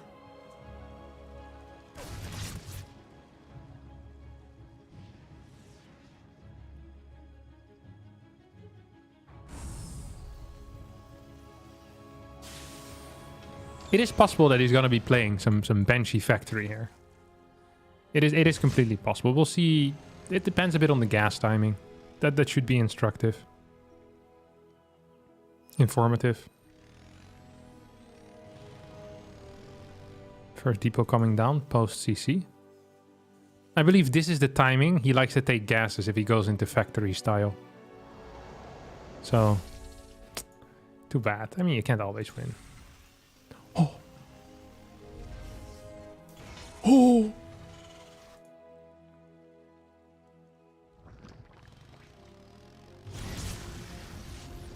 Oh, yes, baby. Round 2. Fight. He's actually going to be playing Banshees again. Banshee Mac. Fake stim, fake stim, fake stim. This is fake stim. Don't believe the lies. Don't believe the lies over here. Fake stim, fake stim. This stim is not real. 100% fake. Look at this. Factory, factory. Genius calls here. Fakes. Uber fake stim. Uber fake stim. No way. Baling Nest gets thrown down. Beautiful as well. A-tier fake. Raven as a follow-up. Here we go, baby. Clam. You absolute genius. You absolute gangster of a player. As he moves forward with these Hellions. We're going to Disney again, boys. The first time wasn't enough. It was only one day. We didn't even get to stay at a Disney hotel. But now we're going in here. Oh, and we're having such a good time together, aren't we? I mean, which other are Disney people? You have Mickey, Donald. You have the dog. Do you also have the greedy prick that is in the Donald Duck?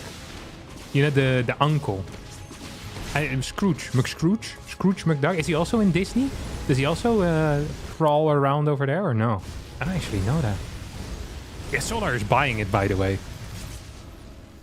See, this is the beauty. Clem knows he's going to Disney, and he threw Solar in the back of the trunk. He says they're going to the local grocery store. Solar hates Disneyland. All Zerg players hate Disneyland. Because Disneyland is where dreams come true. And that's the one thing that Zergs are great at, is destroying people's dreams. Uh-oh.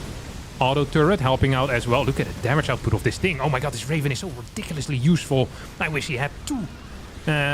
Hellions are frying a lot of these Lings. Banshees moving in as well, taking out a lot of these bad boys. How many tumors have died already? 4. We have Blue Flame. We have the Macfield Accelerator coming in as well. As factory number 5 is already flying over. Factory number 4 is done. I'd love to see an armory being added in as the Forge CC comes down. eBay gets thrown down as well. Infestation Pit as a follow-up. Solar just in an absolute world of trouble as more and more creep tumors are being taken out due to this brilliant innovation that Clam has invented here. Just the Raven in there is putting in so much freaking work. It is ridiculous to watch. Look at this. No scans used and 2 entire sides just got their butts kicked in. That is so beautiful. And this is the difference between Clem and other Terrans, is that he figures these things out. You know, he sits there in the lab, you know, with a pen and a pad, trying to get this damn build off. He ain't having that, because this is the millennium of Clem. Another auto turret gets thrown. He's just owning. Like, the Raven shows up and Lynx and Bane start dying. It is... That was unfortunate. Unlucky. There's still 4 Banshees around though. And Banshee speed is about to finish up. This 5th base could shoot would die.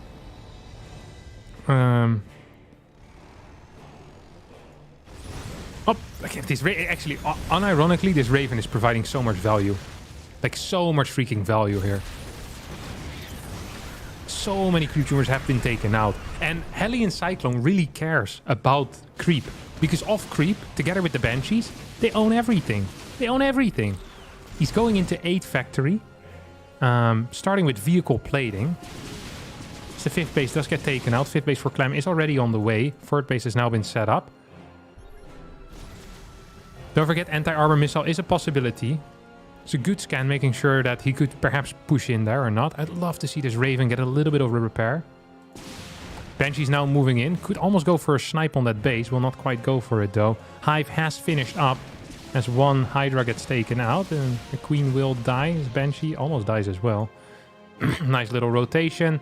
As this hatch will never finish. Will never even start. Kill the drone. Move the bus. More tumors being taken out here as these queens also having a blast dying. Lol. Raven once again functioning as a beautiful bait. With Solar being the fish that bites the bait. Oh, it's a hook. I can see the hook underneath the bread. But surely this time it's going to be legit. Oh. Idiots. Yeah, these are some great trades. Tanks are now coming in, and usually this is the timing that you see a ghost transition. But Clem is so aggressive. Maybe he just wants to keep going, you know? It is possible. I'd love to see some vehicle attack upgrades. I really think the plating is one of these things that Terran started doing a while ago. And it just doesn't make a whole lot of sense, honestly. Like, I understand that the plating is great against Lynx, but when are you really losing Hellions and Cyclones to Lynx? Never. And don't you want your tanks and Hellbats to deal more damage? Yeah, that's way more important. I feel like this is just one of those things, like Zealots require armor upgrades. Well, in some situations it's better to have attack upgrades on your Zealots than armor. It depends on the style that you're playing. We do have a move out. These tanks are unsieged. It's a lot of tanks, though. This is pure case. Oh my god. This doesn't look so good for Clem. This does not use the anti-armor missile, though. Like, literally none of these tanks fought in the fight. None of them. There literally was no tanks that dealt damage. I feel like I'm going to be blamed for this loss. But I think my portion of the build was correct. The follow-up here was truly the issue. I mean, the Raven Banshee worked out, you know, like a charm. But if you lose 8 tanks in the middle of the map for free, that is a you issue, not a me issue, you know? This is important in life as well. It's know when to drop your friends, you know? When they're winning, you're there for them. And when they start losing, you just befriend the winner. Can't wait to give Solar some advice on the next CVT build. Just wait till he hears about that. Listen to this. You research Burrow really fast. Banes all around the map. They don't ask, what if he has a Raven? It's like, yeah, haven't figured that one out yet. Okay, Ghosts are on the way. The game isn't necessarily over. But it's not looking so great here for our dear Clement. No tanks for backup. Ghost trying to get in position. Mine hits nothing. It's going to move further and further back. Cyclones are great at that. Depots need to, well, be raised ideally. Not quite getting in there. Yeah, no tanks in this position. It's just so uncomfortable to move with this army as well.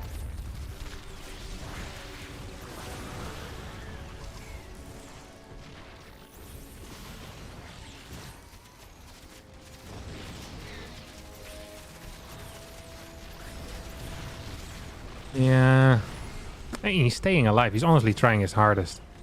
He has some real heart, this kid. You know what I mean? Like a worse Terran player would have looked at this situation and said, this is unwinnable. Clem looks at this situation. Truly, I can't believe I got tricked into this by this absolute moron content creator. But he's trying, you know? He's continuing to try. That's a run now. Oh, that's a flank. Yeah. I'm not biased, though. You know, I'm happy for whoever wins. That's how I am as well, you know. I'm okay with all of that. Tank is actually putting in some serious work. Just one tank actually puts in serious work here. Vehicle plating level 2 is about to finish up. Still has 79 workers. Come on, siege up, please. Planning Cloud gets used. Ghosts are dying. This is starting to look very, very dire here for Solar. With a bit of luck, accidentally picks up that first game, despite his inferior build order. I mean, this was just a really bad fight. Like the resource collection, it told the tale. Like we're one okay fight away from Solar just crumbling and collapsing.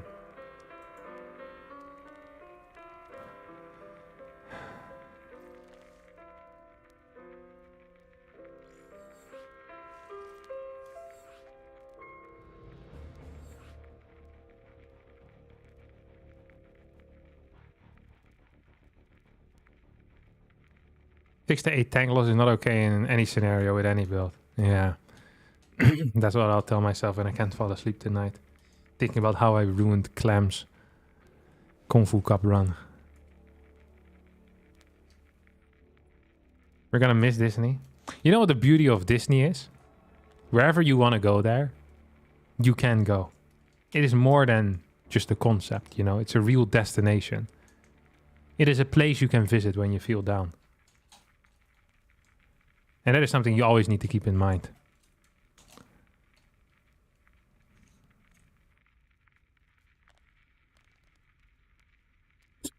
I'm not biased. Well, I'm not biased. The game was in the back racetrack.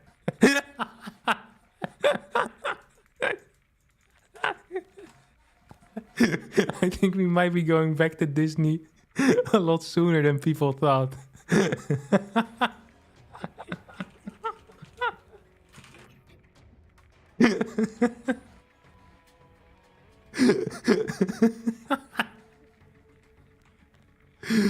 This kid is so good. Oh.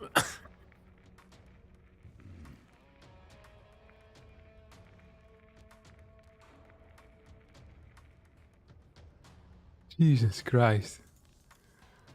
Alright, I started to believe again. It's a good play out of Solar, though. Solar is a little bit of a... What do you call it?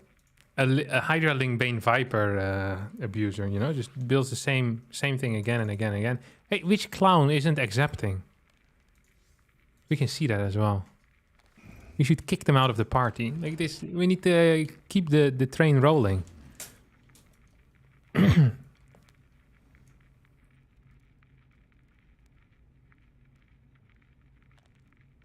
What did he say? He said, unlucky, the game was in the bag, great strat. And then I said, haha, in the bag. And I also put bag in all capitals.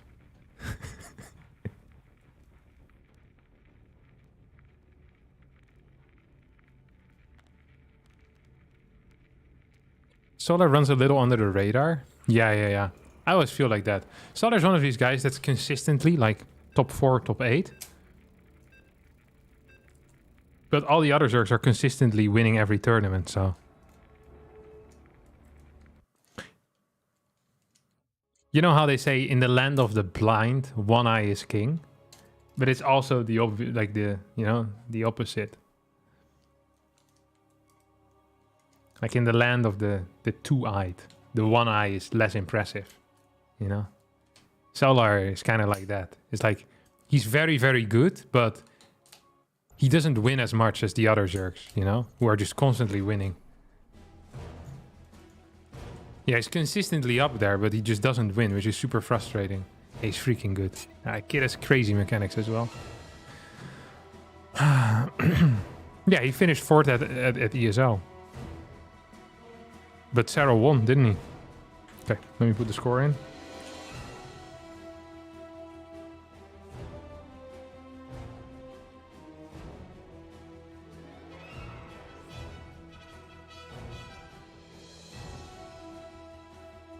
He's gonna play the 3-Rex Reaper again, isn't he? I mean, it worked like a freaking charm last time. It's gonna be pool first, though.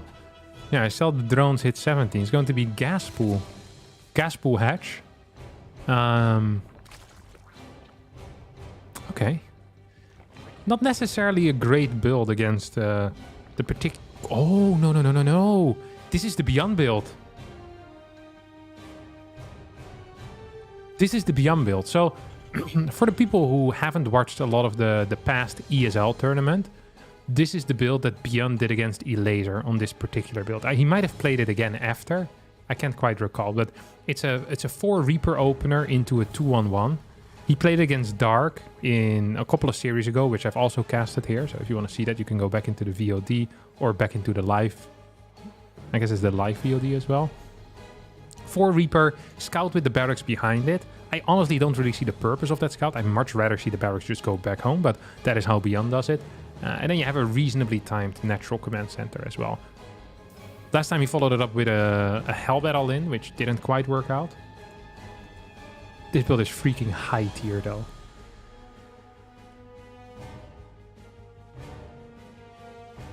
What's he doing here? Maybe he wants to build a bunker? Actually, wouldn't that be cool? Wouldn't that be nice if we were older? Then we wouldn't have to wait so long. And wouldn't it be nice? Na, na, na, na, na. In the kind of world where we belong. Very fast speed coming out of out of Solar. It's actually frustrating for Clem here. It's not a great opener then.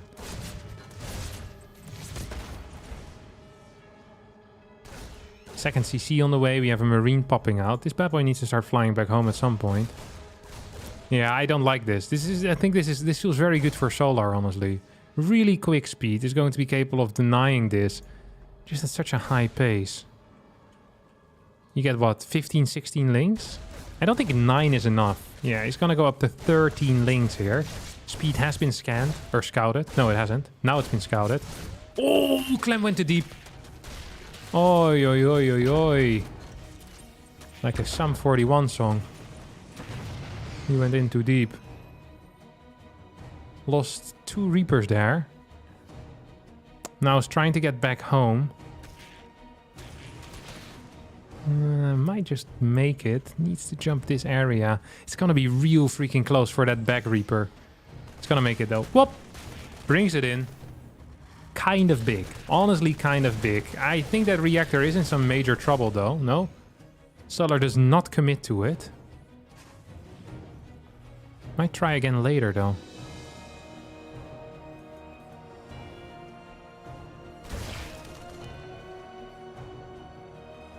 Roach Warren. Speed into Roach Warren. Second gas. It's going to be a Roach all in, I think, here.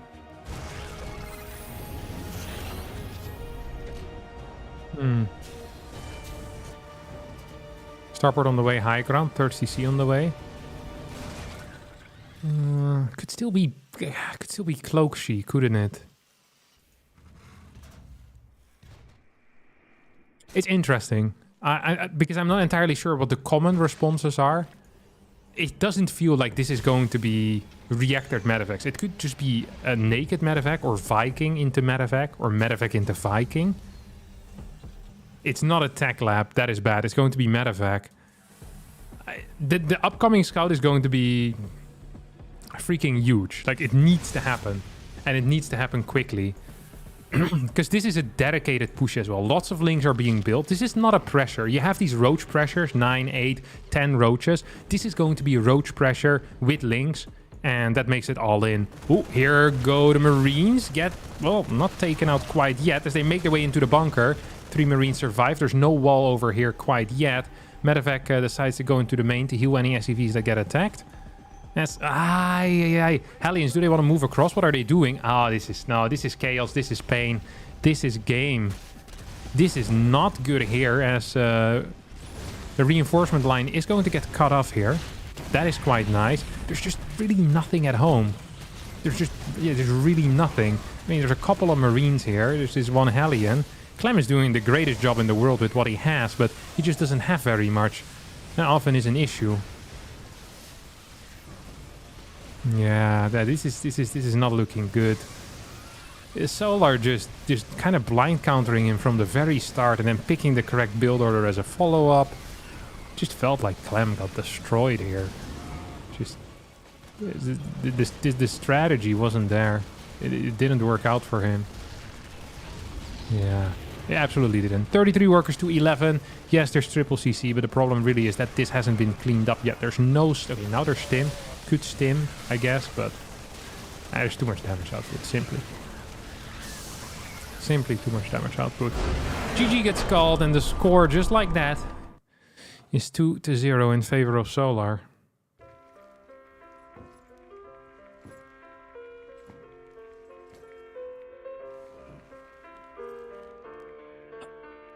Yeah, 2 Reapers fell. We end up killing the Queen, but killing a Queen is not enough for 2 Reapers. Simply isn't. I mean, this is significant investment as well, because you send your worker on the map to build that barracks.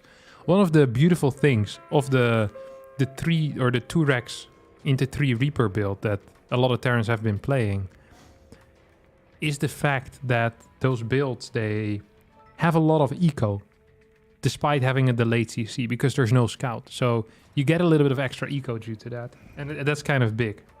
If you have to, you know. I don't know what's happening here with the party, but that felt weird. Is this the finals? Yeah, best of 5.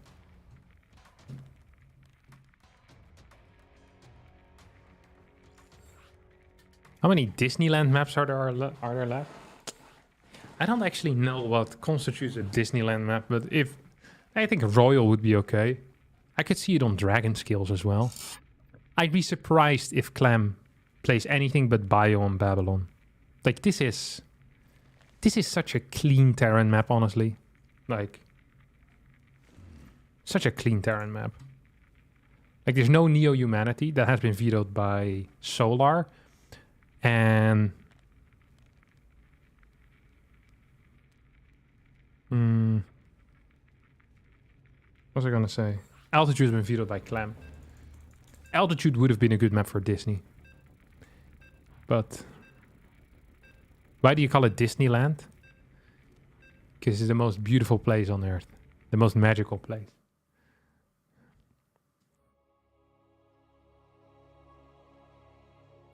This is now in the official StarCraft 2 lore as well. You know, right? Seeing the Banshee mech with a Raven is the Disney build. I think we maybe should even name it after one of the Disney characters. What is the stupid dog called? Dog from Donald Duck. No, not Bolivar. No, the other, the Mickey Mouse. Not Pluto. The dog, the guy that looks like a dog. Mickey's friend looks like dog. Goofy. Goofy is an animated character that first appeared in 1932's Mickey's Revue. Named for his clumsiness and ineptitude, he is an anthropomorphic dog, characterized as a hick with a southern drawl. Goofy. What was that word they used? Anthropomorphic dog. It's not even a real word. The Goofy build? Nah, I don't like that as much. Is there a character with an R? Or with a B? Then we could call it the Ravens or the Banshees, you know? Peter Pan's Banshees. Yeah. Maybe it's just the Disney mech. We call it Disney mech.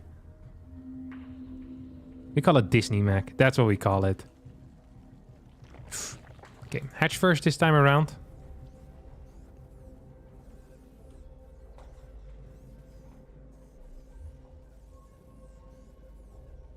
Who are your 3 best players of each race? Serral Dark Rainer, I would say. Or Serral Solar Rainer. One of the 2. For sure. Terran, I think you have Maru, Bian, Clem? Nah, I guess Gumiho would be fair now. But I'm not sure if one performance. Maru Bian Cure, maybe? It's hard to say for me. Maybe Maru Bian Cure, I would say, yeah. Bian performed well in GSL. I got top 8 in this tournament. Gumiho also performed well in GSL, right? Top 4. And then top 2. So it definitely deserves to be in there. Guess Cure is the odd one out. Yeah, I think Marubian Gumiho might be correct. Cure also broke his hand or something, I think. He was walking around with some device that I hadn't quite seen before. Maybe give him better mouse precision. I don't think Oliveira currently is a top 3 Terran. I don't think that would be correct. I think he's very, very good, but I don't think he's top 3.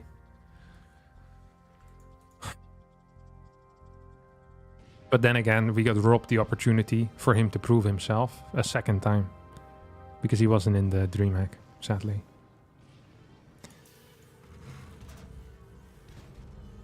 So it's very hard for me to say, really. What about TY? TY is in the army, or he's playing Starcraft 1. One of the two. When it comes to Protoss, I would say Hero Max Packs Classic, I guess. Seems to be fair. And Zerg-wise... Oh, I already had those. So yeah, I'm pretty happy with my list. You can argue about them, but then you would be wrong. It's going to be a Banshee opener here. 2-base Banshee out of Clam. This is what we used to call the Chobo kill build. Chobos are noobs. So whenever you would play against a noob, you would play 2-base Hellion Banshee. And you would just out-multitask him with 2-base Hellion Banshee. It's super safe. It's very aggressive. Easy scouting. And if you're quicker, you can always kill your opponent. Classic Hellion Banshee stuff. I'd be super surprised. Now, this is actually kind of interesting, right? If you remember game 1, Solar scouted, Sol stim, Sol cloak, and then really got no info from that whatsoever. So you gotta kind of remember that when now Solar sees something like this, is most likely he knows it's going to be bio, but he doesn't have that 100% confirmation, which is just super important to have, right?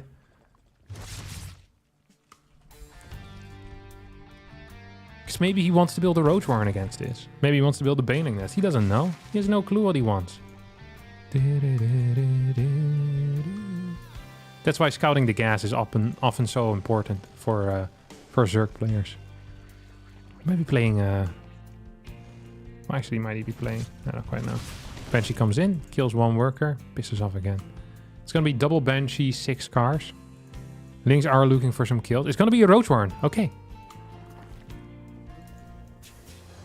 I think he bought it. I think, see, he's being tricked here because of the first game. 100%. He thinks he's playing against mech. He's not playing against mech. Playing against bio, buddy. This is a bio build. This is 100% a bio build. Oh, that's very unfortunate, because Clem also blindly is building tanks already. This is a good map with a lot of nice tank positions. So yeah, this is... Oh wait, oh never mind. No, I completely miscalled this. I'm an idiot. Oh, this is a 2-base all-in. I'm sorry. Well, 2-base all-in, it's a 2-base heavy pressure. In that case, roaches are very good. Ah, complete misread by me. For some reason, I thought the third CC was already down, but of course it wasn't. No, that's my bad. In this case, roaches are actually very good. So then Solar made the completely correct read here, somehow, some way. I guess he saw the complete lack of a third CC. Both in the natural and in the main. Then he threw down the Roach Warren. And now he's playing this. This actually is an issue for Clem. Oh. This might be bad for Clem, actually. This could be really, really bad. I'm sorry, I just completely misread that. Missed the third base there. That doesn't happen to me often. That's a stupid mistake.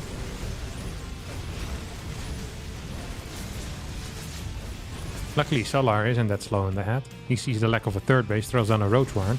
Now he's playing 1-1 Roach, which is pretty much the ultimate counter against this particular style.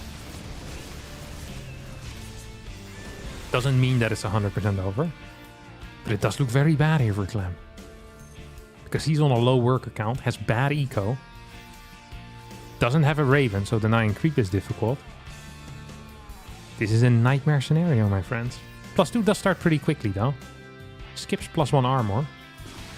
Oh, there's a couple of links that will die, I think. No? Solar's very quick. Let's take a look at the first person here for Solar.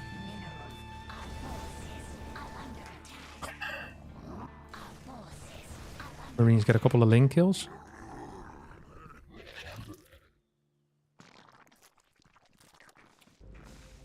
He feels fast, but not...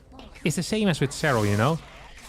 They're fast and quick, but they're not chaotic. You know, I don't mind watching their first person.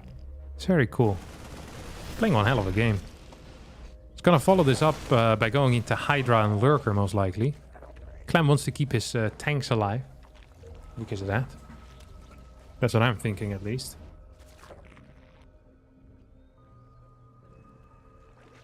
Clem should never push in this game. So the ideal game, the way that it plays out for Clem here, there's two ways he can look at this game, okay? He can one say, I want to go for a 3-base all-in push, 60-ish workers, 2-1 upgrade, +1 vehicle weapon, maybe, what could we get to? 6, 7, maybe 8 tanks. There's an approach you can take if you're Clem, okay? Another approach you can take is that you just sit back and do absolutely nothing. You know, sitting on your bum with tanks, then getting into Ghost, forward base, throw down a couple of orbital commands and take it from there. You can deny creep, never move out on the map with anything that you can't pick up, basically, that type of style. He starts by taking out these rocks. I think that Clem is going for an attack here. Now, this is not necessarily bad. It doesn't mean that he's gonna lose. It just means that he has one chance to win. Clem looks at this situation, he analyzes and says, hey, I think this is my best shot. And I think this is honestly, if the first push doesn't succeed, this was going to be his plan. He set up beautifully with this 2-1 timing. With his vehicle weapons not quite done. That kind of does suck, actually.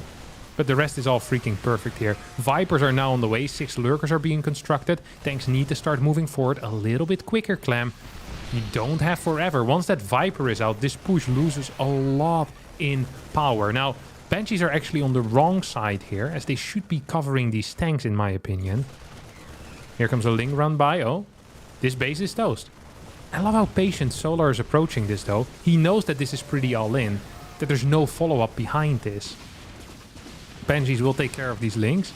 There's one tank on siege over here. There's just a single Viper, but a single Viper does put a massive timer on this push. Every single abduct is one less tank. Ooh! Solar not being very careful here at all with that move forward. It's going to lose quite a few units. Loses 2-3 Lurkers as well. Takes out a tank. Well, takes out multiple tanks, actually, I think. Has taken out 2 so far in total. Ravagers, of course, every time these tanks move forward, are going to be super valuable. There's no second Viper on the way, but this bad boy does have another abduct in its store. Yep. Whoop. Takes it in. Adios, my friend. Seismic Spines has finished up. I think this is the end of the push here, Clem. It's time to piss off back home. Did throw down a forward base, so he's going to try and kind of transition into that late game style. No! He's right in vision of that creep tumor. If Solar was paying proper attention, this would have gone terribly. Well, even if Solar doesn't pay attention, it still goes terribly. Marine Marauder is going to deal some damage here, though, on that top side. Solar actually on relatively low worker count, actually. This is surprising to me. This army is moving forward. Where's the Lurkers? Hello? Completely out of position. Completely out of position. These queens are dying. Clem somehow, some way is making it work here. Blinding Cloud gets used. These Marines are in a dicey spot right now. But these Lurkers are pretty much zoned away from the main army. Now, the main army is strong enough by itself to fight just against Marines. But this was a really nice trade here for Clem, who's now going back in with this top side drop. And he's just juggling between the top and the bottom side. He's freaking out playing Solar. Completely different level here.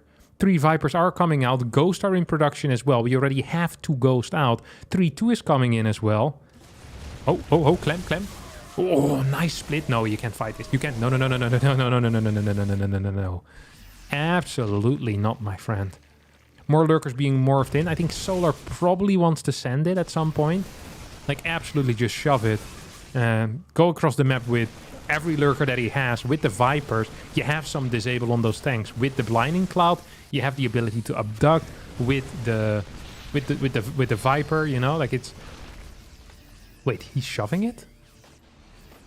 I did not think that Clem was gonna send it. I've expected a lot of things in this game so far, but this was not part of it.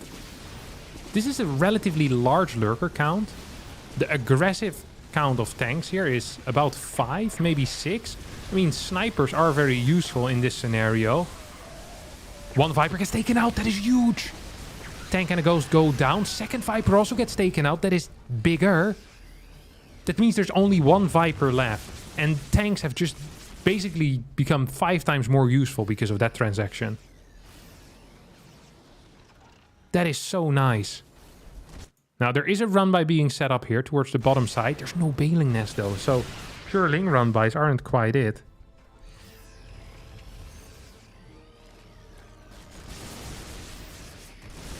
Lurker count is high. Breaking this is going to be hard for Clem. I'd love to see a second factory here. There is a second factory. Is it producing yet? It should be, but it ain't. Ghost coming in as well. More and more lurkers going down. Significant amount of army now moving towards that bottom side. There's no sensor tower in position. There is a Banshee, though, that could help out. Clem is just tanking a lot of damage. Does not have so many scans available. I mean, Planetary is great, but there's no turret next to it. Reinforcements are going to be super important. 3 lurkers, that's a decent amount. Clem continues fighting into this spot. And he's getting okay trades over time, right? But he needs a lot of time. I'm not so sure if Solar's going to give it to him. No repair in time. Clem with a lack of a response really here. Nothing else to say about that. Banshee needs to jump into action now. There are ghosts at home, which means lurkers can't move forward. At the same time, though, what does Solar have left at home? Well, that's a lot of lurkers right over here. They need to start chasing this army because there's not enough on the ground otherwise. I'm not so sure if Solar can easily chase this. This is going to be a pickup, so I guess Solar coulda, woulda, shoot and has managed. Now, there is a tank army here. This ghost has no will to live anymore as he starts marching in towards his opponent. This lurker does get the final shot just before the tank gets its final shot in. That means a couple more workers will end up falling. A little bit frustrating there for Clem, but he is up in supply. He has a massive ghost count, and the tanks here on the high ground are providing a lot of value. I think he's going to win it. Anyway, it doesn't... Oh my god. What a beautiful game. Now, Babylon is a very good map for Terran. A lot of Zergs say that perhaps it's the best map for Terran. That often gets played in best of 3s and best of 5s. But yeah, this is a beautiful display of skill here. Ooh, this part isn't quite as nice. That was 3 ghosts that were in there. I think they just ended up dying. I think it was ghost at least.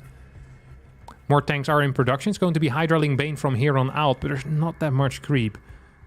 Solar is on 5 bases, but he's only on 70 workers. 5 new lurkers coming in. Baning speed not quite done. Well, minus 4 new lurkers coming in because they just got sniped. Clem is so aggressive. He's so confident in his own army. And he should be. Because he has a massive army. He has a beautiful army. Some even say it is the most beautiful army I've ever seen. Ghost Marine Tank.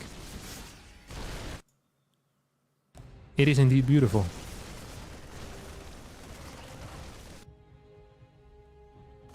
This is a clean setup here for Clem. Poof. This tank gets 3 kills immediately. Marines stim in. 59 workers to 63. Orbital count is of course fairly low. And actually it's at 3 and one of them is over here on this bottom side. What is this? This is the Banshee. This guy has seen some stuff, hasn't he? 20 kills on this bad boy. Doesn't die. Hate to see it. Freaking queens. Queens ruin everything that's fun in life. Stop the monarchy. 2 liberators being constructed here at a time. 2 tanks at a time as well. Also siege units being added in. Hey, this game is over. Okay, let's just be real. This game is over. Clem would need to wet the bed multiple times in a row. It really just bad fight after bad fight after bad fight. I'm not saying I would win from here, but I'd say it's pretty darn close. Okay. You could give me Clem's position. Now, I know I could mess it up, but I could also win. If you don't tell Solar that it's me playing, I think I would actually win. There's a lot of bailing still as well. Never mind. Look at these snipes. That is beautiful. Oh, that is beautiful. GG gets called. Clem wins the game. Hate to see it.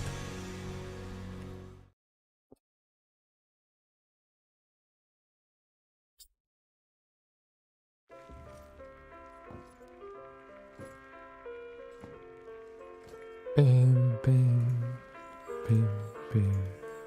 Bididididoo.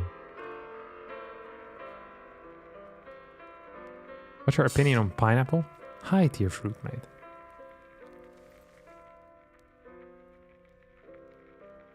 Freaking high tier fruit, okay?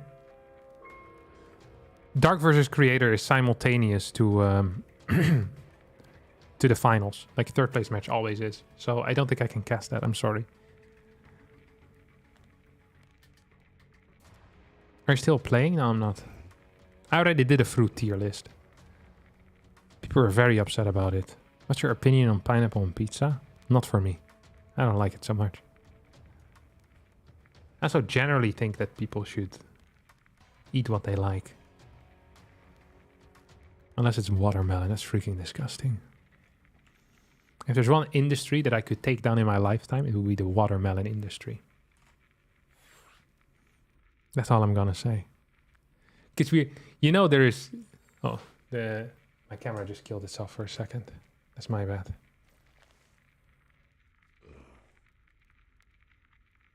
I'll get it back up later. Actually, I'll open the door. It's a bit warm in here. It died because of internal temperature issues.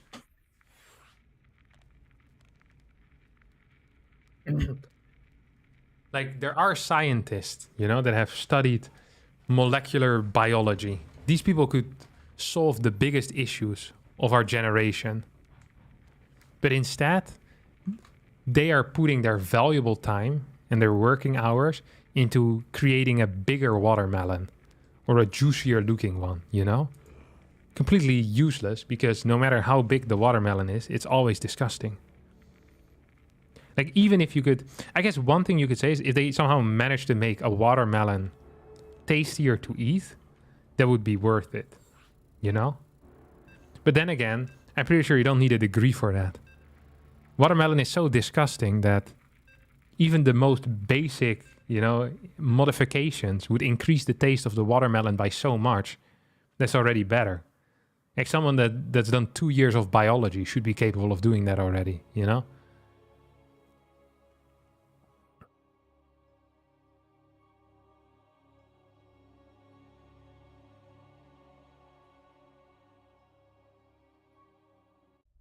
I don't know where you're getting your watermelons from, but in my country, they are amazing. You see, people that are into watermelons always say that type of stupid stuff. But people in my country say the same thing. Say, oh, I love these watermelons. I've had watermelons I thought the same, because people kept telling me how delicious they were. So I've been eating watermelons in many different countries. Probably more than 15 countries I've eaten watermelon. Asian countries. I've eaten in North America, I've eaten them. From South America, I've eaten them. I've eaten them all over Europe. And they always taste the same, and they always taste disgusting. Like, I don't know what to tell you. Like, maybe if I grew up on a farm and I had eaten potatoes without spice my entire life, every day, for every single meal, and then some traveler comes by with a cart on a horse in front of it, and he sells me a watermelon. Wait, is this me? Yeah, it's not me. Kuro, piss off, out of this game. Would sell me a watermelon, then maybe I would be impressed by the taste of the watermelon. But I wasn't born on a farm, and I didn't eat unspiced potatoes for all my life. I also wasn't dropped numerous times as a baby on my head. I have no significant brain damage. My taste buds still work. You know what people always say about watermelon? You know what people always say? It's so nice and refreshing. It's like, that is not a flavor, you idiot. Nice and refreshing. That is a feeling. It's like if you freeze water, you get ice. That's also nice and refreshing. He's coming upstairs. She's upset about the watermelon take. There's a game happening. Yeah, leave me. It's just the start. They love to hear about watermelons. Leave me alone. Yeah, she's also been hit on that a couple of times, too many times as a kid. I said that while she was still on the stairs, so she didn't hear it. Yeah, I'm done.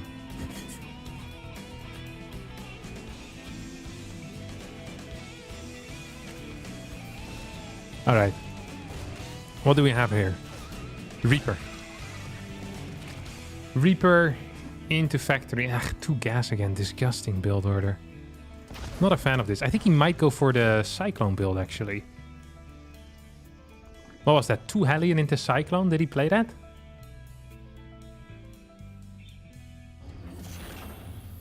I think so, right?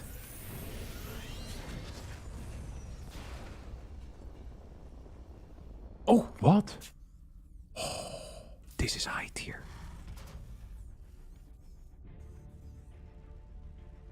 Now this is freaking high tier. You never see these builds anymore, you know that? This is one of these old tricks you read about in the books, you know? This is how Judas betrayed Jesus in part 2 of the Bible. As he told his opponent about the hidden proxy starport. This is a true story. What is a Liberator? I thought I was going to go for a Hellion drop. That would have been so much better.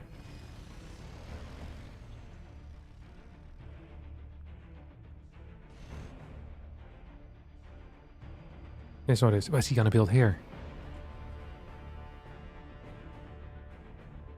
Does he want to? Is he going to proxy battle cruisers? He's actually memeing for me, isn't he?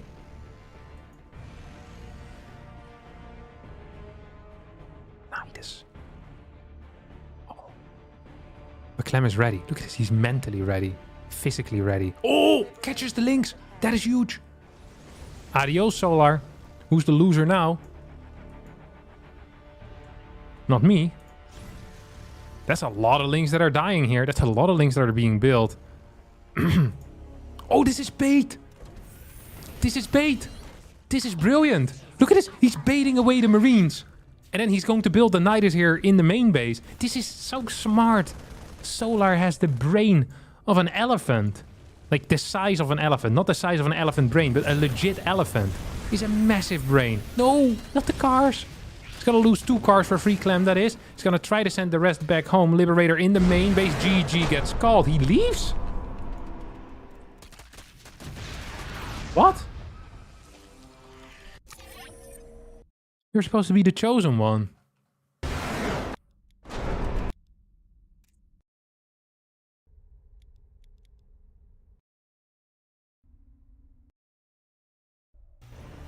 What?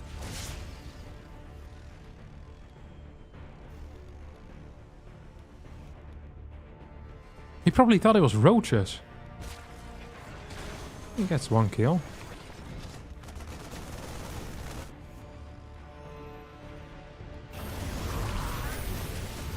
Was this really that bad?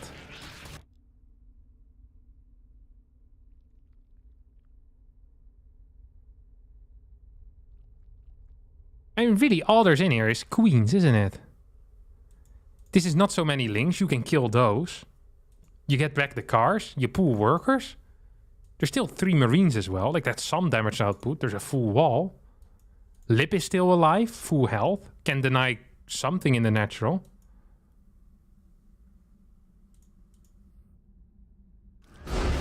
Really? This didn't feel like a GG at all. Like, at all. I guess triple CC isn't done yet, but it's only 6 queens. I think he thought it was a roach all-in. If it's a roach all-in, it's game. Like, if there's any amount of roaches, you're never killing that, but there's no real damage output in that. Yeah. Don't forget the Liberator can also kill stuff. I don't think this was over. Well, it's over now, but that's how it is. Wow. What a show, though. Let's see what Wardy has to say about this on his stream. Never listen. 40 TV Spring Championship, and we're going to be starting off in Groups A and B. So this is going to be live 19 hours and 20 minutes from now with Group A. What's he on? Wayne, Lambo. Oh, he's talking about his own tournament again. Well, that's not it. How much was this match worth? A couple of hundred. So first place is 557, second place is 280 or so. And you also get WTL points. And then you have like mid-season payouts. I once got 4th place in one of these Kung Fu Cups. And I got like 2 payments for it for like a mid-season payout. I'm not quite sure why, but I love it. That was fairly frustrating.